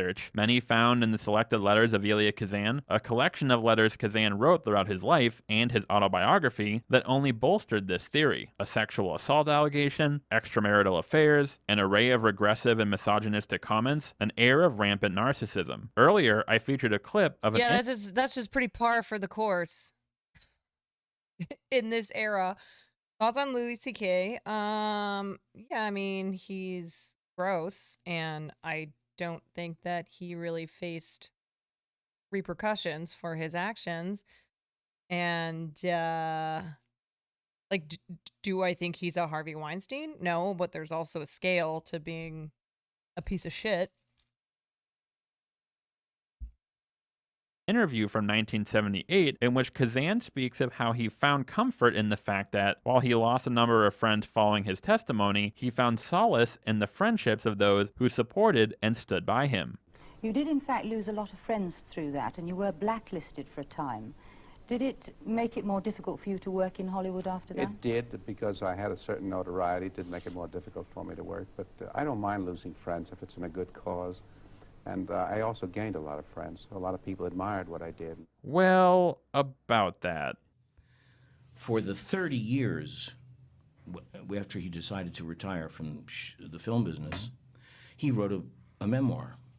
And in that memoir, he told of how he had adulterous affairs with the wives of all the men who had supported him for 30 years. Wow. However, despite who Kazan was as a person, regardless of what was truly in his heart that day in 1952, and whether or not he felt even a sliver of guilt about it, does any of that matter? When he was awarded his Lifetime Achievement Oscar, some stood and clapped, some remained seated and were silent. I wonder, what is it that each of these individuals was thinking in the moment? What was the rationalization behind their decision? I will stand and applaud the man for his artistry despite his character. I refuse to honor a man who betrayed his friends, regardless of his prolific body of work. Were those who stood and applauded, in a sense, trivializing the lives and careers Kazan ruined all those years ago? Were those who refused to clap disrespecting Kazan's impact on the world of cinema? Among those who stood and applauded Kazan was none other than Warren Beatty. George Stevens Jr., founder of the American Film Institute. Yeah, like, I think consuming art is different than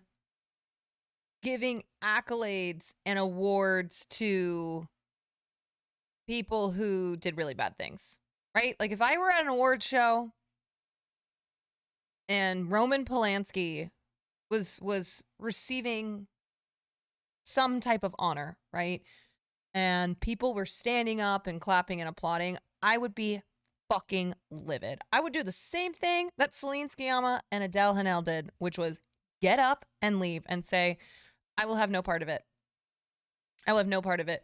Because it is in this, I do think in that specific instance of being at an award show, right?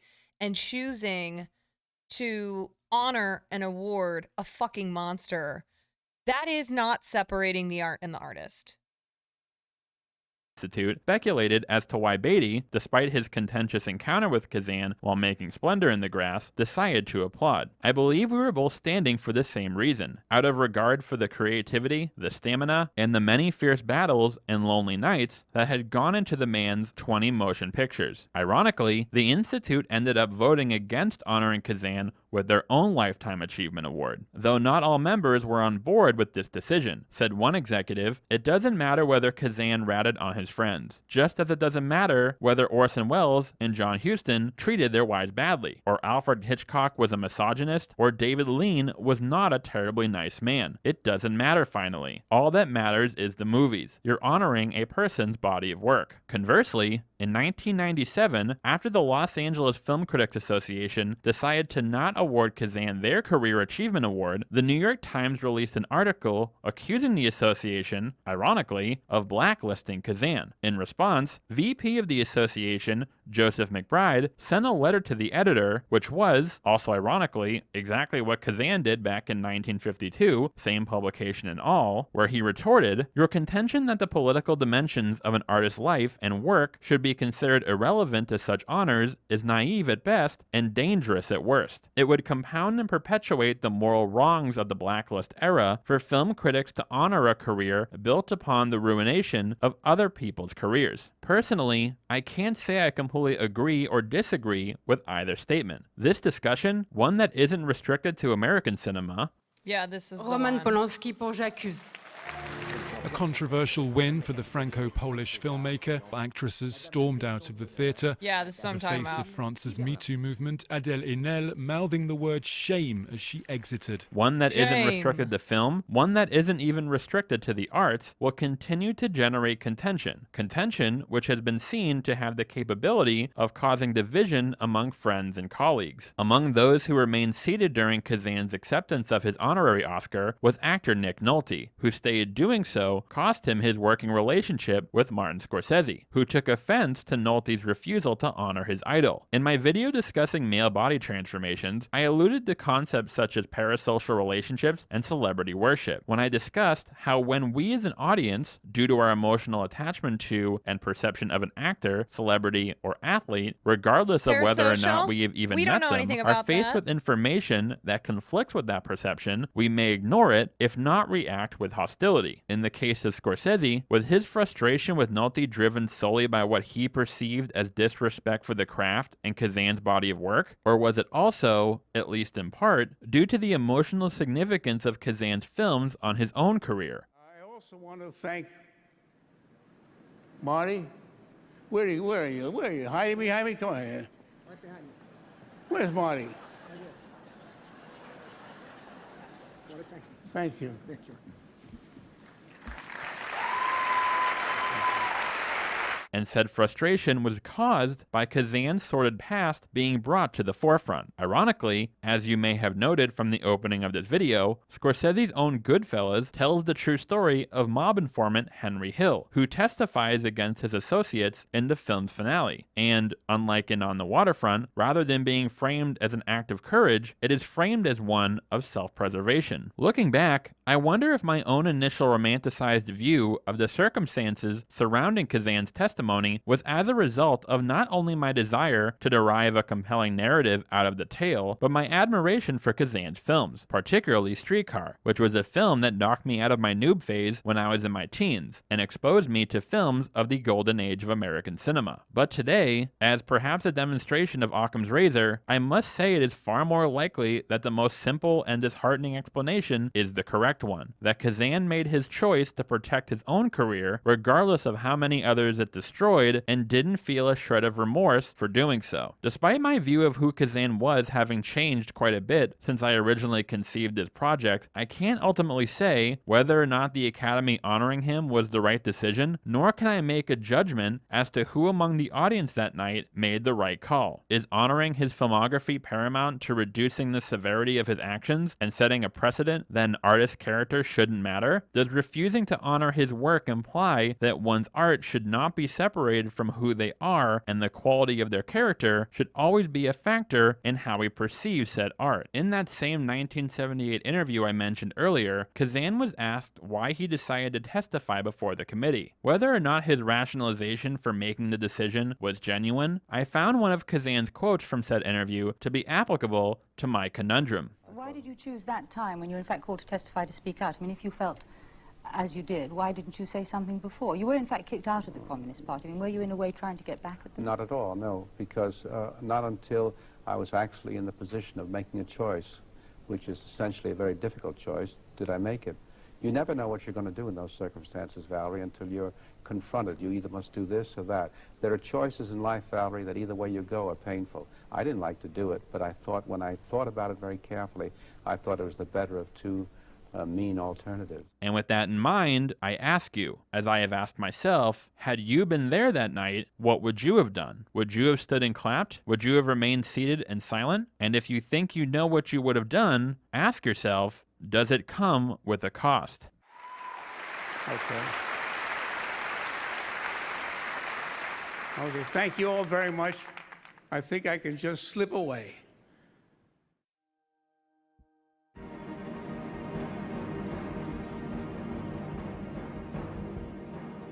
There absolutely has to be a line that can't be crossed. If you cross it, you should be outed. Here, I'm going to link this video, by the way.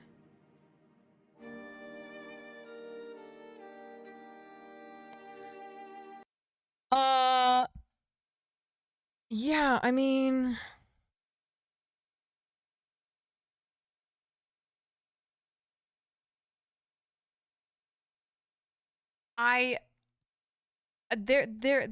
there are so few examples of gigantic figures in the industry whose crimes were brought to light and they never made art again. Harvey Weinstein, for instance, is probably the biggest example of them all, right? Let's say justice was not served and Harvey Weinstein did not go to prison for his various crimes, including raping or drugging and raping women. So, you know, there could have been this world where Harvey Weinstein came back to Hollywood and continued to make great movies.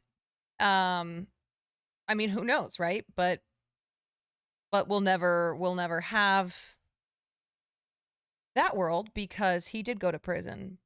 But Roman Polanski, even though he was convicted of drugging and raping a girl, has continued to make films and also win awards.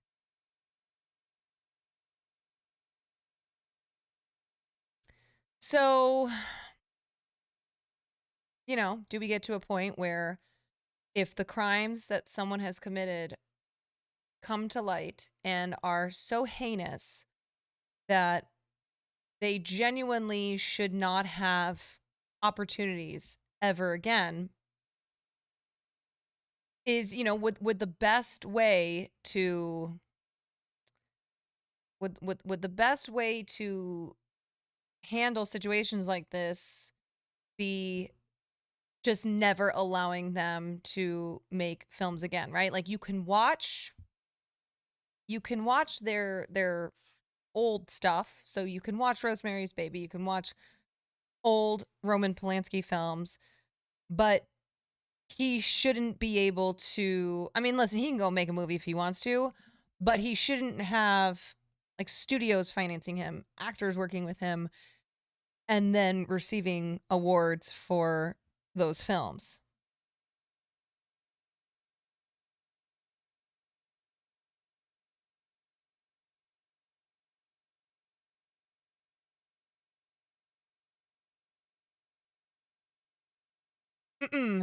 But listen, you know,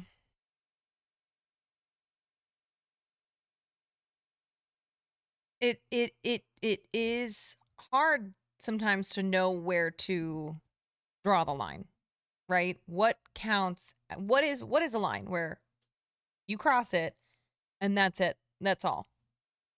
You don't get to make any more art, and you sure as hell don't get any accolades for that art. I don't know how we define what that line is.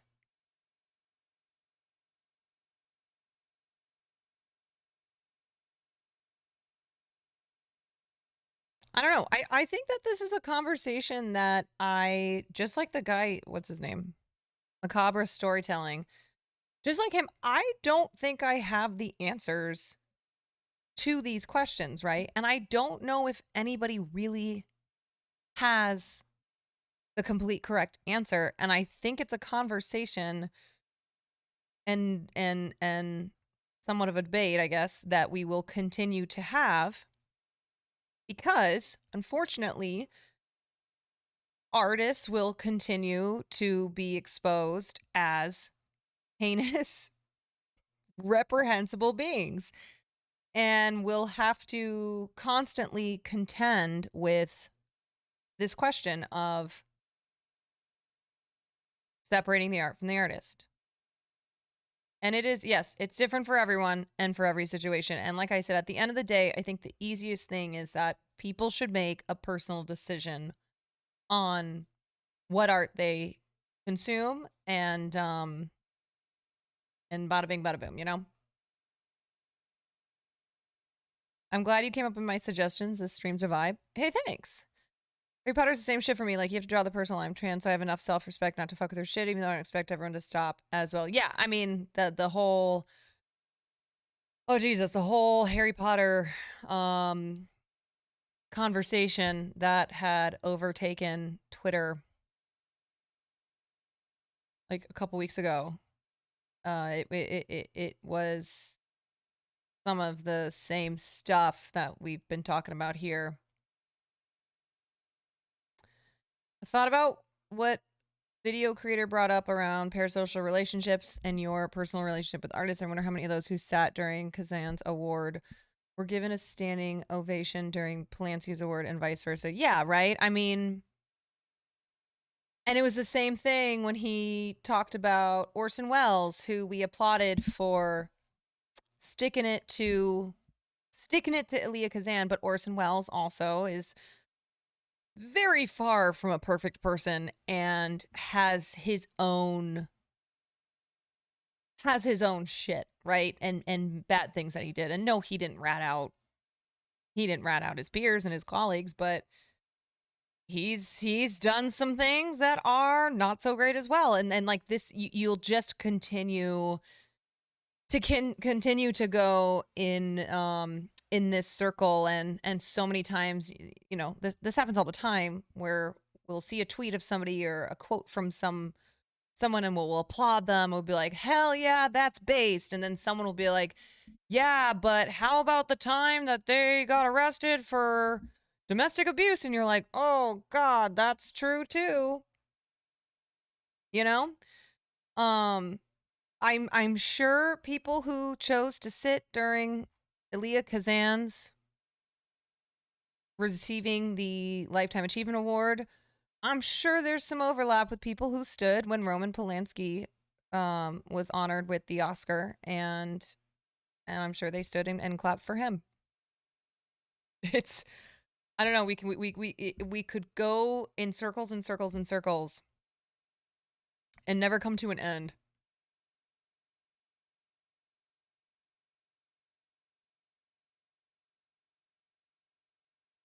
It's the whole person you hate just made a good point. Or it's someone that you don't, yeah, it's that, but it's also people who, you know, we don't know every single person's entire history. And so you see something online, you're like, oh, that's cool, that's based. Hell yeah, I like this person. And then someone points out this thing that they did 10 years ago or whatever. And you're like, I didn't know that. And it doesn't mean that the thing that they said wasn't based and wasn't cool and that we can't be like, hell yeah. This is life.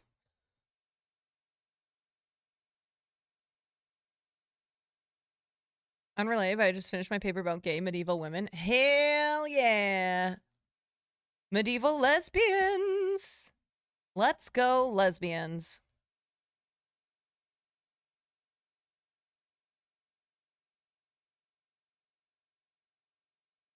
God, it is wild how many examples there are of great artists who gave us some of the most important art in history, and just them being so awful.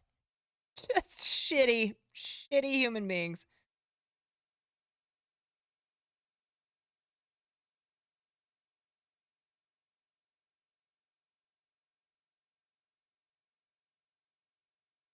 Scott Adams with Dilbert. Yeah, but Dilbert fucking sucks. I'm just kidding. I've read Dilbert like once. These dudes that had actually paid a price in their repayment to society instead of just taking vacay, we might be able to forget them. Yeah, I mean, that's true for a lot of people. That's what people say about Mark Wahlberg, right? I mean, we don't really care as people. Chris Brown's still a celebrity. We have Netflix series glorifying. Right. I mean,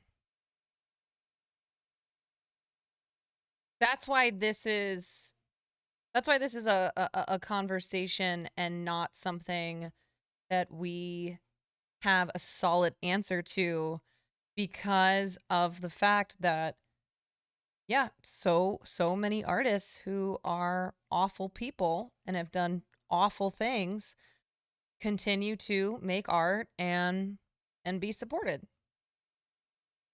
Right? And it's hard because as much as we want to rush to judgment, like me personally, rush to judgment on seeing people support Chris Brown, I'm like, I know then we get down this road of like, okay, well, I consume art every day that's made by horrible people. And even though I'm saying I'm not supporting the artist, you know what I'm saying? Like we just go, it's just these circles.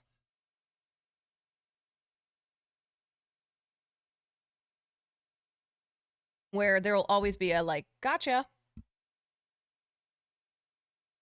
Right? And people who say, well, I don't support Chris Brown, but I like his music. Okay. Dave Chappelle? Yeah, I mean, listen, guys, we could name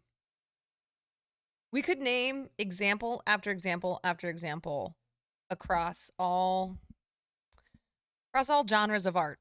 And this stream would never end.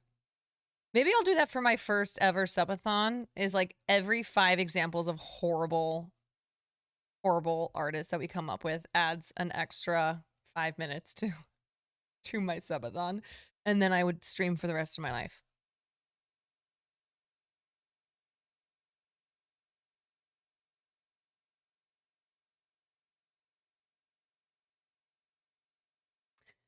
because it would never come to an end.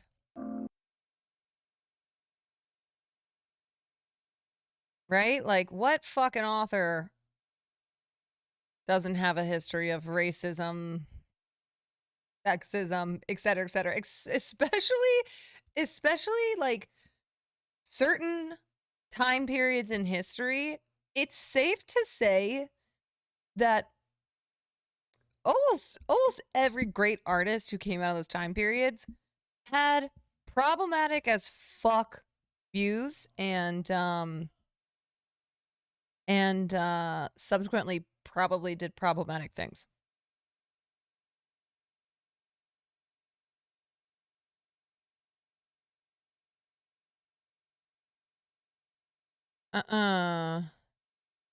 Unrelated, did you see Peter Pan's coming in April on Disney Plus?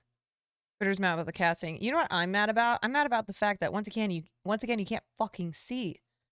Once again, Disney has decided to make things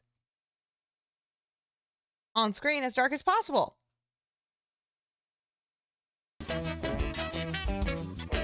That was a good sketch. That was good. That was good. Okay. All right. Okay. We are well, you just sucked me into another 4 a.m. stream. You're so damn compelling.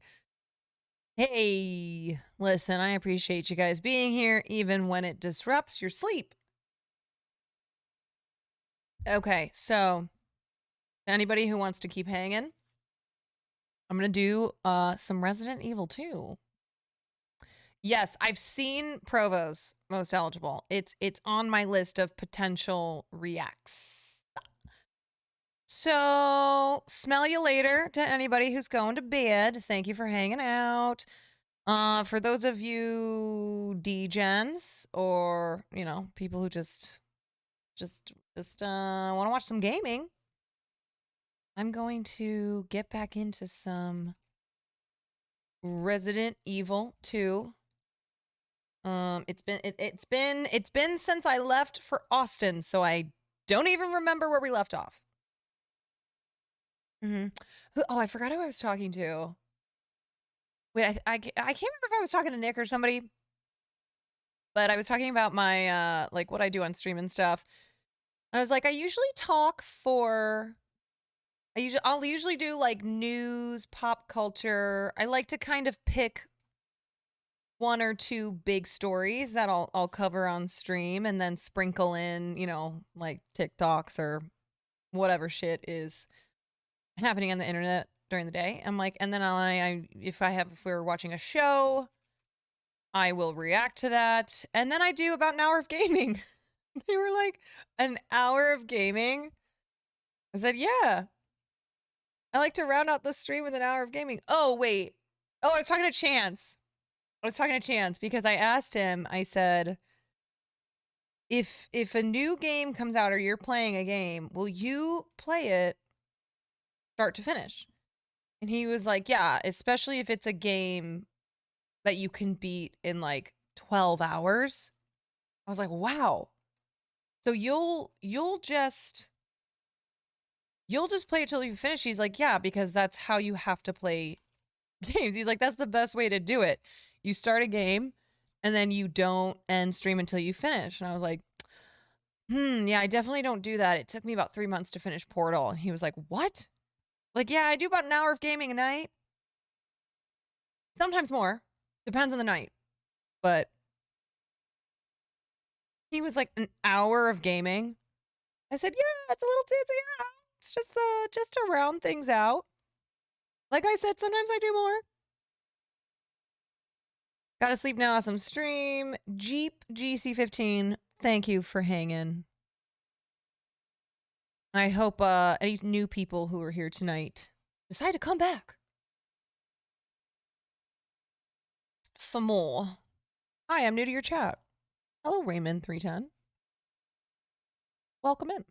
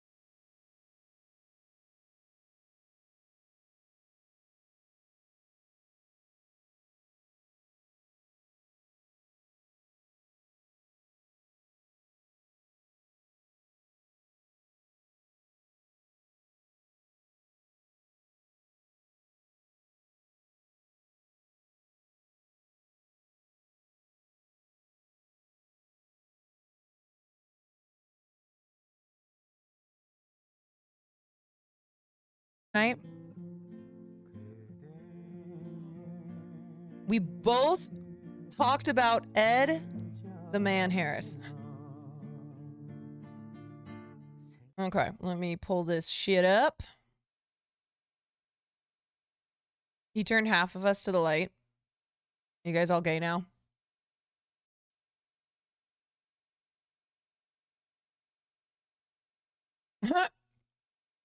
I just remembered my hat. My happy dad hat.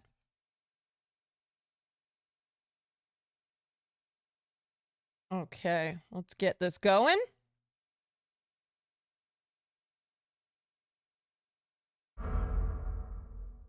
You're broke on points from last session. Don't die. Listen, I'm gonna try.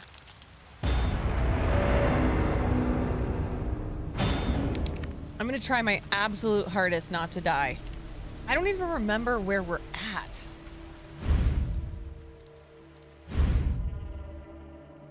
Like, what's even going on?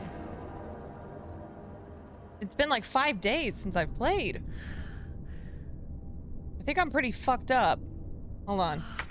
Yeah, I'm dying. Okay, okay. Anybody who remembers from the last time I was here, what am I doing? Where am I going? I don't recall. Oh, I do have the grenade launcher now. Okay. That's tight. All right, let's just try it out. Let's just see what's going on. I don't really have a plan here.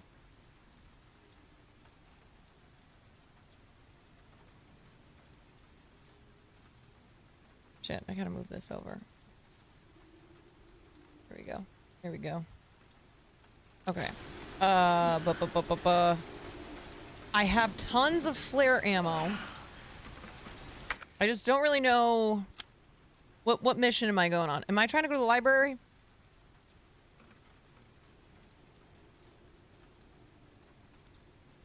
I literally don't remember anything.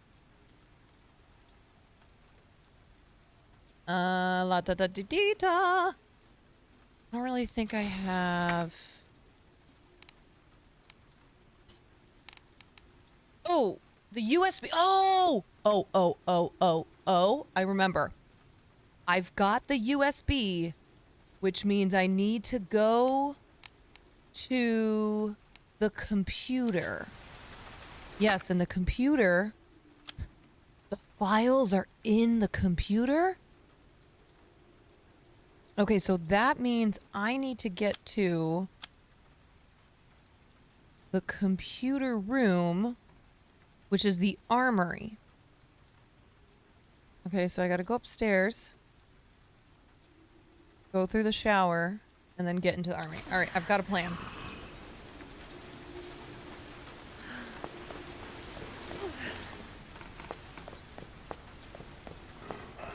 You think the USB has DILF Manor on it? We'll see. Hey. KLZZ. Thanks for the 2 months.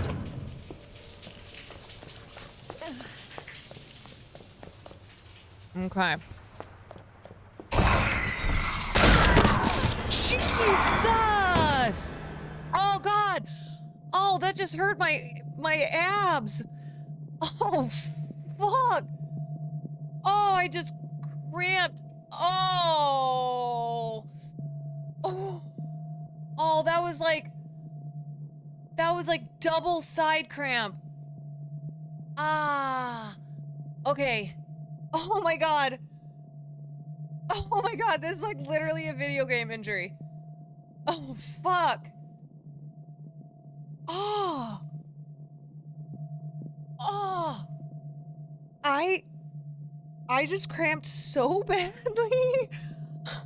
Shit. Okay. Oh my God. It's literally here. It's right in here. Oh. Okay. All right. Am I okay? I mean, ow, it hurts to laugh. Oh, I literally think I pulled the muscles, ow, on both sides of my body. Oh, okay. Holy shit. Oh my god, like my body wasn't already hurting enough from fucking game day. Did you have a pre-existing injury? I mean, game day? Shit, that freaking hurt, man. Okay. Well, I'm not gonna do that again.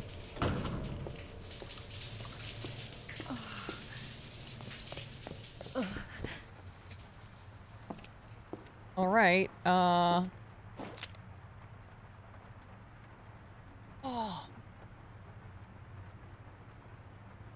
You guys, that is embarrassing. That is so embarrassing.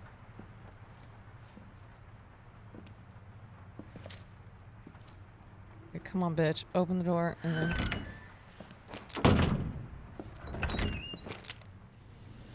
Yeah, come here. I see you. Fucking asshole. Yeah, suck my dick. Okay. All right.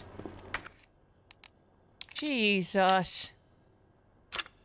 All right, I got the USB in the computer.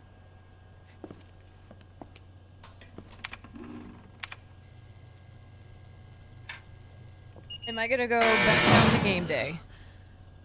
The answer is yes, but I don't think I'm gonna go down until the final game day. Oh shit! Oh shit, what we got here? MQ11? Okay. What does that mean? An MQ11 submachine gun. Hell yeah, brother.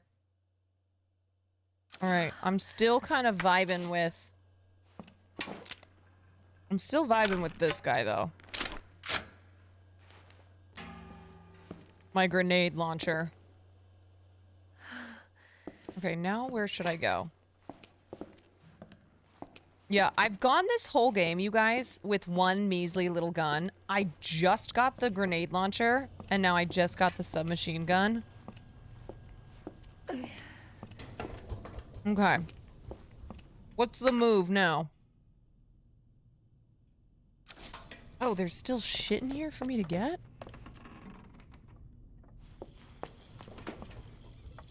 Hmm.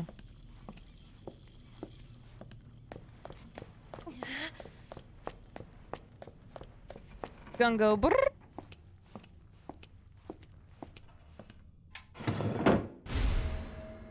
A wooden box. What's in the box? What's in the box? Come on, tell me.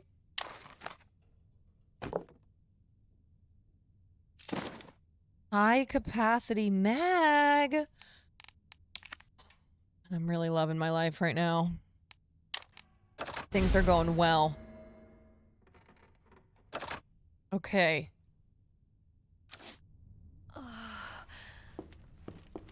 I finally feel locked and loaded. I'm kind of dying on health, but there's still shit in here? Hold on. The hell?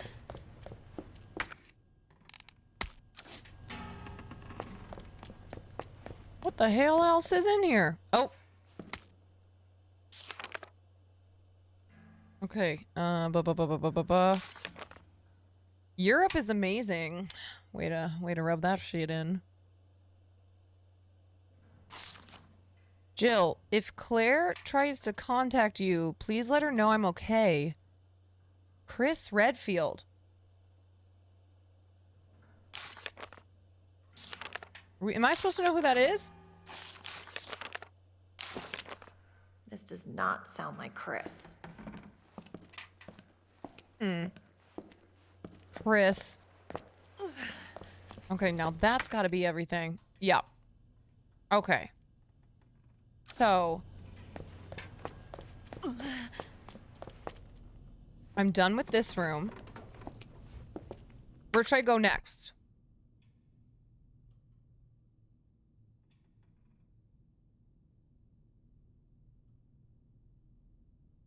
Let's see. What am I trying to do again? Like, what's the main goal here? Am I trying to find that little girl? Maybe you should hang out in this room for 6 minutes and 45 seconds. Never. Find the plugs? Like the butt plugs? Okay, so I still need to clear the shower room. Oh my god. Wow, that thing is still alive. That thing is...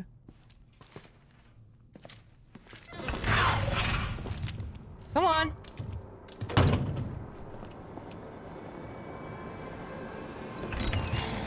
Yeah, I see you. Oh, God! Oh, shit! I lit myself on fire! Oh, God! I'm sorry, dude. I'm so sorry. And I didn't even get this guy? Oh, my God. This thing will just not die. You know what? Okay.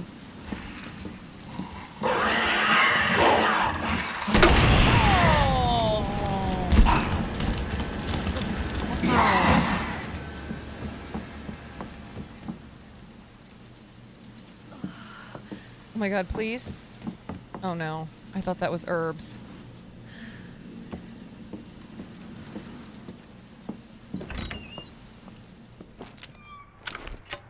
Yeah, I barbecued that thing.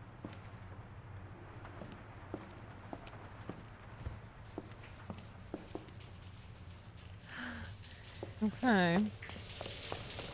So, and here I still need to get this, but I don't think I have the...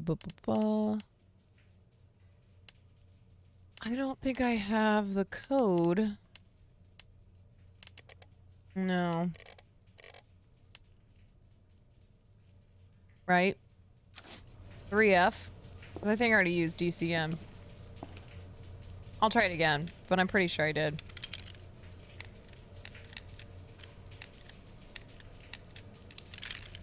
Yeah, okay, never mind. Should I just sit here and try out random codes? Okay, I need to go save.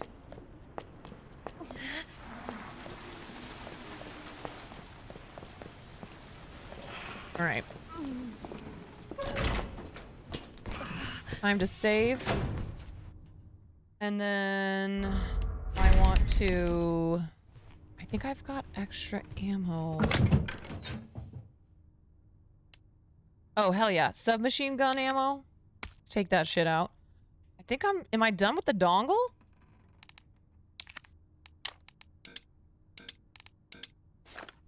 Okay. Oh, wait. I have a video cassette. Let me take this. I'm gonna take that out. I'm gonna combine that. Hell yeah. Oh! First aid spray. Hello. Dude. Okay. So... let me try something. Did you always have that? Yeah, I did. I forgot. How do I switch? Wait, how do I pick this one? Okay. Here we go, dude.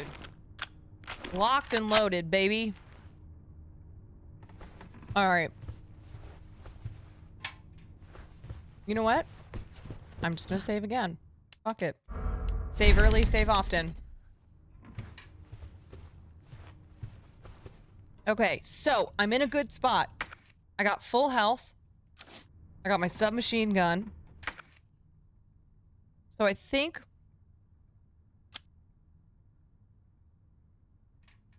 I'm gonna go to the library. Good night, white people, Deanie. Work sucks.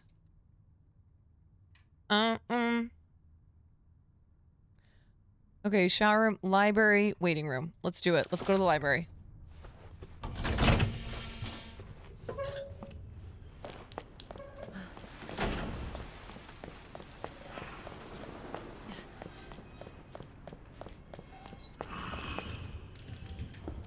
Oh fuck, this thing is... This thing is still alive? I really want to waste my bullets on it. Damn, You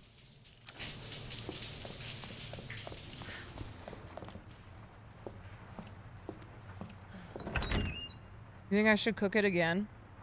Guys, how do I switch from...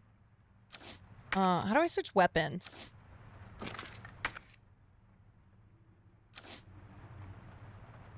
What's the way to quickly switch from, like, this to... Don't waste rockets. Oh, this guy's cooked. Oh, no. Fuck you. Bye. Use 1, 2, 3, 4. Thank you. Okay. Okay. So, I still need something from...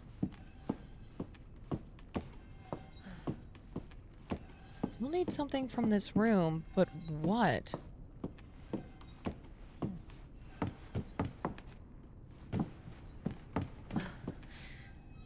Is it literally just this stupid little knife?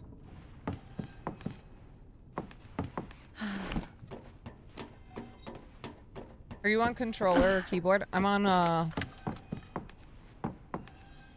I am on keyboard. Okay, it looks like it's just that stupid little knife. Oh, oh. Oh.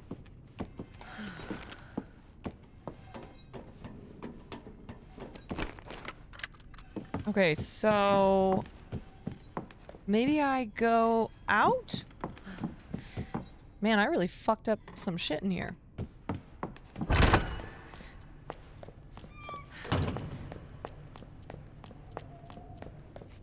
Clearing every room, we love OCD. I also just don't remember where I've been.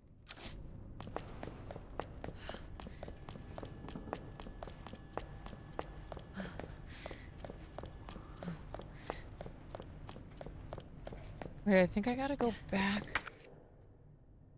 Oh wait. Oh shit, I'm on the wrong floor.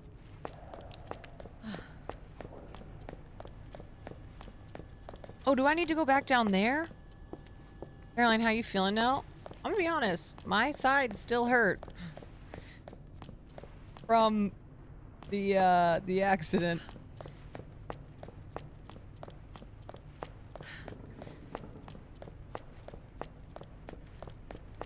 Okay. There's something in here that I need. Oh, it's this. But I can't get into that. Okay,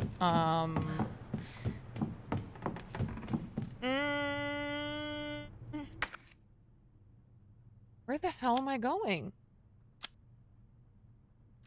Oh, I need to go back down to the sewers. What am I doing, man? I forgot about the sewers. All right. Dude, you guys, I completely forgot that I was doing some missions down there. Remember the chess? All the chess pieces? I got shit to do. Okay, do I want to drop anything off?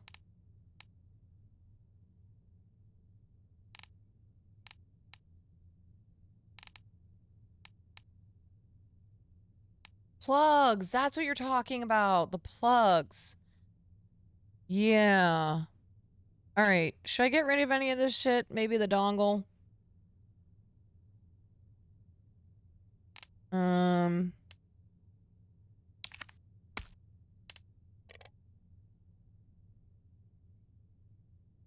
Oh, I probably want a mixed herb in case I get poisoned.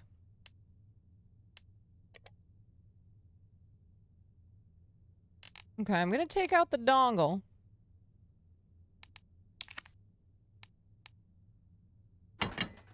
And then I'm gonna take out one of these guns. Like I don't need both of them.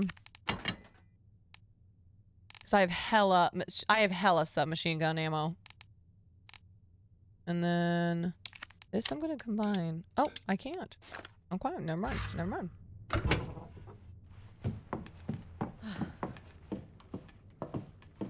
I'm on my mooching arc and would like to say I've never been blessed with a Caroline Kwan sub. Listen, if anyone is feeling... If anyone feels like a fairy godmother and wants to bless Starlight.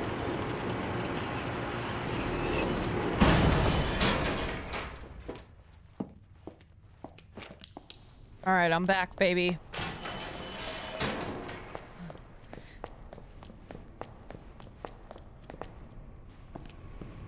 Alright, now I gotta figure out where the hell I'm back to. Chris Villanti gifted a tier 1 sub to Hey, Starlight Chris, _ thank you. This is their first gift sub in the channel.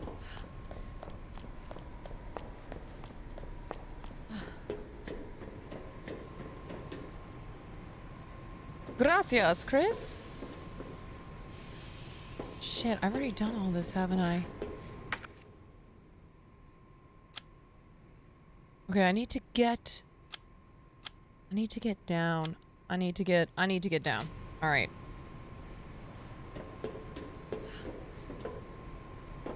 I can't get down that way.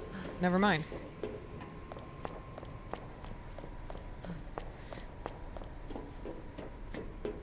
Get down on it.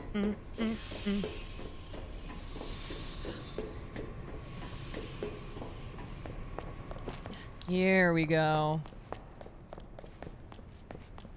God, I can't wait to shoot this machine gun. Okay, there's something in here. Oh no. Oh no, is it the dongle?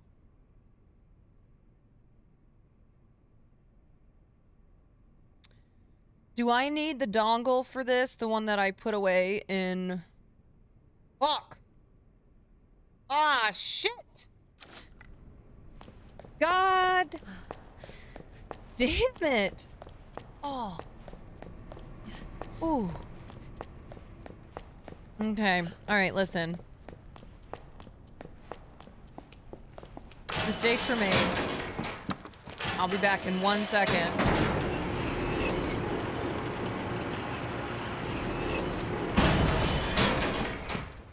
Okay, alright. Okay, I'm getting the dongle. I'm getting the dongle. I fucked up. Dongle. What's the dongle?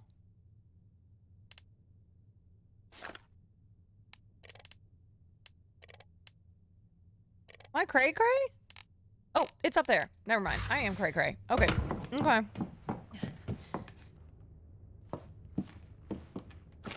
I do have a lot of items. Shit. I gotta store some. I'll do this. And I'll do that. So now I have... I don't think I need the video cassette. Okay, here we go. All right, everybody, get in the car. We're going. We're not stopping at McDonald's.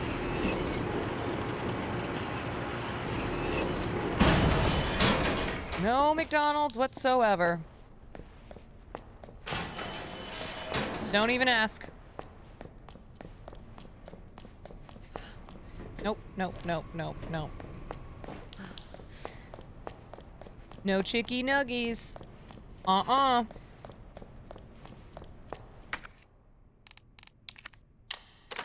Aha. What the fuck?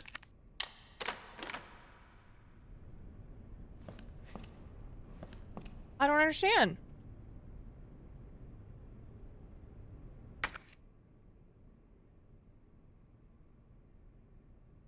What am I missing? Oh.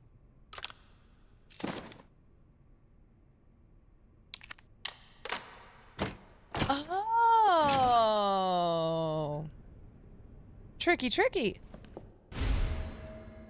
Dan 240 gifted a tier 1 sub to Jeep 15. Nice. They have given 82 gift subs in the channel. Dan, thank you for the gifted. Okay, silent. Burp, burp. Great. Let me... What should I put this on? This guy?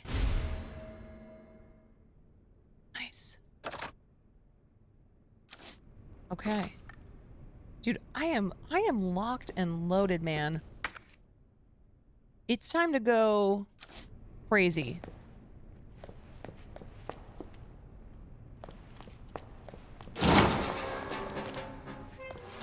It's time to start doing some crazy shit.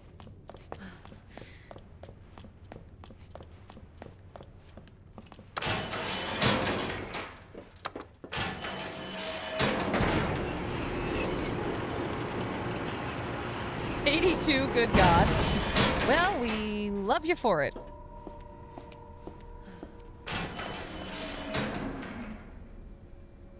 Okay.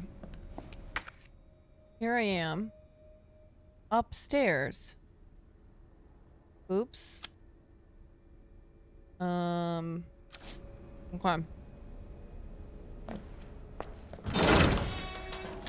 Guys, remember when I kept wasting, when I kept wasting grenades on, like, single zombies?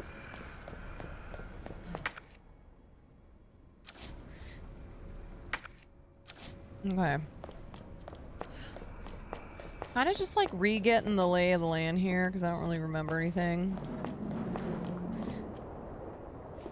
Wow.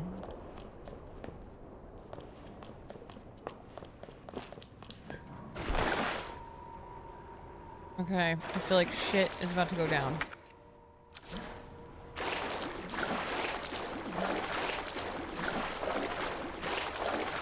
Oh God, what is that? Oh fuck.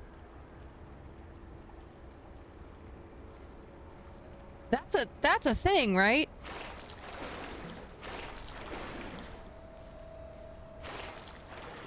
Wait, this is when I probably want...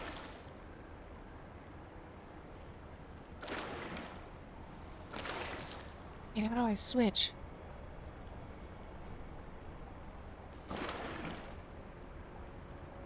Oh no. Why can't I switch over to... Oh, there we go.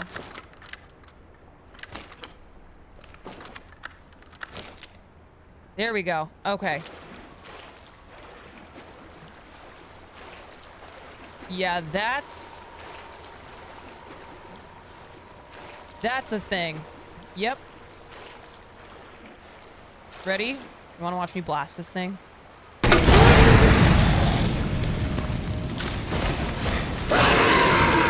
Oh, shit! Oh, God.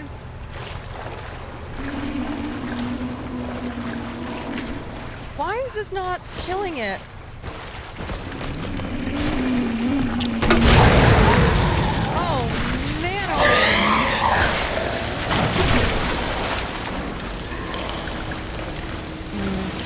Okay. That thing is on fire.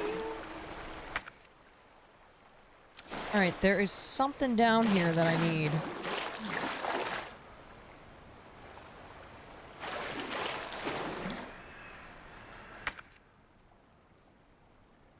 Okay, what is down here that I need?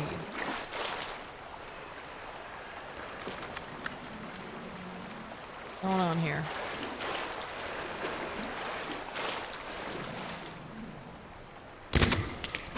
Wow! Alright, this machine gun is sick. This is sick? Dude, how did I make it through this whole game without having actual weapons? What was I doing?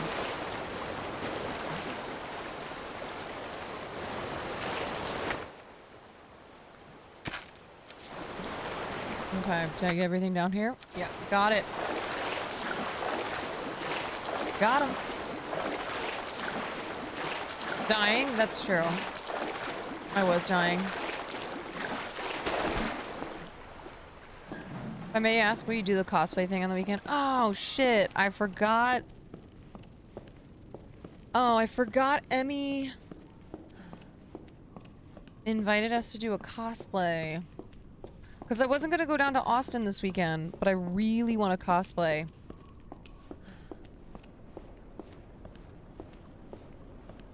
I have never cosplayed.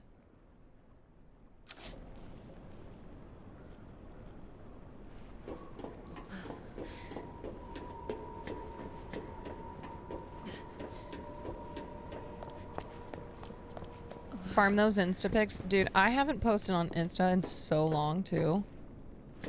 I just, like, never... I don't really like Instagram anymore.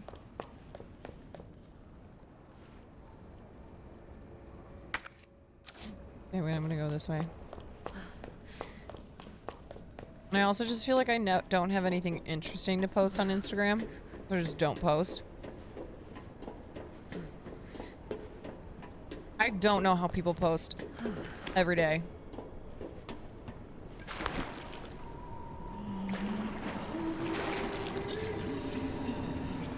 What? Okay. This place is creepy. Who's? Oh god. Oh! Oh! Oh shit!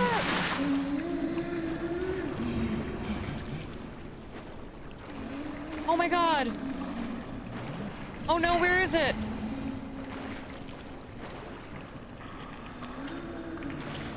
Oh, fuck. Yeah, this place is creepy. Everything is creepy. Who is making those?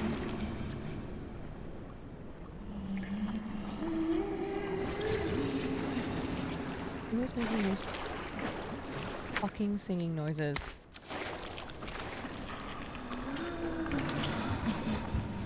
Oh.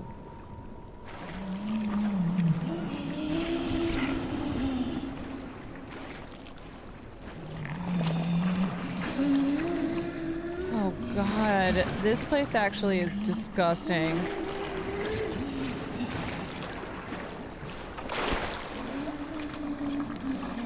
Oh, Jesus. It's sear. They're everywhere. I feel like I need to switch weapons.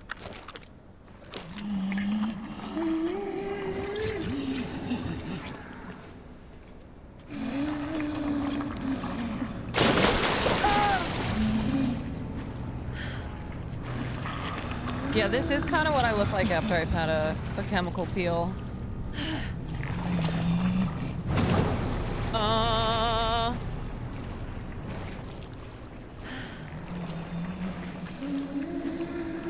This guy is quirked out.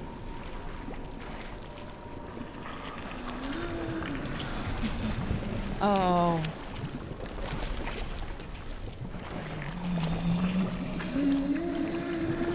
Oh. God. Do I just like go around it? Oh, shit, I'm dead. I'm dead. Oh, fuck me. Oh, God. Oh. Jesus Christ. Wait, where's my gun? Wait, shit.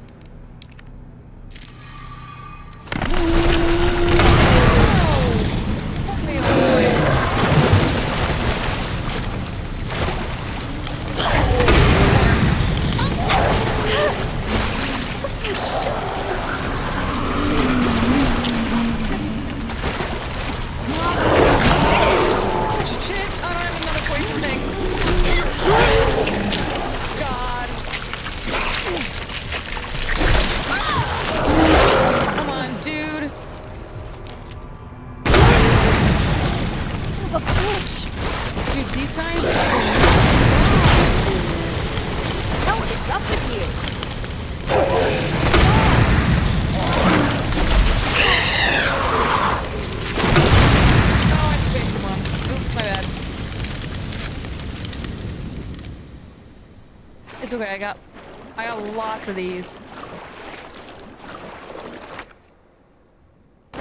Serious question though. Serious Q. How the hell are you supposed to defeat these things if you don't have the grenade launcher?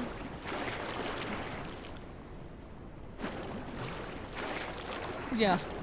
Yeah, I hope you didn't need your sense of hearing. Oh, God.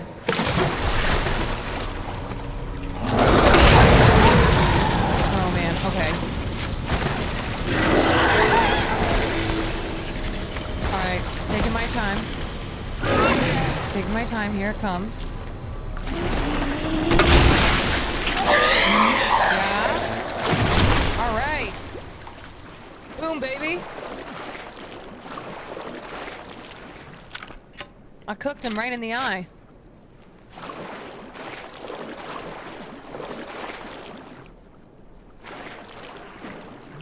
Am I gonna play basketball this Friday? I did not intend on it.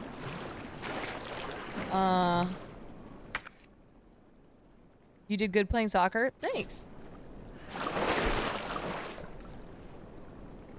Yeah. I was not gonna go down this weekend for game day. I was gonna wait.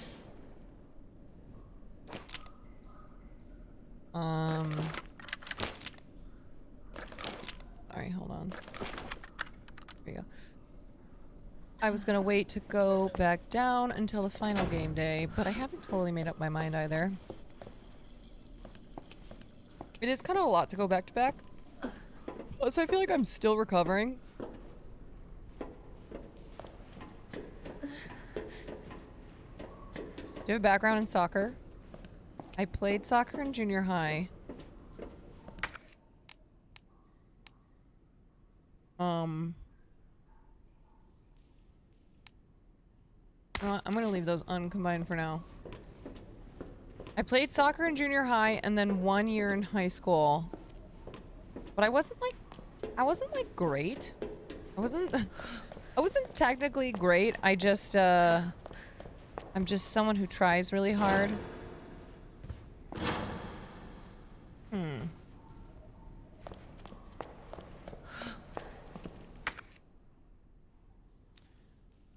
Oh.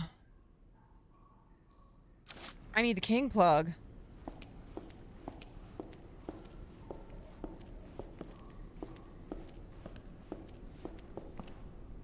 Yeah, I always had a lot of heart, you know.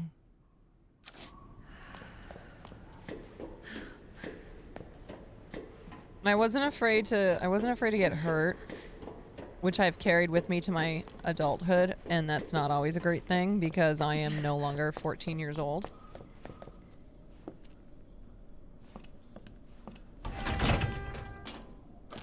Ew!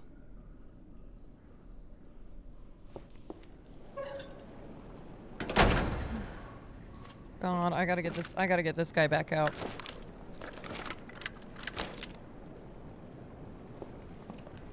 Go back, the puzzle piece is there.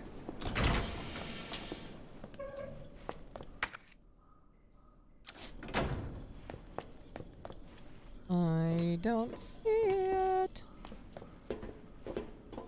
Go to perform the halftime show.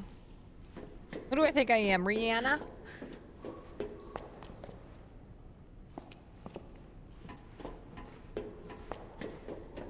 I do not see the piece.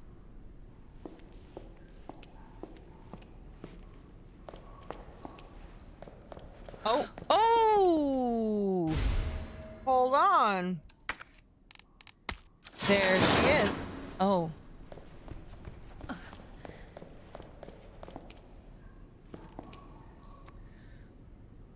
Okay, the queen.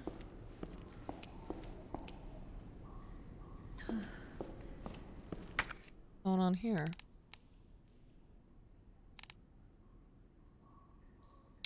Should I combine? Okay, let me do this. I'll also combine. And there we go.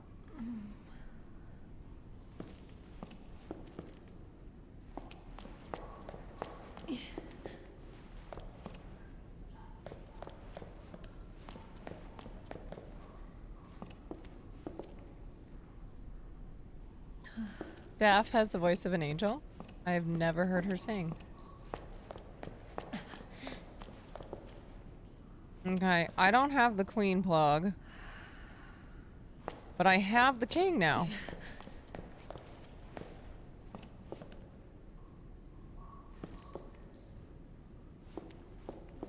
So I gotta find that queen. How the fuck do I get out of here? Am I cuckoo?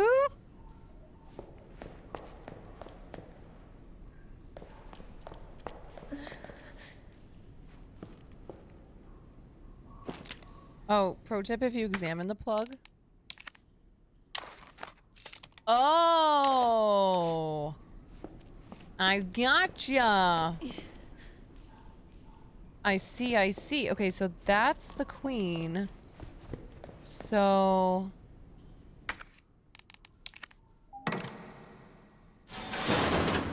Okay, so that will lead me back up there, and then if I take it out... Thank you, that was a good pro tip. And now let me try to put this back. Okay, I'll put that in there. Oh, wait.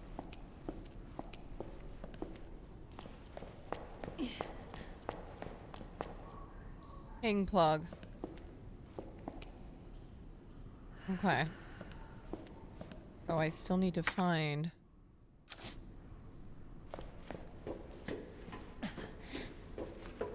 Oh, shit!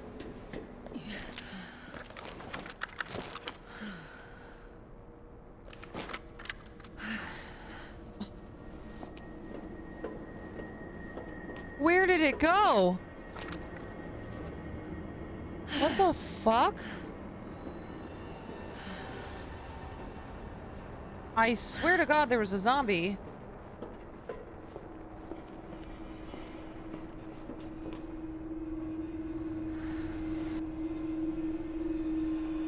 Something. Oh! Yes, baby.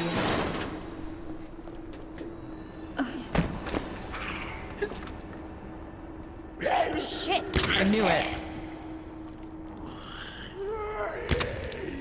You asshole! Yeah, you asshole! Oh my God, this dude! Oh, son of a bitch! Shit. Seriously? No, you gotta be kidding me. Okay. Wait. This guy is just not going down.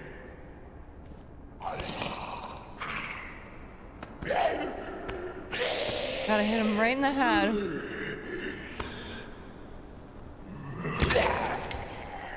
Please? Okay. What is going on? Sheesh.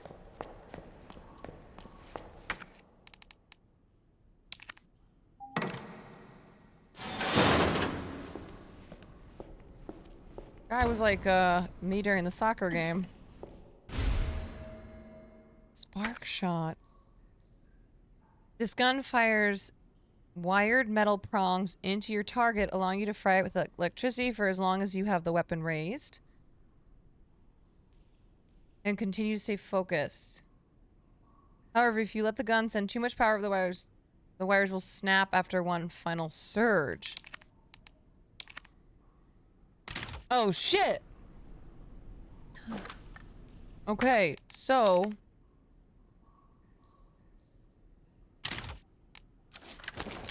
Dang. Pro tip for this is shoot and hold the click until it explodes.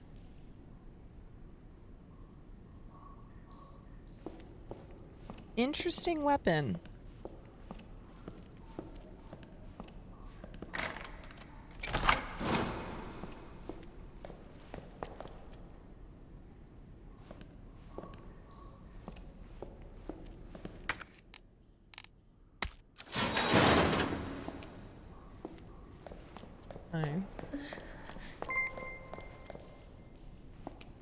Miss Gina, darling. Wait, is that what? Wait, what? Didn't I just get a raid?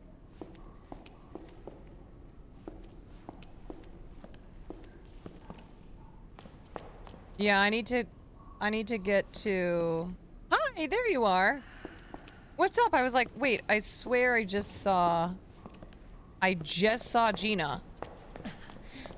Hi, y'all. I'm playing a little Resident Evil. Yeah, I gotta clear out some space here. Damn, girl, you look like you could fold a fitted sheet. Somebody earlier said I look like a Domino's worker. And I was like, honestly, you're not wrong. You are not incorrect. Thank you for the raid, Gina. Y'all, please give Gina Darling a follow. If you don't know her, she is a woman extraordinaire. She also was a part of the RIP G4 team. Damn, girl, you look like you respect boundaries. Look at damn, girl, you look like you can plug a USB in the first time. I look like all these things. Wait, guys, how am I supposed to get this fucking thing out? I'm a little confuzzled. Oh, wait. I got it. I got it. Gina, hope you had a great stream. Sweet pea. You look like you can put in eye drops without flinching. God, how do you know all these things about me?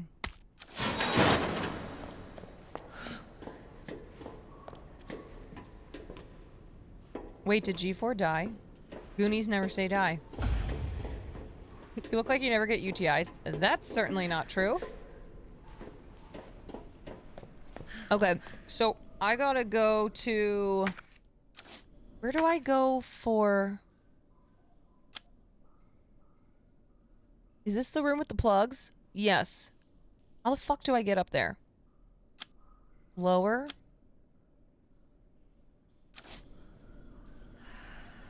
You look like you used your turn signals. I try. I try.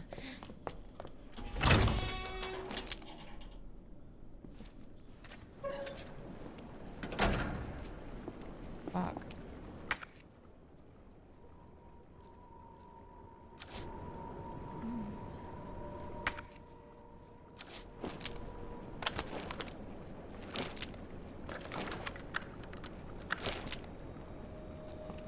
Have a good stream, BB. Thank you. Thank you for the raid again. Miss your beautiful face. I am so bad at multitasking. Oh! Hello! I am so bad at... Yeah, I'm just going for it. Yeah, see ya. Because I'm so bad at gaming, I'm so bad at multitasking and gaming. You look like you clear RE2 first try. Yeah, that's certainly true.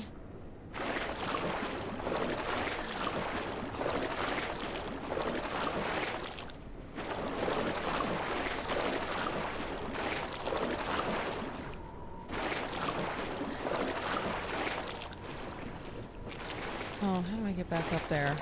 Shit. These innards are confusing me.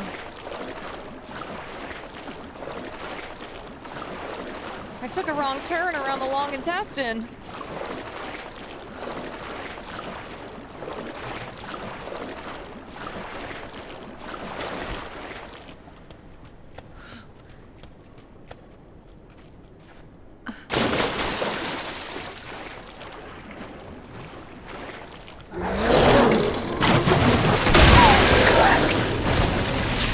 Oh, shit! Oh. Please die! Dude! Yeah! Oh. Baby. Oh. Woo-wee. Jesus. Ah, there's so many of these things. You just don't stop. Just keep coming. Okay, I need to get to the plug room.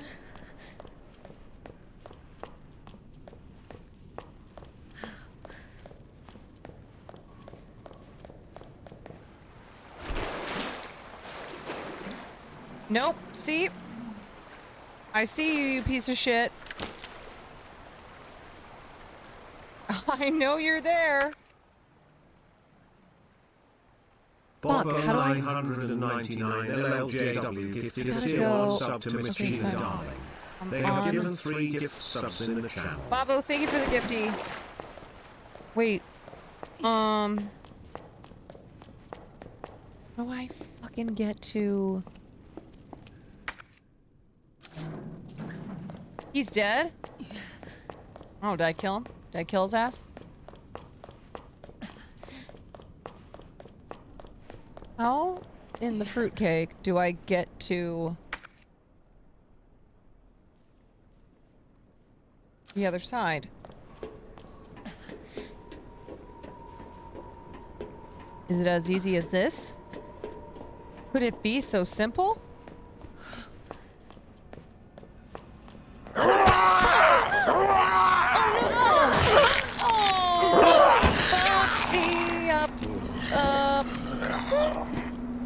Nope. Yep. Goodbye.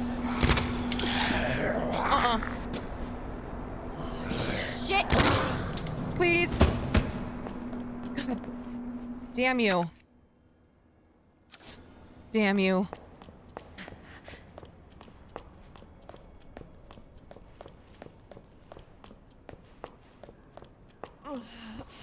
Here, I think I've got some health.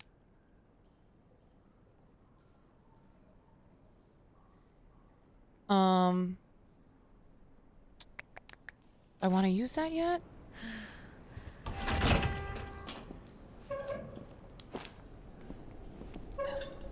Okay.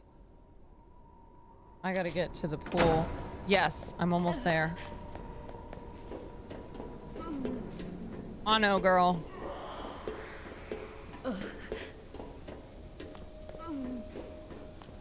I cannot get bitten. Okay, thank God. Fucking hell. Okay. Alright, alright, alright, alright, alright. Alright, great. Versace sauce. Have a good night. Thanks for hanging. Okay, guys. We're almost there. Wait, I think I figured this out last time. What order it needs to go in. Bishop and the queen aren't next. Queen and the rook were opposite each other. Where's my rook? Rook. So queen needs to go here.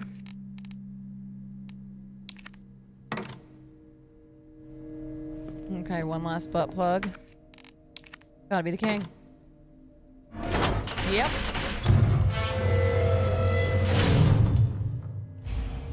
All right, Sherry. On my way. Sherry.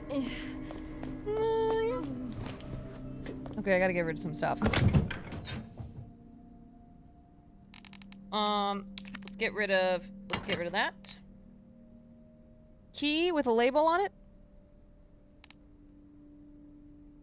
I don't know.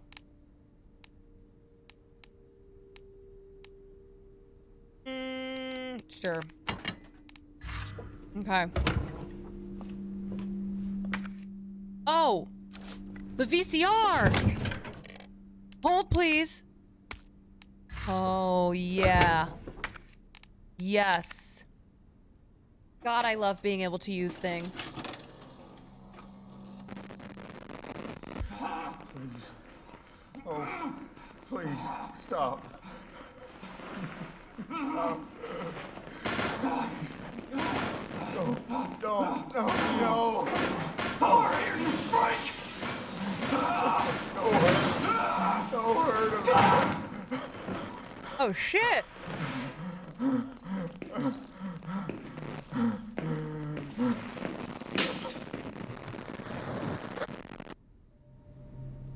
Glad I watched that.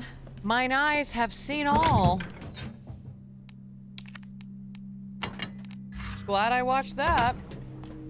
Listen, bitch. We died like 3 times trying to get that thing.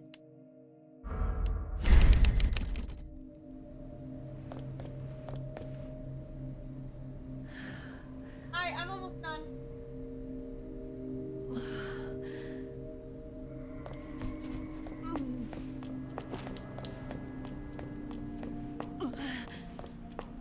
All right. Okay. You know what? I'm gonna use my health. There we go. Now we are locked. Wait. Did I not get everything that was up in here?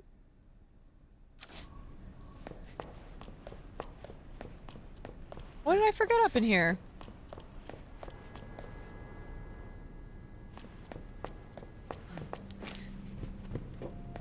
I must have forgotten something. Nothing? Okay, well, I don't know. Why is it still red?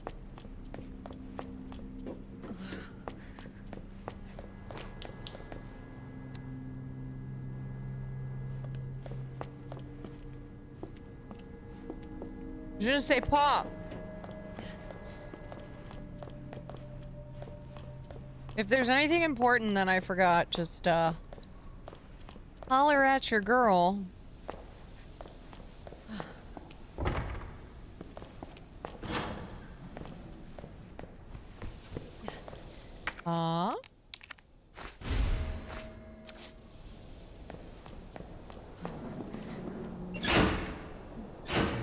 Oh, the room stays red because the plugs are still in the wall? Gertcha. You can pick them up if it annoys you. No, it's all good.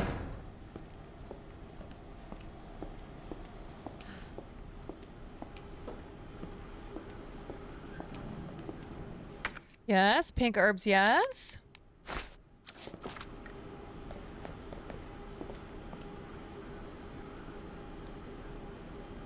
Oh god, it's a thing.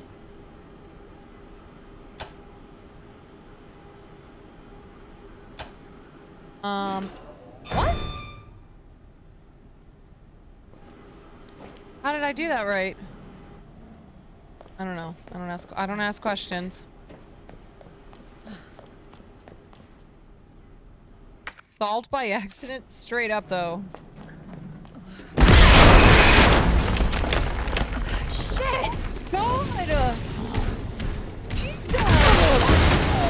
Oh, fuck!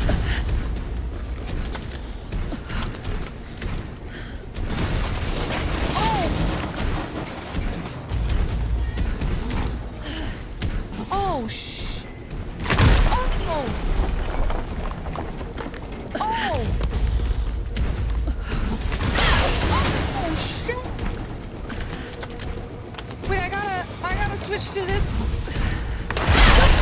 Oh, God! Oh, God! Oh my God, I'm on fire! Oh my God, I don't even know where to go. Oh.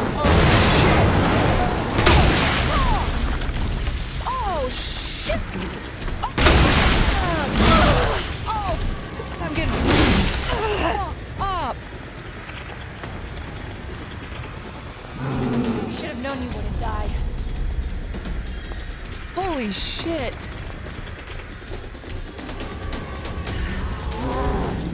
Oh my god.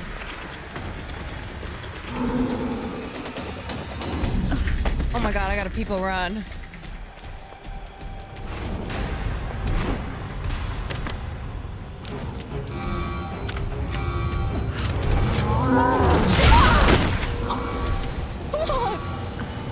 Oh god. Oh my god, where? Oh my god. Oh! Fucking hell. Oh shit. Oh. Oh, please. Oh.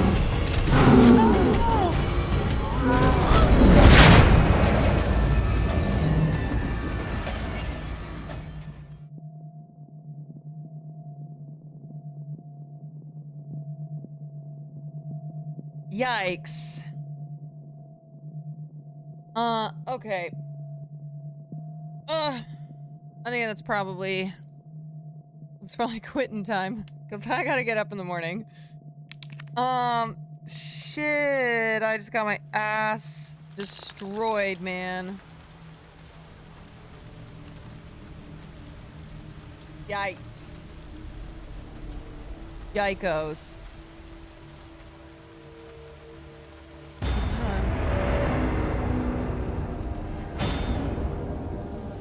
You die over there?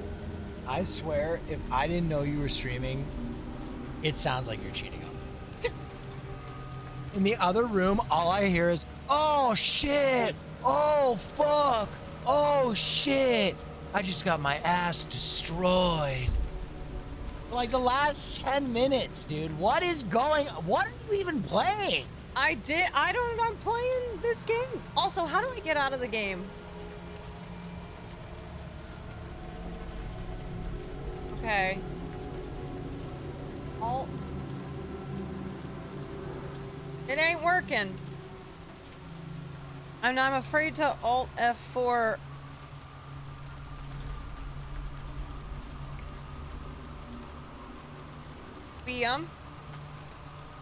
See, look.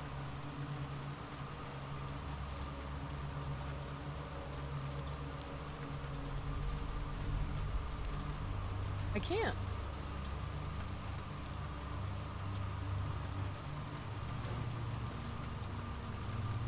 It's frozen. Okay. Oopsie poopsie. Oopsie poopsie.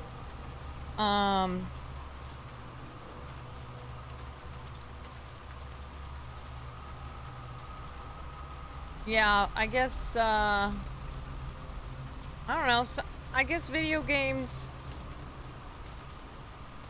they can be, they can be arousing. Indeed. Oh, I will say it fucks my throat up though.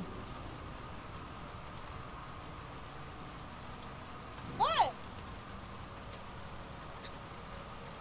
That sounds even more sexual. My bad. It does though. Alright, well the sounds of the game is still playing because I can't figure out how to close out of the game once again. I feel like we're in a good spot though. I think we're in a good spot. I think we're gonna make some more progress tomorrow night when I come back. Wait, fuck. Is tomorrow Wednesday? Tomorrow's Wednesday, correct? Okay, I'm gonna need to do an earlier stream because I'm supposed to go to something at night. Alt F4. Here's the thing. How many times have I done Alt F4 and then I have force quit out of Streamlabs desktop and ended the stream? I'm an idiot. Okay, peeps. Technically today is Wednesday. That's true. Thank you for hanging out. This was a really fun, awesome stream. I'm glad we got to cover some old Hollywood political shit, and then I could get my ass destroyed in Resident Evil 2. Yeah, I need to get the pains of aging. I need that toilet thing. I need that assisted toilet. I don't know what time I'm gonna stream, but I will put it on Twitter tomorrow. But I need to stream a little bit earlier than I normally do, so I can make sure to get a stream in before I have to go to my thing tomorrow. All right, who's streaming? Who haven't I rated?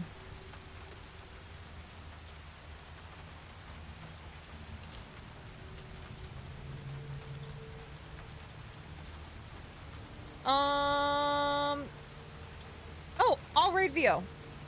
Wait, no? JK? Or I was gonna say I can raid... Man, there really are not many people streaming. There's not a lot of people streaming right now.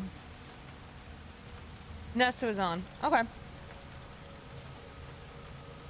Is Wake streaming? I will raid Wake. Yes, indeed, because he was just too cool for school during game day, and I will never stop laughing about him with the cigarette in his mouth, just casually galloping down the field. Oh, VO's sleeping through a subathon. Gotcha. Yeah, I definitely don't want to send you guys over to that. I will send you to Wake, who I think is gaming. Perfect. Great. Okay, thank you. Thanks for spending this evening with me, and excited to see you all tomorrow. If you're new here from Gina's community or other communities, I hope you enjoyed your time here, and I hope you come back. Mwah, mwah. Have a great rest of your night. Have a good day tomorrow, and I'll see you tomorrow for Hump Day. Goodbye.